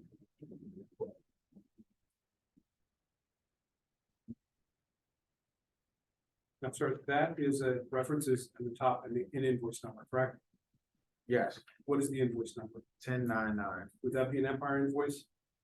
It's familiar with my sequence. I've got it marked as Empire 00204. Could you confirm that that's the invoice? Yes, What's the date of that invoice? date is November 8th of 2017. Were you certified on November 8th of 2017 as a minority business? No, Then why is the city taking credit for it on its minority business report? Objection. If you know. I don't know. Are you gonna tell me why you're objecting? There's been no foundation laid, and it was also a leading question that involved council misrepresenting. But even just the way that the B2G now system works and this table works per Christina Crosby's testimony. Staying. Do you know how the E2G system works, sir? B2G? Yes. Somewhat. Tell Tom what you know. Typically, when the vendor is awarded a contract and you're listed as a minority vendor, a diverse vendor, a woman-owned business, you'll get an email confirming, hey, you've been listed on this contract for participation. And sometimes it'll list the dollar value, sometimes it won't, if it's like a time and material contract. And then if I send an invoice out to a customer and payment is made, it'll send me an email to verify that I received that payment. Okay, now that document that I've shown you is invoiced from what date? November 8th of 17. And can you, you have an understanding of why it's listed in 2018 as being minority participation when the work was done in 2007? Most likely because the city didn't pay the invoice until May of 2018. Okay. And the invoice that I've given to you, what is that invoice for? Tell us the number again. It's invoice number 1099 dated 11/8/2017 for rental of a hydrojetter and a camera monitor and locator. Now, with regard to that equipment, was that plumbing equipment that was owned by Empire? Yes, And was that Empire equipment listed on its 2017 equipment list? yes. Was it listed on its 2020 equipment list? On some of it, yes. Here we go. 2020, no, it was off in 20, yeah, it was still here in 2020. Still here. Some of it was sold during that time period and switched over. Okay, now I'm gonna show you what's the next invoice number on that list. I'm objecting to these questions. Our case involved one invoice on each of these documents, and it was not the invoices that council's drawing Mr. Wallace's testimony to. So it has no relevance to our case in chief whatsoever. We only put this in for the specific invoice that Ms. Crosby testified to, not all of these others. And again, it doesn't relate to the allegations we made, which are that for those particular invoices, they were invoiced for supplies that were not provided. Sustained. They're not the invoices that were relevant to this thing. So correct me if I'm wrong. Basically, the city is controlling what it wants as information and documentation instead of seeing the entire picture, which it had done with its investigation. And it's going to be continued at this hearing because that's the city's request. This information in the context of how the system works, the information in the minority business reports, the information that the equipment that was supplied, the majority of it, including the ones we're going to talk about, were met. I would like to know what 5 invoices or what 4 invoices we're dealing with. It was testified to by Ms. Crosby. I'm making an offer of proof. Am I being directed to do that? There was one invoice on each of these. It was not those invoices. So if we're going through each and every one of these invoices, it's not relevant to our case. If you're limiting my ability to present evidence, I'd like an offer of proof as to the 2 invoices that we're dealing with here. If there are only 2 invoices, I'd like to address those. What I'm saying is that Ms. Crosby testified in her case, and then we presented only certain invoices from each of these tables, and none of those invoices are what's being addressed by council right now. So we presented our case, and council's question needs to be relevant to what we presented. It does not. I'm defending the entire process. I'm defending Empire. I'm defending General Asphalt. And the issue that they want to do is they want to confine it to this. But what I'm trying to show you guys, and I think what is evident in what they're trying to prevent is that Empire and General Asphalt complied with all the city requirements with regard to rentals. And at the end of the line, there is nothing that is controversial in this context. And so I want an offer of proof. If you're going to claim there's only 2 invoices, I want an offer of proof. And we're talking about a debarment here. We're talking about fraud because of the debarment. This is an extreme sanction. For them to request an extreme sanction over 2 invoices makes no sense. Overruled. Please get to the point, please. I would like the offer of proof. Am I going to get an offer of proof as to those 2 invoices? Mr. Burns was present for the testimony. The testimony that we presented was very clear, and none of it has been addressed in any of these questions, including this line of questioning that Mr. Burns is now engaging in. None of it. I would like an offer of proof from the city of Philadelphia as to those 2 invoices, so I can address those 2 invoices. I'm not going to go all over the place if I don't have to, but I'd like an offer of proof from the city of Philadelphia, and that's a common tactic and purposes of strategy and litigation.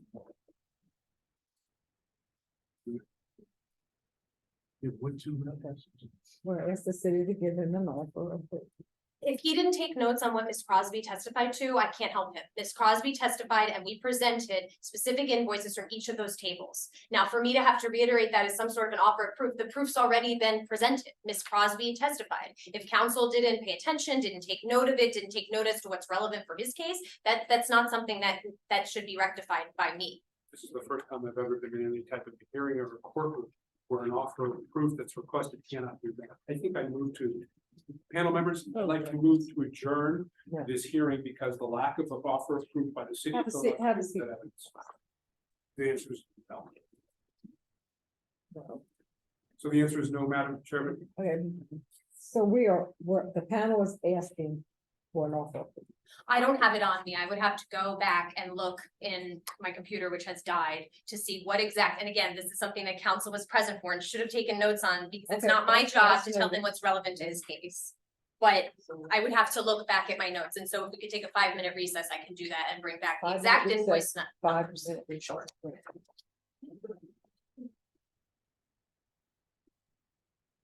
Where'd you go in there?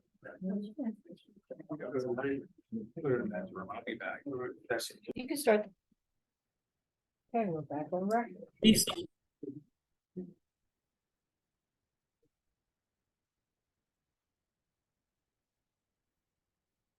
The invoice numbers are 1144, 1148, 1151, 1204, 1427, 1502, 1562.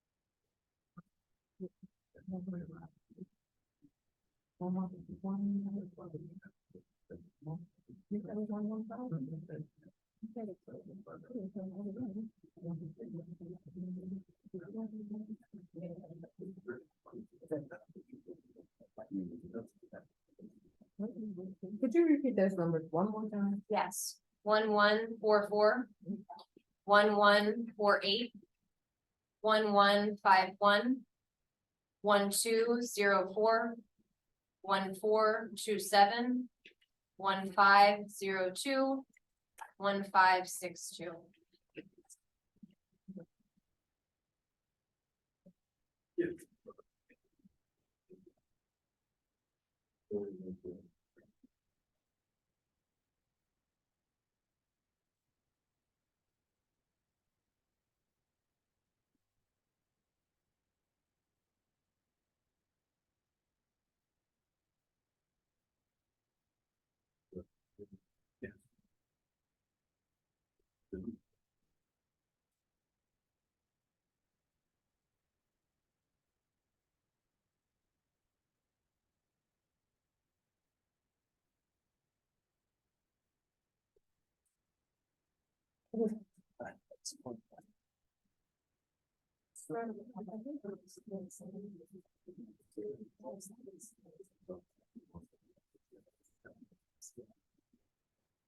Can you proceed and address those invoices that were just? I mean, first of all, I'm going to say that I would like to present my entire case, but because the panel is requesting these information in response to the offer of proof, I'm going to give those invoices to Mr. Wallace, and ask him to take a look at them, and we're going to go through them, all right?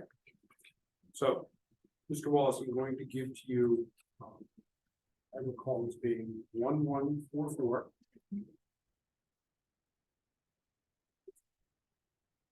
I'll put this way. You need them repeated? No, I just have to. And The order doesn't work in terms of, because it's backwards and sideways. I'm trying to put them in the order that they are so that I can have them. So I'm gonna show you first of all, 1144, so that is from that buyer. To the gap. Recognize that document, sir. Yes.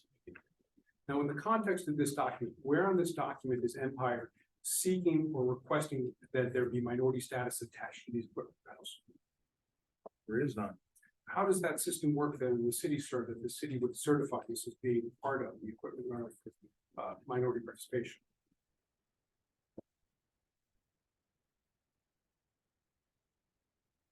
This invoice we get mailed in to whatever agency it was requested from. Did Empire ever officially ask for minority certification for purposes of these invoices? No, So why are they attributed to, how did they get to be in the appendix that the city listed of the minority report? the only thing that I'm aware of is the OEO looks at your NASIX codes. And then at some point it's determined whether it gets OEO credit or not. Did Empire ever certify that they needed OEO credit for that invoice 1144? No, Did Gap ever certify that they required credit for the invoice 1144? I can't tell from this image, no. Can you tell from any of the documents that were produced from the city? No. Now let's talk about that invoice, sir. And we're gonna ask those same questions for all the other invoices. Invoice 1144, what equipment is listed on? Backhoe, compressor, and a dump truck. What date is that, sir? December of 17, Were you certified in December of 2017? no, sir. Okay, so since you were not certified in December of 2017, could you get minority participation requirement under the LEO? Shouldn't be able to. So the city, that invoice is not applicable in the context of this claim that the city's presenting against Empire. Yeah, correct? Objection, leading. Okay, I'll ask you a question. Is this, It's the same. is this a pertinent document in terms of the questions that are raised by the city? You, Yes. I wasn't certified in that time period. can I have that back, sir? The next one, I think we went to, was 1148, and I'm gonna hand you this 1140. Well, let me go back to this, back to 1144, I apologize. And I wanna make sure the records are clear, I don't think he said what the document numbers are. So we have appendix number 114 from city exhibit number 1. And we have Empire marked as 00213. I wanna go back to that document, even though the document does not have, is not pertinent in any way. What equipment is listed up? Backhoe, a compressor, and a dump truck. What equipment was owned by Empire at that point in time? Compressor and a dump truck. Okay, and is that listed on your equipment list from 2017? Yes, In that time frame, late 2017, what time frame was it? 2017. Yeah, what date is the December 19th, 2017? Was that equipment owned by owned by Empire? the compressor and the dump truck, yes. Okay, talk about the backhoe, sir, in terms of the backhoe. Okay. What was the process that Empire would follow with regard to backhoes? So 17, I was getting backhoes, excavators, and doing rounds with NAR sales. Same people I did the exact same thing with for compressors, light towers, tampers, and the rest of my equipment. And sir, there are no documents that support the rental of a backhoe from North Sales. Could you tell the members of the panel why there would be no documents? Objection, the first portion of the question was council's testimony. Right. Why are there no documents with regard to the strike? Sorry. This thing. Rephrase the question.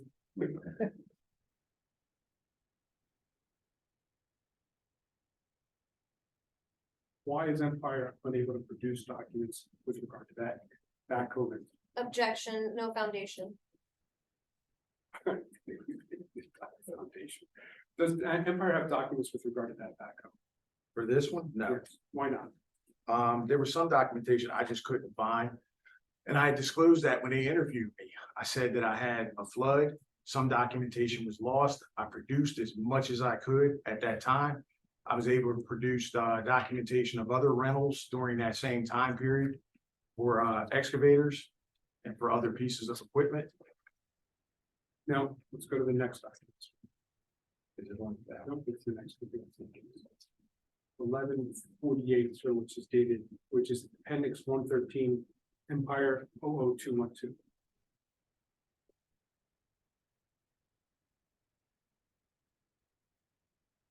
That document, sir? Yes. What is that document?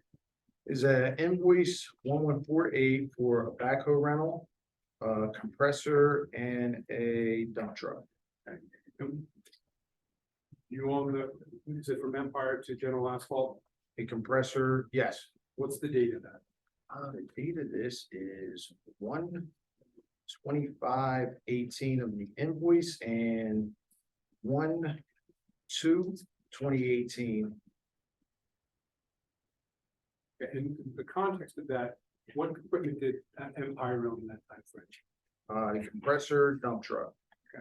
And that's listed on the equipment list for 2017, correct? Yes, correct. And it's also listed on the equipment list for 2020, is that correct? Correct. So both of those pieces of equipment, including the dump truck, were listed on the equipment list and owned by Empire, correct? Correct. And those equipment that was owned by Empire was used by General Asphalt for forming work. Yes. What work? It could be everything from jackhammering to primarily jackhammering. And then the dump truck was just sand, aggregate, fill, dirt. Now the backhoe, how much was charged for the backhoe over how many days? It was $405 per day. Now, sir, did you have a certain rate that you used for purposes of identifying how much the charge would be? Yes. Would you tell the members of the panel how you determined the rate that Empire would use for equipment that it supplied to General Asphalt for its work? So basically, I looked at all the other rental companies in the area, United Rentals, Sunbelt Rental, Diamond Tool, George's Rentals. I looked at what they were renting per day for a piece of equipment, and I made my price just lower than their price. By, a percentage. So was the city of Philadelphia being billed extra money as a result of the rental tobacco?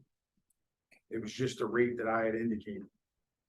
And in the context of the rate that you had indicated, we had looked at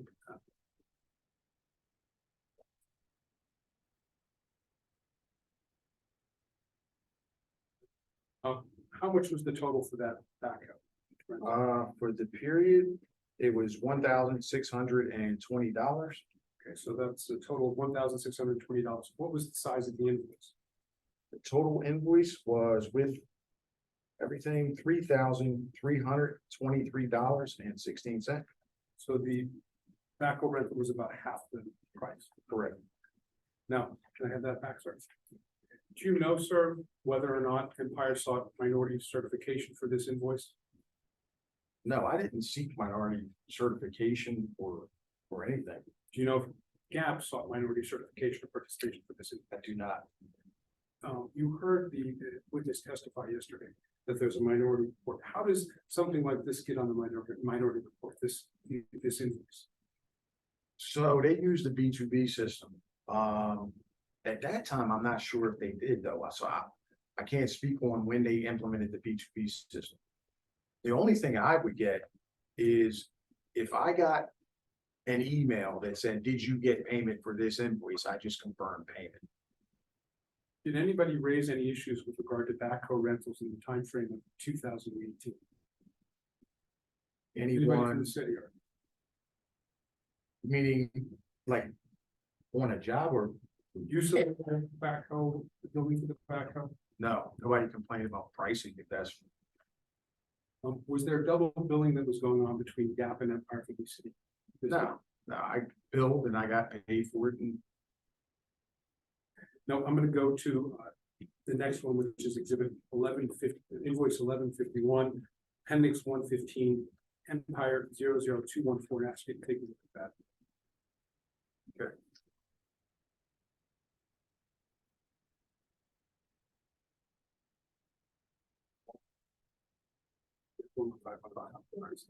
yes, Tell us, members of the panel, what that document is. it's an invoice from Empire Supplies and Services to General Asphalt for a backhoe, compressor, and a dump truck.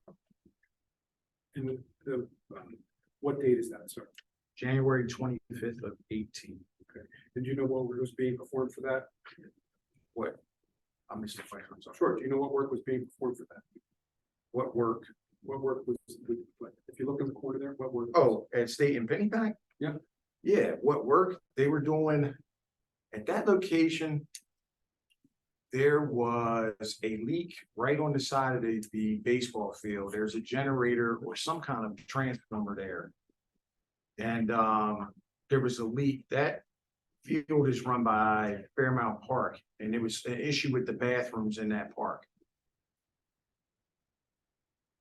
So in addition to renting the equipment, how are you familiar with the work that was being done, sir? That work. So I kind of had some knowledge of that layout of that particular building. There is if you're on Pennypack Street going toward Delaware Avenue, there's a generator there. And there's a water line that runs in front of that generator. It runs out toward Delaware Avenue, then 45's across the baseball field, and it heads toward the bathrooms. So I was just there basically telling them there's a high voltage lines there where not to dig. So they did the PA1 call, but where they did the PA1 call, they marked it out, but it was actually wrong. They should have been over to the right of that. So that was pretty much my part of it.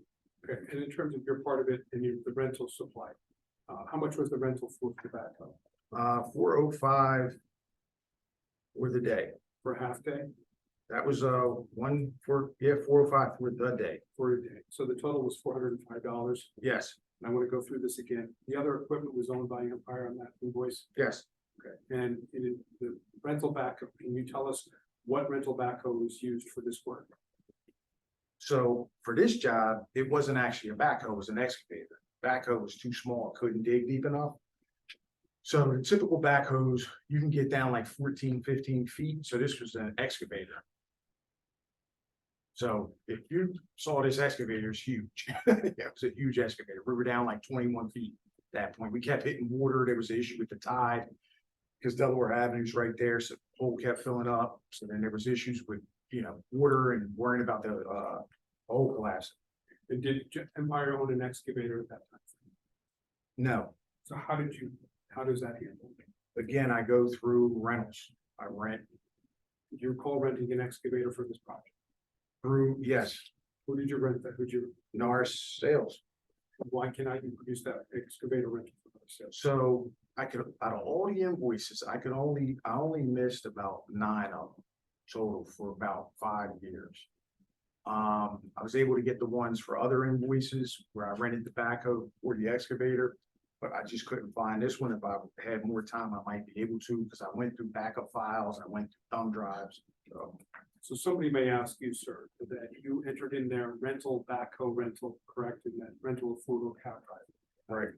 When you determined to prepare this invoice, could you tell and explain to the members of the panel how this invoice is prepared and what is used to prepare this? So I have a rate sheet of all the rates. So it lists all my equipment and what I rent for 4 hours and for a full day or a week or however the period is. There's a rate sheet. I log into QuickBooks. There's a drop down. It just basically says backhoe or compressor or whatever it is that I'm looking at that day. And then I go in and then I manually populate the rates. And sir, when you say a drop down, so for rental for a backhoe, can there be either a mistake or there can be a misentry with regard to the equipment that's used? Objection leading. Sustain, With regard to the preparation of the invoices and the use of QuickBooks, is there a set protocol with regard to the entries that you can use for purposes of the activity? No, so I have compressor spelled out. I have just generic. I don't have like every piece of equipment lined up in QuickBooks. I'll have like if you click on HVAC material, it just says general HVAC material. It doesn't specify boiler. When I go to the line to the right of it is when I put in, model number LGB 15 or whatever the model number is. If I type on general plumbing, it'll just put general plumbing, and then I'll give information to the right of it on that type of stuff for material. But for equipment rentals, it's just basic compressor. I didn't indicate if it was a 78 or 80 horsepower or 15, or it was just a generic. With regard to the Empire invoice number 15151, which we just discussed, do you recall whether or not Empire submitted this for minority participation requirements? No, Do you recall if General Asphalt submitted this for minority participation requirements? not that I know of, no. And in terms of the submission for minority participation, how does it get again on the minority report? Objection. This witness has been very unclear with his knowledge of what he termed B2B now. We know it's B2G now system. He doesn't work for the city. He doesn't have any knowledge of it. He actually has testified he's unclear as to the details and has not ever been able to explain that he understands the process for how something is submitted for MPE credit on the B2G now system. sustain. I'm gonna go back, sir, to the invoice, which was number 1148. And I want you to look at the corner that says there's a purchase order in the corner part. Do you remember that work? Yes. Tell us about that work on 1148.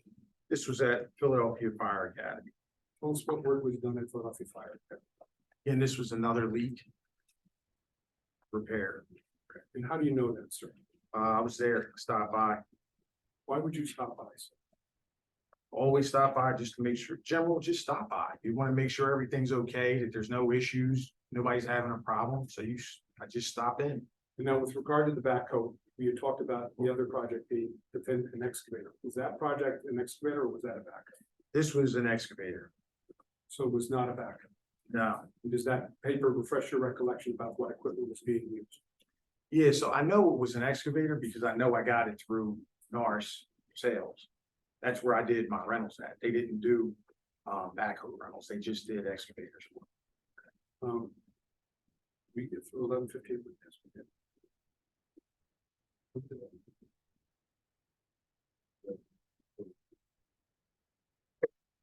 I'm gonna bring that back to, I'm gonna go to, impact and support. Just put that in. And Mr. Burns, just keep up your voice just because you're trailing out. Sorry about that. Thank you. I'm gonna go to invoice 1151, which is appendix number 115, Empire 00214, and ask you to take a look at that document. It's the same one. You just- Yeah, you we just- did you that just- one. yeah. Sorry, yeah. 1204 is the next. Thank you. I'm gonna show you what's been marked, invoice number 1204, which has been marked as appendix 116, Empire 00264, and ask you to take a look at that, sir.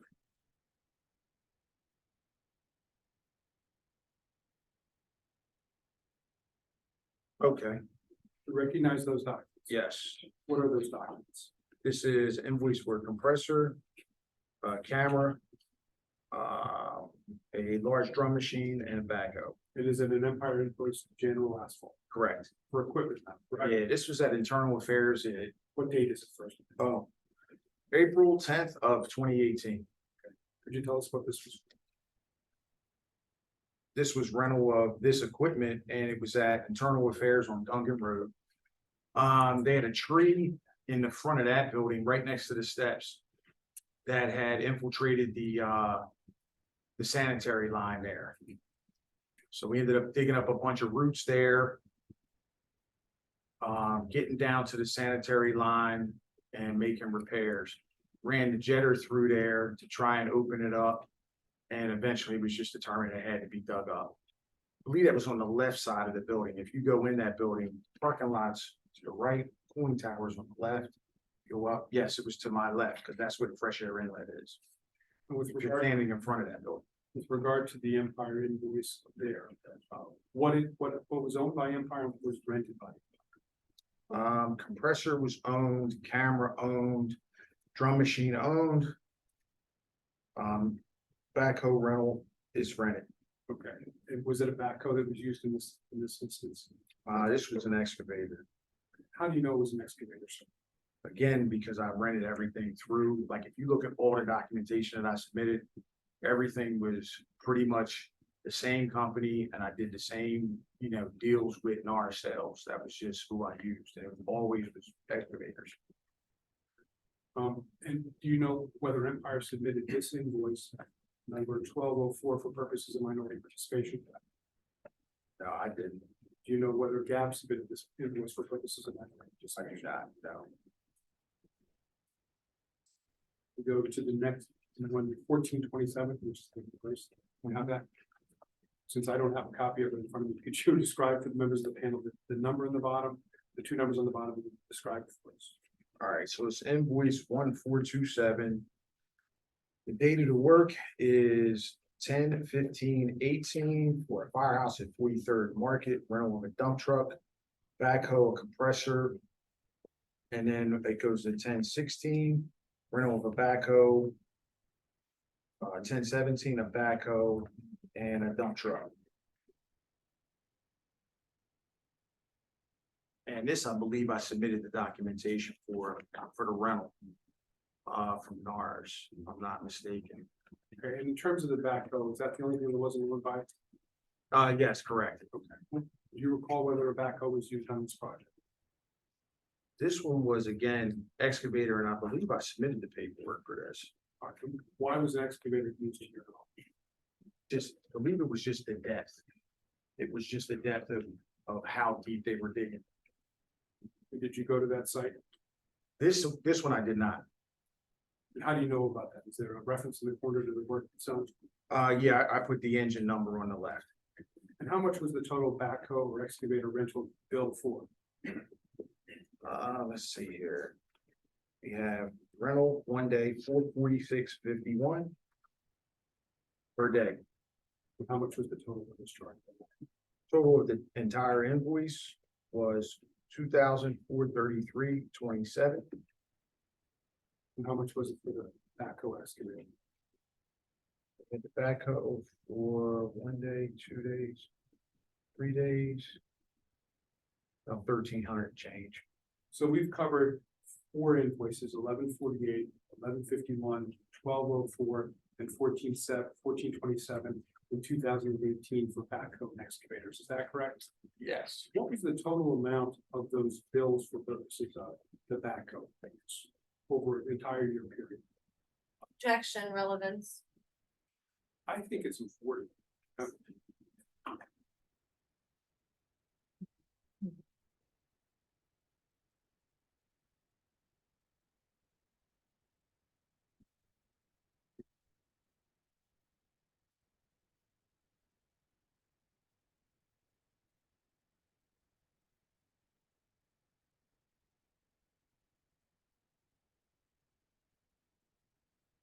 Overruled, you can answer.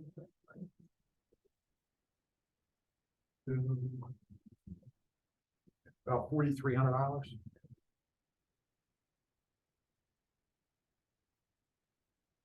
It was about 4,300. I didn't add it up, down to the nickel or penny, the generic. Awesome. How much that year do you recall there being in terms of equipment rentals for the city of Philadelphia in 2000? And just equipment rentals? Yes. From memory, I couldn't tell you. I know that year what approximately my total equipment rental invoices were with NARS and other people I was bringing up. But specific just to the city, I couldn't tell you.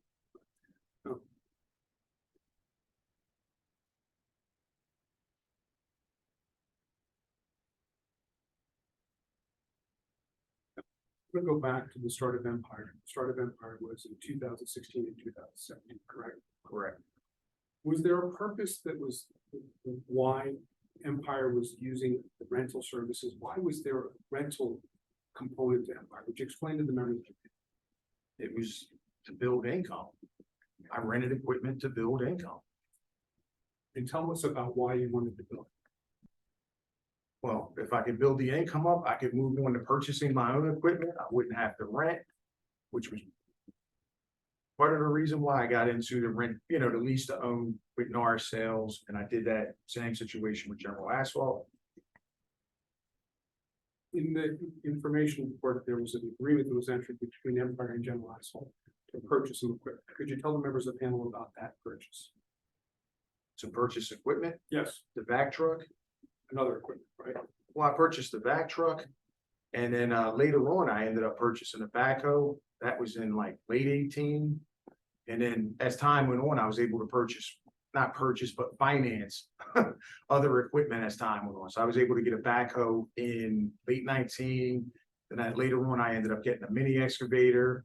And then, as time went on, I was able to just get it. I'm gonna get to the invoices again, but I also want to lay a foundation, some background here. Was there initially for Empire Supply and Services to start its rental equipment business? Was there a transfer of equipment from General Asphalt? Objection, leading. Would you explain your deal? Sustain. Would you explain your deal with General Asphalt with regard to the initiation of Empire doing supplies?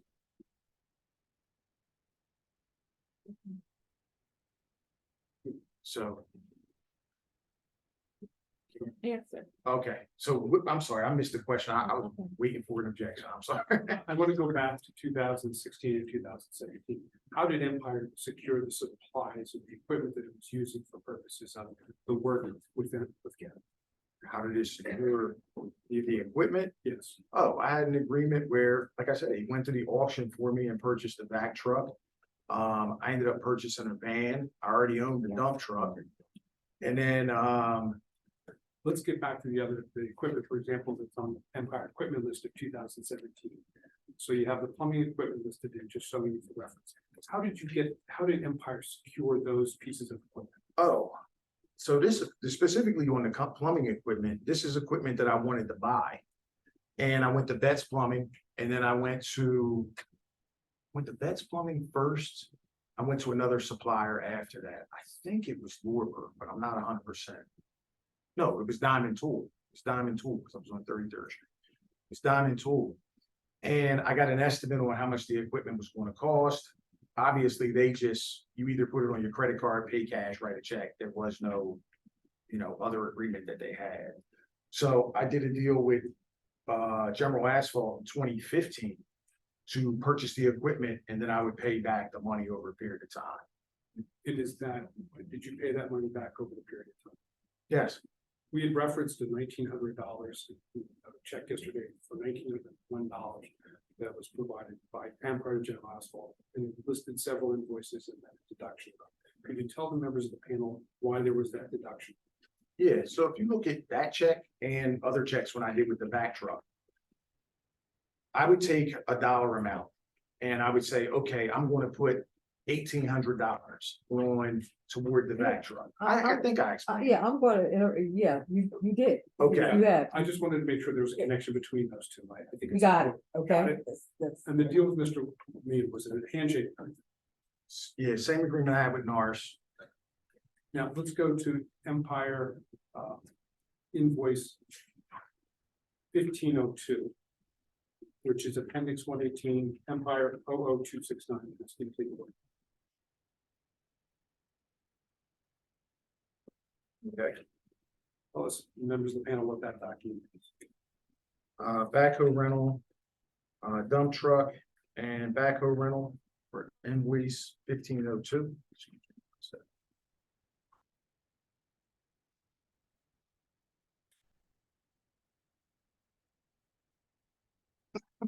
you're gonna be late. I know, I Go ahead, I'll cut you off. If you need to train of thought. No, I'm good. Go ahead. Yeah, it was January of 2019. Invoice 1502. It's for a backhoe rental from the 8 to the 11. A dump. Now, you testified, sir, that you had purchased a backhoe. When you say you purchased, was it Empire that purchased the backhoe? Correct. Okay. Tell the members of the panel when that purchase was. Why that purchase? Why you purchased? That was in late 18. Purchased that from Eagle Power. Why did you purchase it? I was just able to, at that point, I was able to move on and get credit to be able to get purchase my own backhoe. And then later I was able to purchase an excavator. And then as time went on, as I was doing the lease agreement with NAR Sales, at the end of those deals, I was able to I owned the equipment. So I owned the compressor. I was able to go to Eagle Power and get a backhoe.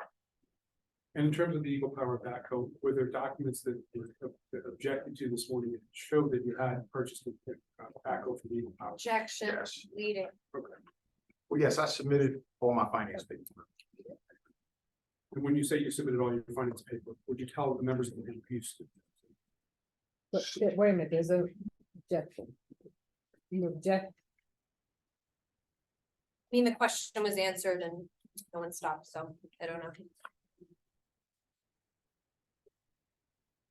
so are you withdrawing your objection? Certainly not. Well, then tell Certainly me why you're objecting and we will rule. I don't even remember where we were because there were like 3 questions after that. I objected because council Would was you like the leading. court reporter to read back? Sure. Court reporter, could you read back the last question that was asked by Mr. Burns?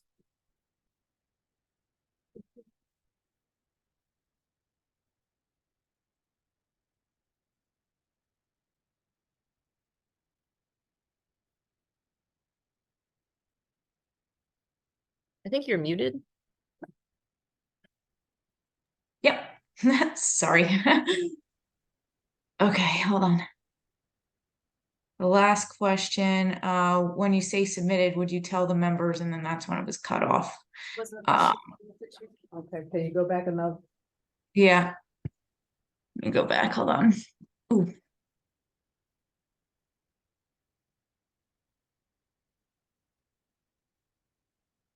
Okay, and then in terms of Eagle Power backhoe, were there documents that objected to show that you had purchased the backhoe from Eagle Power? Answer yes, and that's when the objection leading. I objected prior to the answer, but that was my objection. Repeat, I'm sorry, can you, no, for the court reporter, can you read that question one more time? And then you tell me why you objected to it, so we can, It was leading.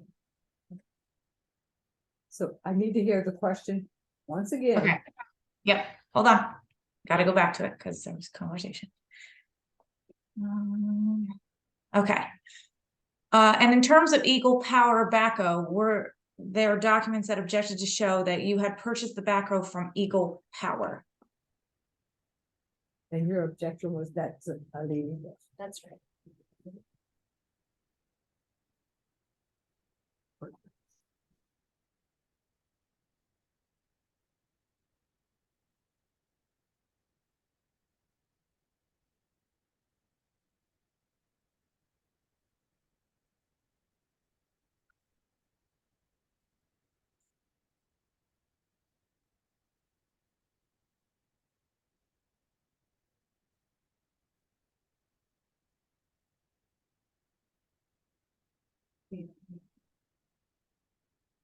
Overruled,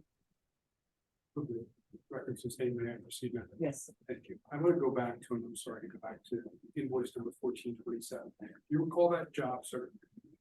1502, I'm sorry. Do you, no, 1440, you recall that job? 1427. And invoice 1427. It says in the report, what is that job? Engine 5. Okay. And what work was being done at engine number 5? This was again a dig out. And do you recall whether a backhoe was being used at engine 5? No, this You is, trailed out, so I just, do you recall whether a backhoe was being used? And I didn't hear the rest of it. Or the engine 5 work? Also, no, I stated earlier, this was an excavator. okay, thank you. Now, with regard to this invoice, do you recall whether Empire submitted invoice number 1427 for purposes of minority participation? Not, What about general lots? I don't have it. You don't. I'm gonna go to invoice. Excuse, can we ask the panel has a question about why it says backhoe if it wasn't excavator? I thought we covered that, but I'll let him answer that question. Yeah, for sure. yeah, I want. I think that's a good So question. when I program everything in the QuickBooks, I manually put everything in. I basically set up a general HVAC. So I don't put in Wild McLean boiler, I don't put in Scotch Marine boiler. I don't itemize it that way. I just put in general HVAC. So when I click on backhoe, it's just a generic term. And then I adjust the pricing based off the rate sheet that I have for the correct price. So it'll say, general plumbing might be one of my drop downs, is one of my drop downs. And then I'll go into detail to the right of that. I'll manually type that in and then I'll put the rate. So for that, I would put, it would come up backhoe. And then I would use the rate that was on my rate sheet for the excavator. So you're putting in the categories in. Into QuickBooks. Why didn't you put in both for if there are two different things? I don't know. I just never differentiated, the same reason I never put it in for materials But that there, way. you did say there was a difference There is a between the two. But Yes, you just never put it in. no, I didn't do the same thing for cranes or any of the other stuff that I would track. I'm gonna show you what we've marked as invoice number 1502, which is appendix 118 Empire 00269. Take a look at that document. Are you familiar with that document, sir? Yes, What is that document? an invoice for rental of a backhoe for, looks like a couple of days, 8th, 9th, 10th, 11th. Dump truck and a backhoe rental in the 14th. What year is that, sir? This was 2019. And in 2019, let's go through that invoice. 2019. What date in 2019? January 8th. What are the equipment that's listed on that invoice? Backhoe rental, dump truck, and a backhoe rental.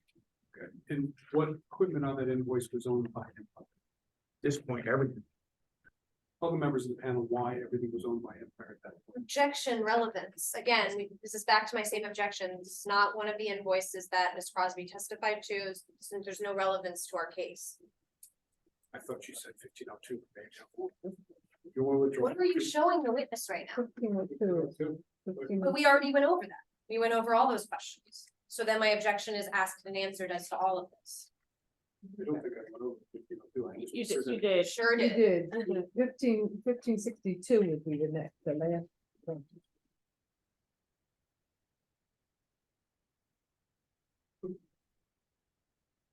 $1,500 out, I'm sorry. Can we take a break after this, and once I get through this question, if you don't mind? We have given you, 2 hours more with Mr. Wallace, and we're still not, are you close to being finished? I don't know if I'm close to being finished. I don't want to promise anything. And what I did say about the 6 hours, I did say that we would take our time in order to get the evidence. that And we we've needed. given you time, we've given you more time than, we had, originally laid out for you, so. At some point, you're gonna have to get there with these, you're gonna have to get finished, you're not gonna be able to. And I we're should not make the so- panel aware I'm not available past 5 PM today. I cannot go all night tonight. Made arrangements to be here without my co-counsel, but I cannot do past 5 PM. today.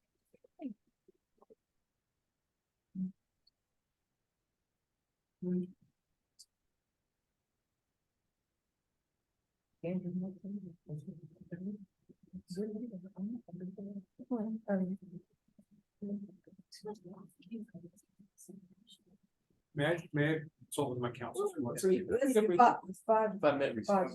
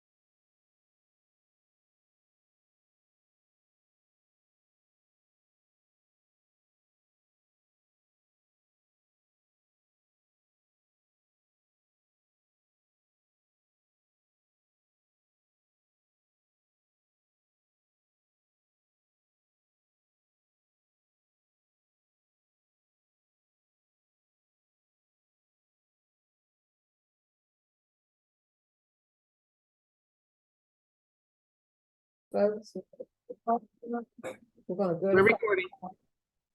And then we have to come back next week, and we're looking at next Thursday.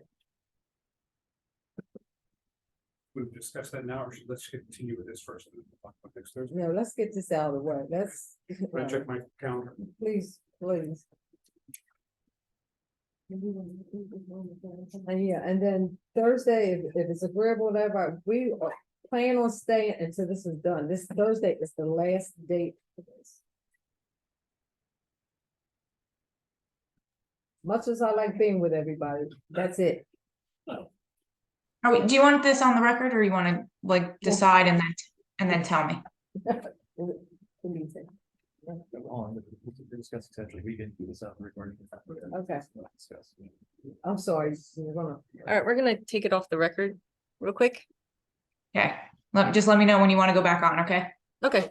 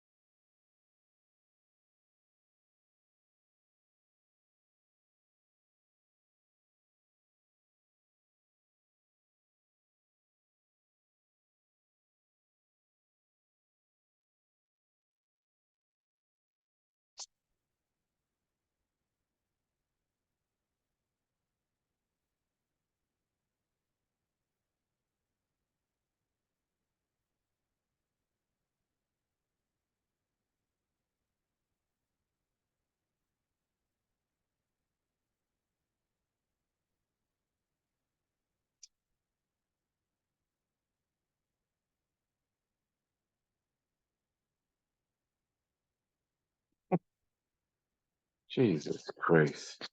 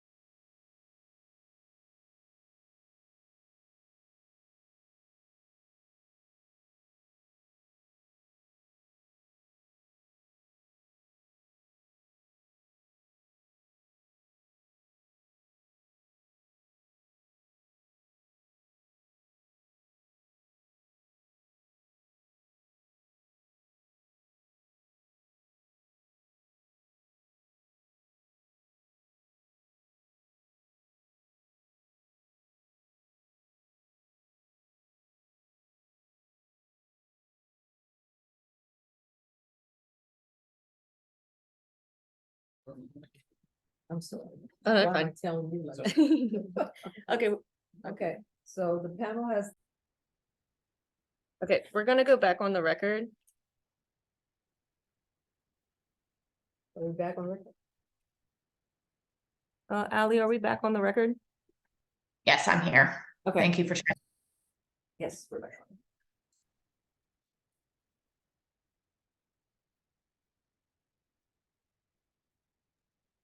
Whenever you're ready.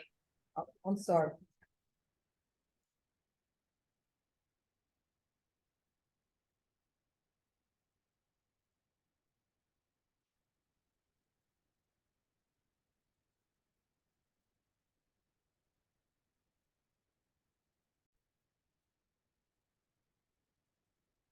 So originally, counsel for Gap and Empire wanted the hearing in person.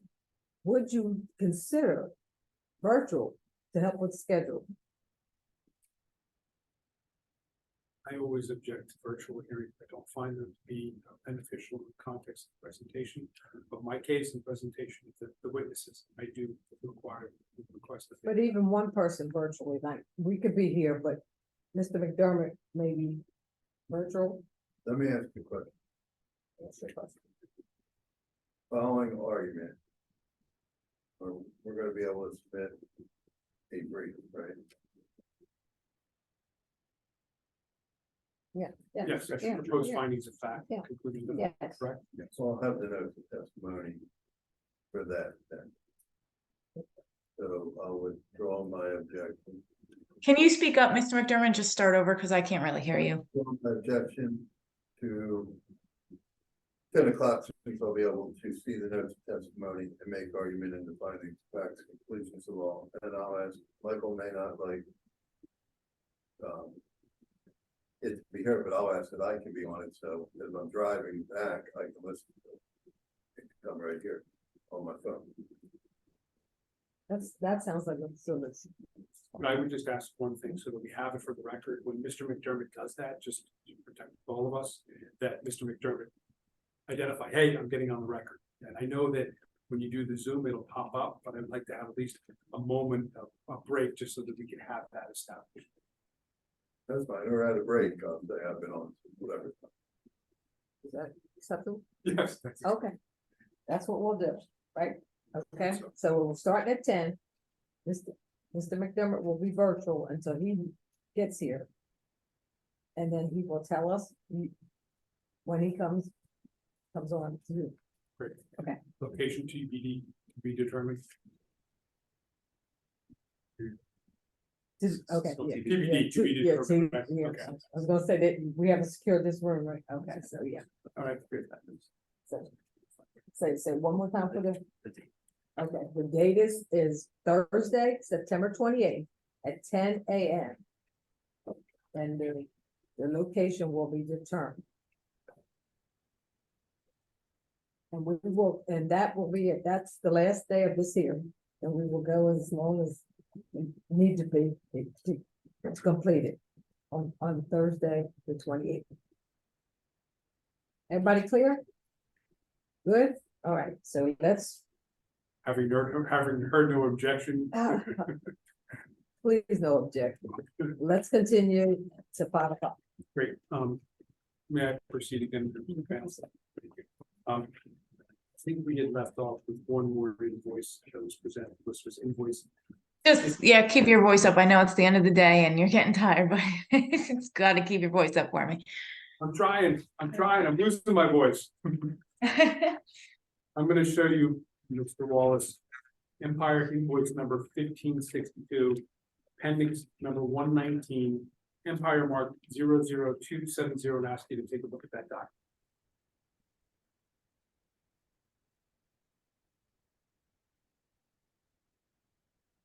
Okay, Are you familiar with that document? 1502, yes. Time period is March 23rd. It was for rental. Objection. The question was whether he's familiar with the document. He said yes. Okay. And weren't we on 1562? We've already done 1502. I'm on 62. Oh, you said 02. Okay. I'm sorry. Okay. So yes, 1562, What date is that document? March 23rd of 19 was the date of service. Was this an Empire invoice to General Asphalt? Yes. And what was the purpose of this invoice? It was for a dump truck, a compressor, and a backhoe. Okay, there were rentals from Empire, Yes, and then the project is referenced in the order. What is the project? Engine 22, Academy, and Common. Are you familiar with that project? Yes, What was that project? that was another dig up for a sanitary line. And were you present at that project? This one I was not. Now, there was a rental of a backhoe on 3/29/2019, correct? Correct. And there was a rental of a triaxle dump truck, correct? Yes, Yes, and a compressor. and did Empire own any of this equipment? Yes, What equipment did it own? all of the equipment. When you say all, the triaxle dump, the air compressor, and the backhoe, Correct. and this was rented to Empire through the city, correct? Or through General Asphalt for the city, correct? Correct. What was the total amount for the invoice with respect to the backhoe? $472.50. Did Empire, to your knowledge, seek credit for minority participation with regard to invoice number 1562? No, Did General Asphalt, to your knowledge, request minority participation or credit for invoice number 1562? not that I know of. Now, we had a chance to go through these exhibits, and I wanted to go through in 2017, Empire was not certified, is that correct? Correct. So the first invoice would be in 2018, invoice 1148, correct? I'd have to see it. I just want to go through the numbers. Okay, 1148. And the invoice for number 1148, what was the charge for the rental of the quote backhoe? $405. And what was the total, $405? No, the total amount was 1620. So it was a backhoe rental for how many days? 4 days, so it was a total of $1,620, correct? Correct. Was that the amount that was charged by Empire for purposes of the backhoe? Yes, that's what I charged And for the day. we had talked about how that backhoe rate was determined, is that correct? Correct. Was that backhoe rate more expensive, to your knowledge, than if you went to a typical supply house like Sunshine Rentals? No, when I did all my pricing for all my equipment, I made sure it was cheaper than Home Depot, Sunbelt Rentals, United Rentals, Diamond Tool. I made sure that it was cheaper than everybody else in the area. Now we're going to invoice number 1151. And again, I reference you to the backhoe charge. What was the backhoe charge in total for invoice 1151? Objection I asked was and gonna say, answered. before she even objects, I'm going to say, why are we doing this again? I know we got an extra day, but let's not. No, all I want to do, and I can't get to it myself, is I want to add up the numbers to the total amount that's at issue with regard to the backhoes in 2018. If you want to take a judicial notice of it or notice from the panel, and you trust my math, then I'll give you them. Yeah, let's trust your math. And notice doesn't have to be given, the document speaks for itself, it's all there. Yeah. Council, if council's wanting to make argument about it, there's opportunity for that in closing. Give us, give Yeah, I'll us. give you the number. For the 4 invoices that we have in 2018 that are issued with the city of Philadelphia, the total amount at issue was $3,788. Please note my objection to council testifying about documents that are already in evidence. I do I have to. You You wanna, don't have to, I'm making an objection. yeah, It's I for think the record. objection is going to be on the record, and I'm going to have to go, the court is going to say, she raised an objection to you giving that number. And I'm going to have to go to the court and tell them, and the court may exclude this testimony or this information that I provided, which is from the documents themselves. either we're gonna accept his number, or we're gonna sit here and wait for him to add all this up and. There's another option, and the other option is to sustain my objection because council is seeking for the witness to testify to what's already in evidence. If council would like, as I said, if council would like to make argument, I suppose the argument he's making is something about the total cost. He can do that in argument, but there's just no justification. I need to have a fact before I can do it. It's in evidence. The invoices are all in evidence, all of them. And I'm allowed to, for purposes of the panel, identifying what that number may be, and that's all we're trying to do. I mean, I don't think that's a legitimate objection. We're gonna overrule it and allow you, Thank you. but could you, I'm gonna speed it up. The total number that I have is $3,788. for the rentals in 2018 of the quote backup, all right? Mr. Wallace, with regard to the provision of these equipment rentals, who handled that work for Empire? I did. Did anybody assist you with that? In the rentals, no. Tell us what you did in terms of the rentals and the work that you performed in order to rent things to General Asphalt and other contractors. Objection, compound question. Okay. Work did you Sustained and. What work did you perform in order to secure the rentals, rental equipment? Tell us about what you did. So the rental equipment we discussed, of how I procured the rental equipment. If you want to go into how I was able to get the equipment rented, is that? Yes, yes. Okay. So if a person called and requested a piece of equipment, sometimes I would get email, sometimes I would get a phone call. It came in a variety of different ways. They would say, hey, do you have this piece of equipment? I would say yes or no. And if I didn't have it, I would say, well, when do you need it? If they needed it, let's say in 2 weeks, or it wasn't urgent, I would actually just rent that equipment from NAR Sales or another facility and re-rent it to that individual. If I didn't have it, again, it would have to be, everything was case by case. Everything was case by case. It wasn't a standard thing. If I had the piece of equipment, I rented the piece of equipment. If I could procure the piece of equipment and re-rent it, I would do that. And there was a term that was used was sourcing equipment. Could you tell the members of the panel what you did to source the equipment? Objection, vagueness, what equipment are we referencing? The relevant equipment is the equipment that is part of the city's case. Sustained and narrow down to the short. Are you familiar with the term sourcing? Yes. With regard to the equipment that was mentioned at the back, the quote backup, what type of sourcing did you do that for that, sir? When I did the purchase, Yes. oh, I just looked at a common brand. I looked at, if I had an issue with it, I wanted someplace close. I didn't want to go with like a Hitachi or Kawasaki or one of them. I went with Case. They're in Montgomeryville, easy to get to if I had issues. So that is why I went in that direction. So in terms of going in that direction, did you do research in order to come to a conclusion as to the purchase of the equipment? Objection, leading. What did you do in order to? Sustained and. What did you do in order to secure or procure the equipment? Objection, asked and answered.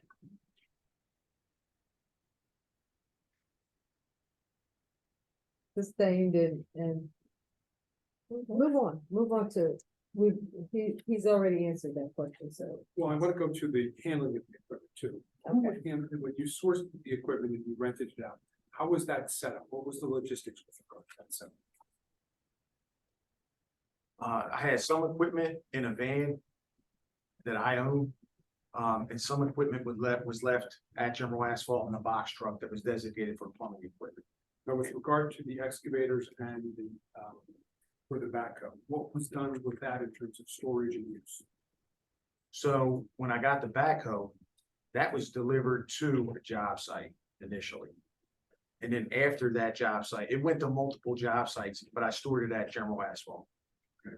And with regard to the excavator, how was that purchased or handled? Objection, relevance. Excavators are not part of the city's case. I think he testified that the backhoes were misrepresented as being excavators, and so I wanted to make sure we covered that place.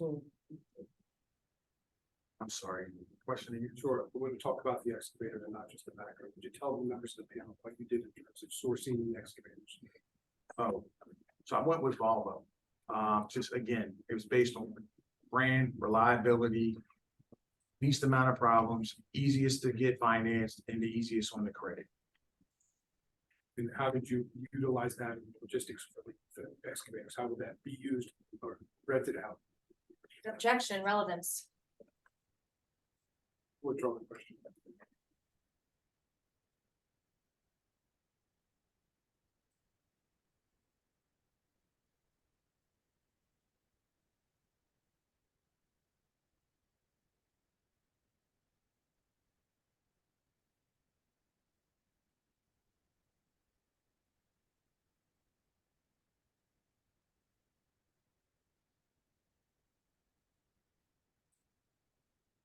And we have 7 more minutes for 5 o'clock, so. You know, open it out. I'm trying to, I've got a bunch of notes that I've got to get. Okay. Just wanted you to be aware that we have 7 more minutes.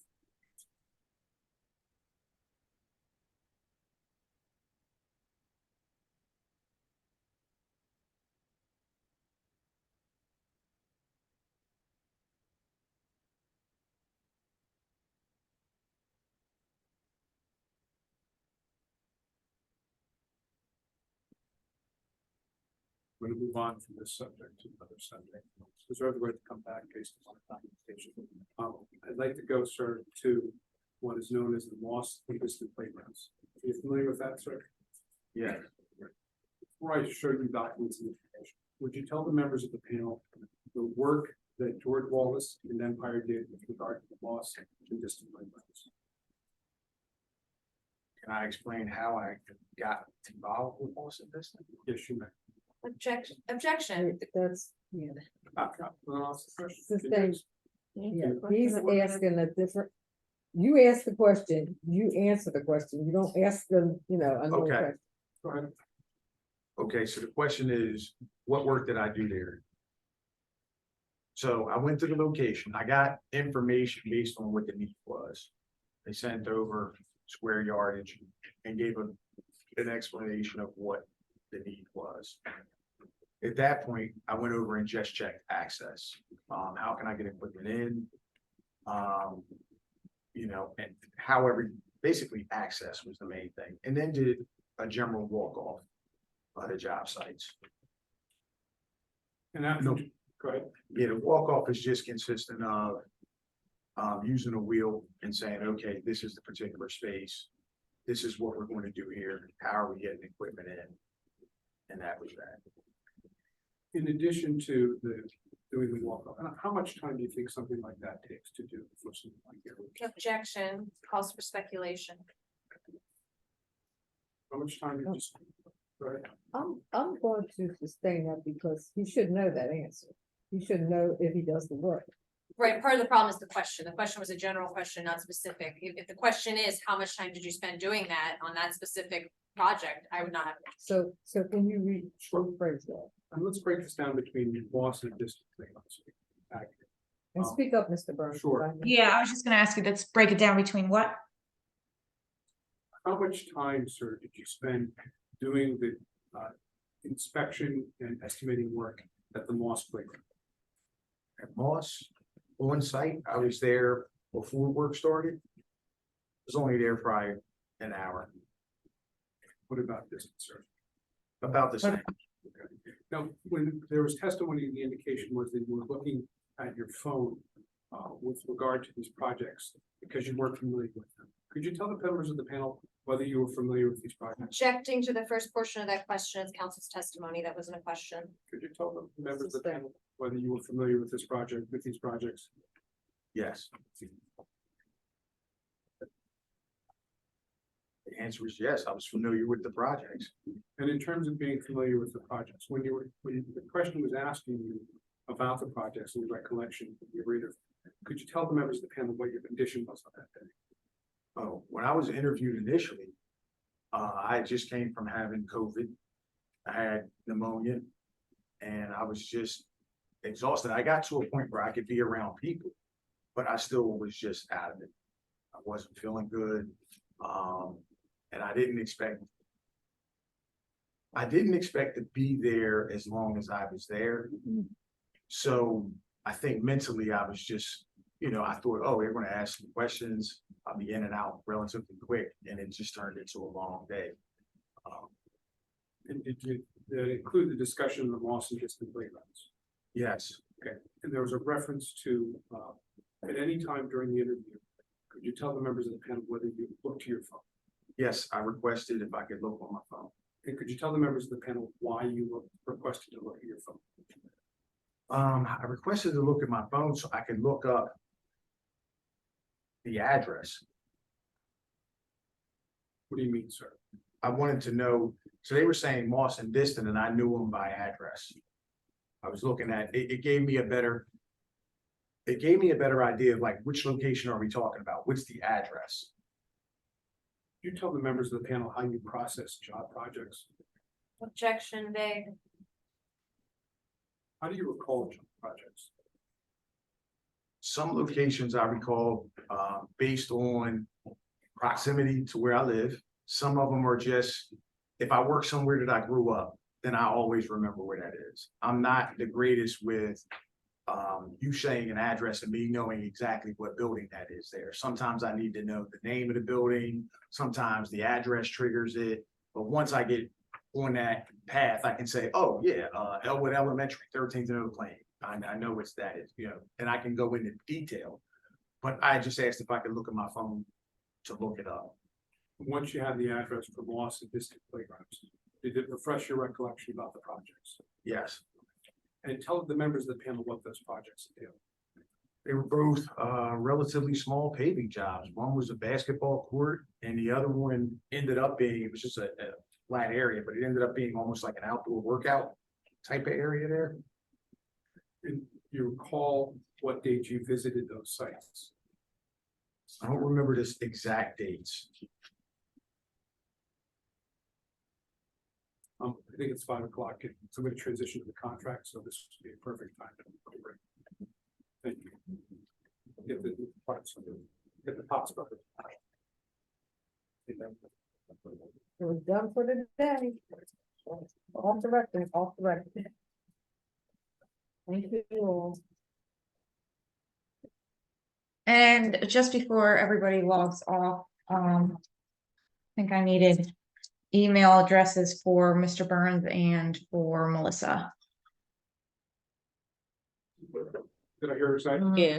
You listening, Madam Reporter? You ready? Do you want me to type it? Yes, It's good. yeah, that would be good. Yeah, You know it? No. MJ Burns. Bowen Burns lawyer.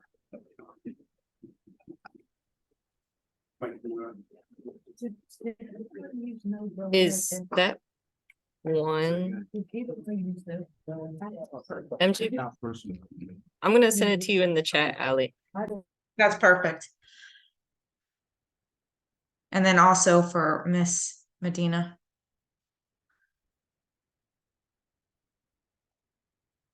No, what, Ally, what court reporting service is this? Lexitas? Lexitas. Lexitas. Yeah. Ally. The brother.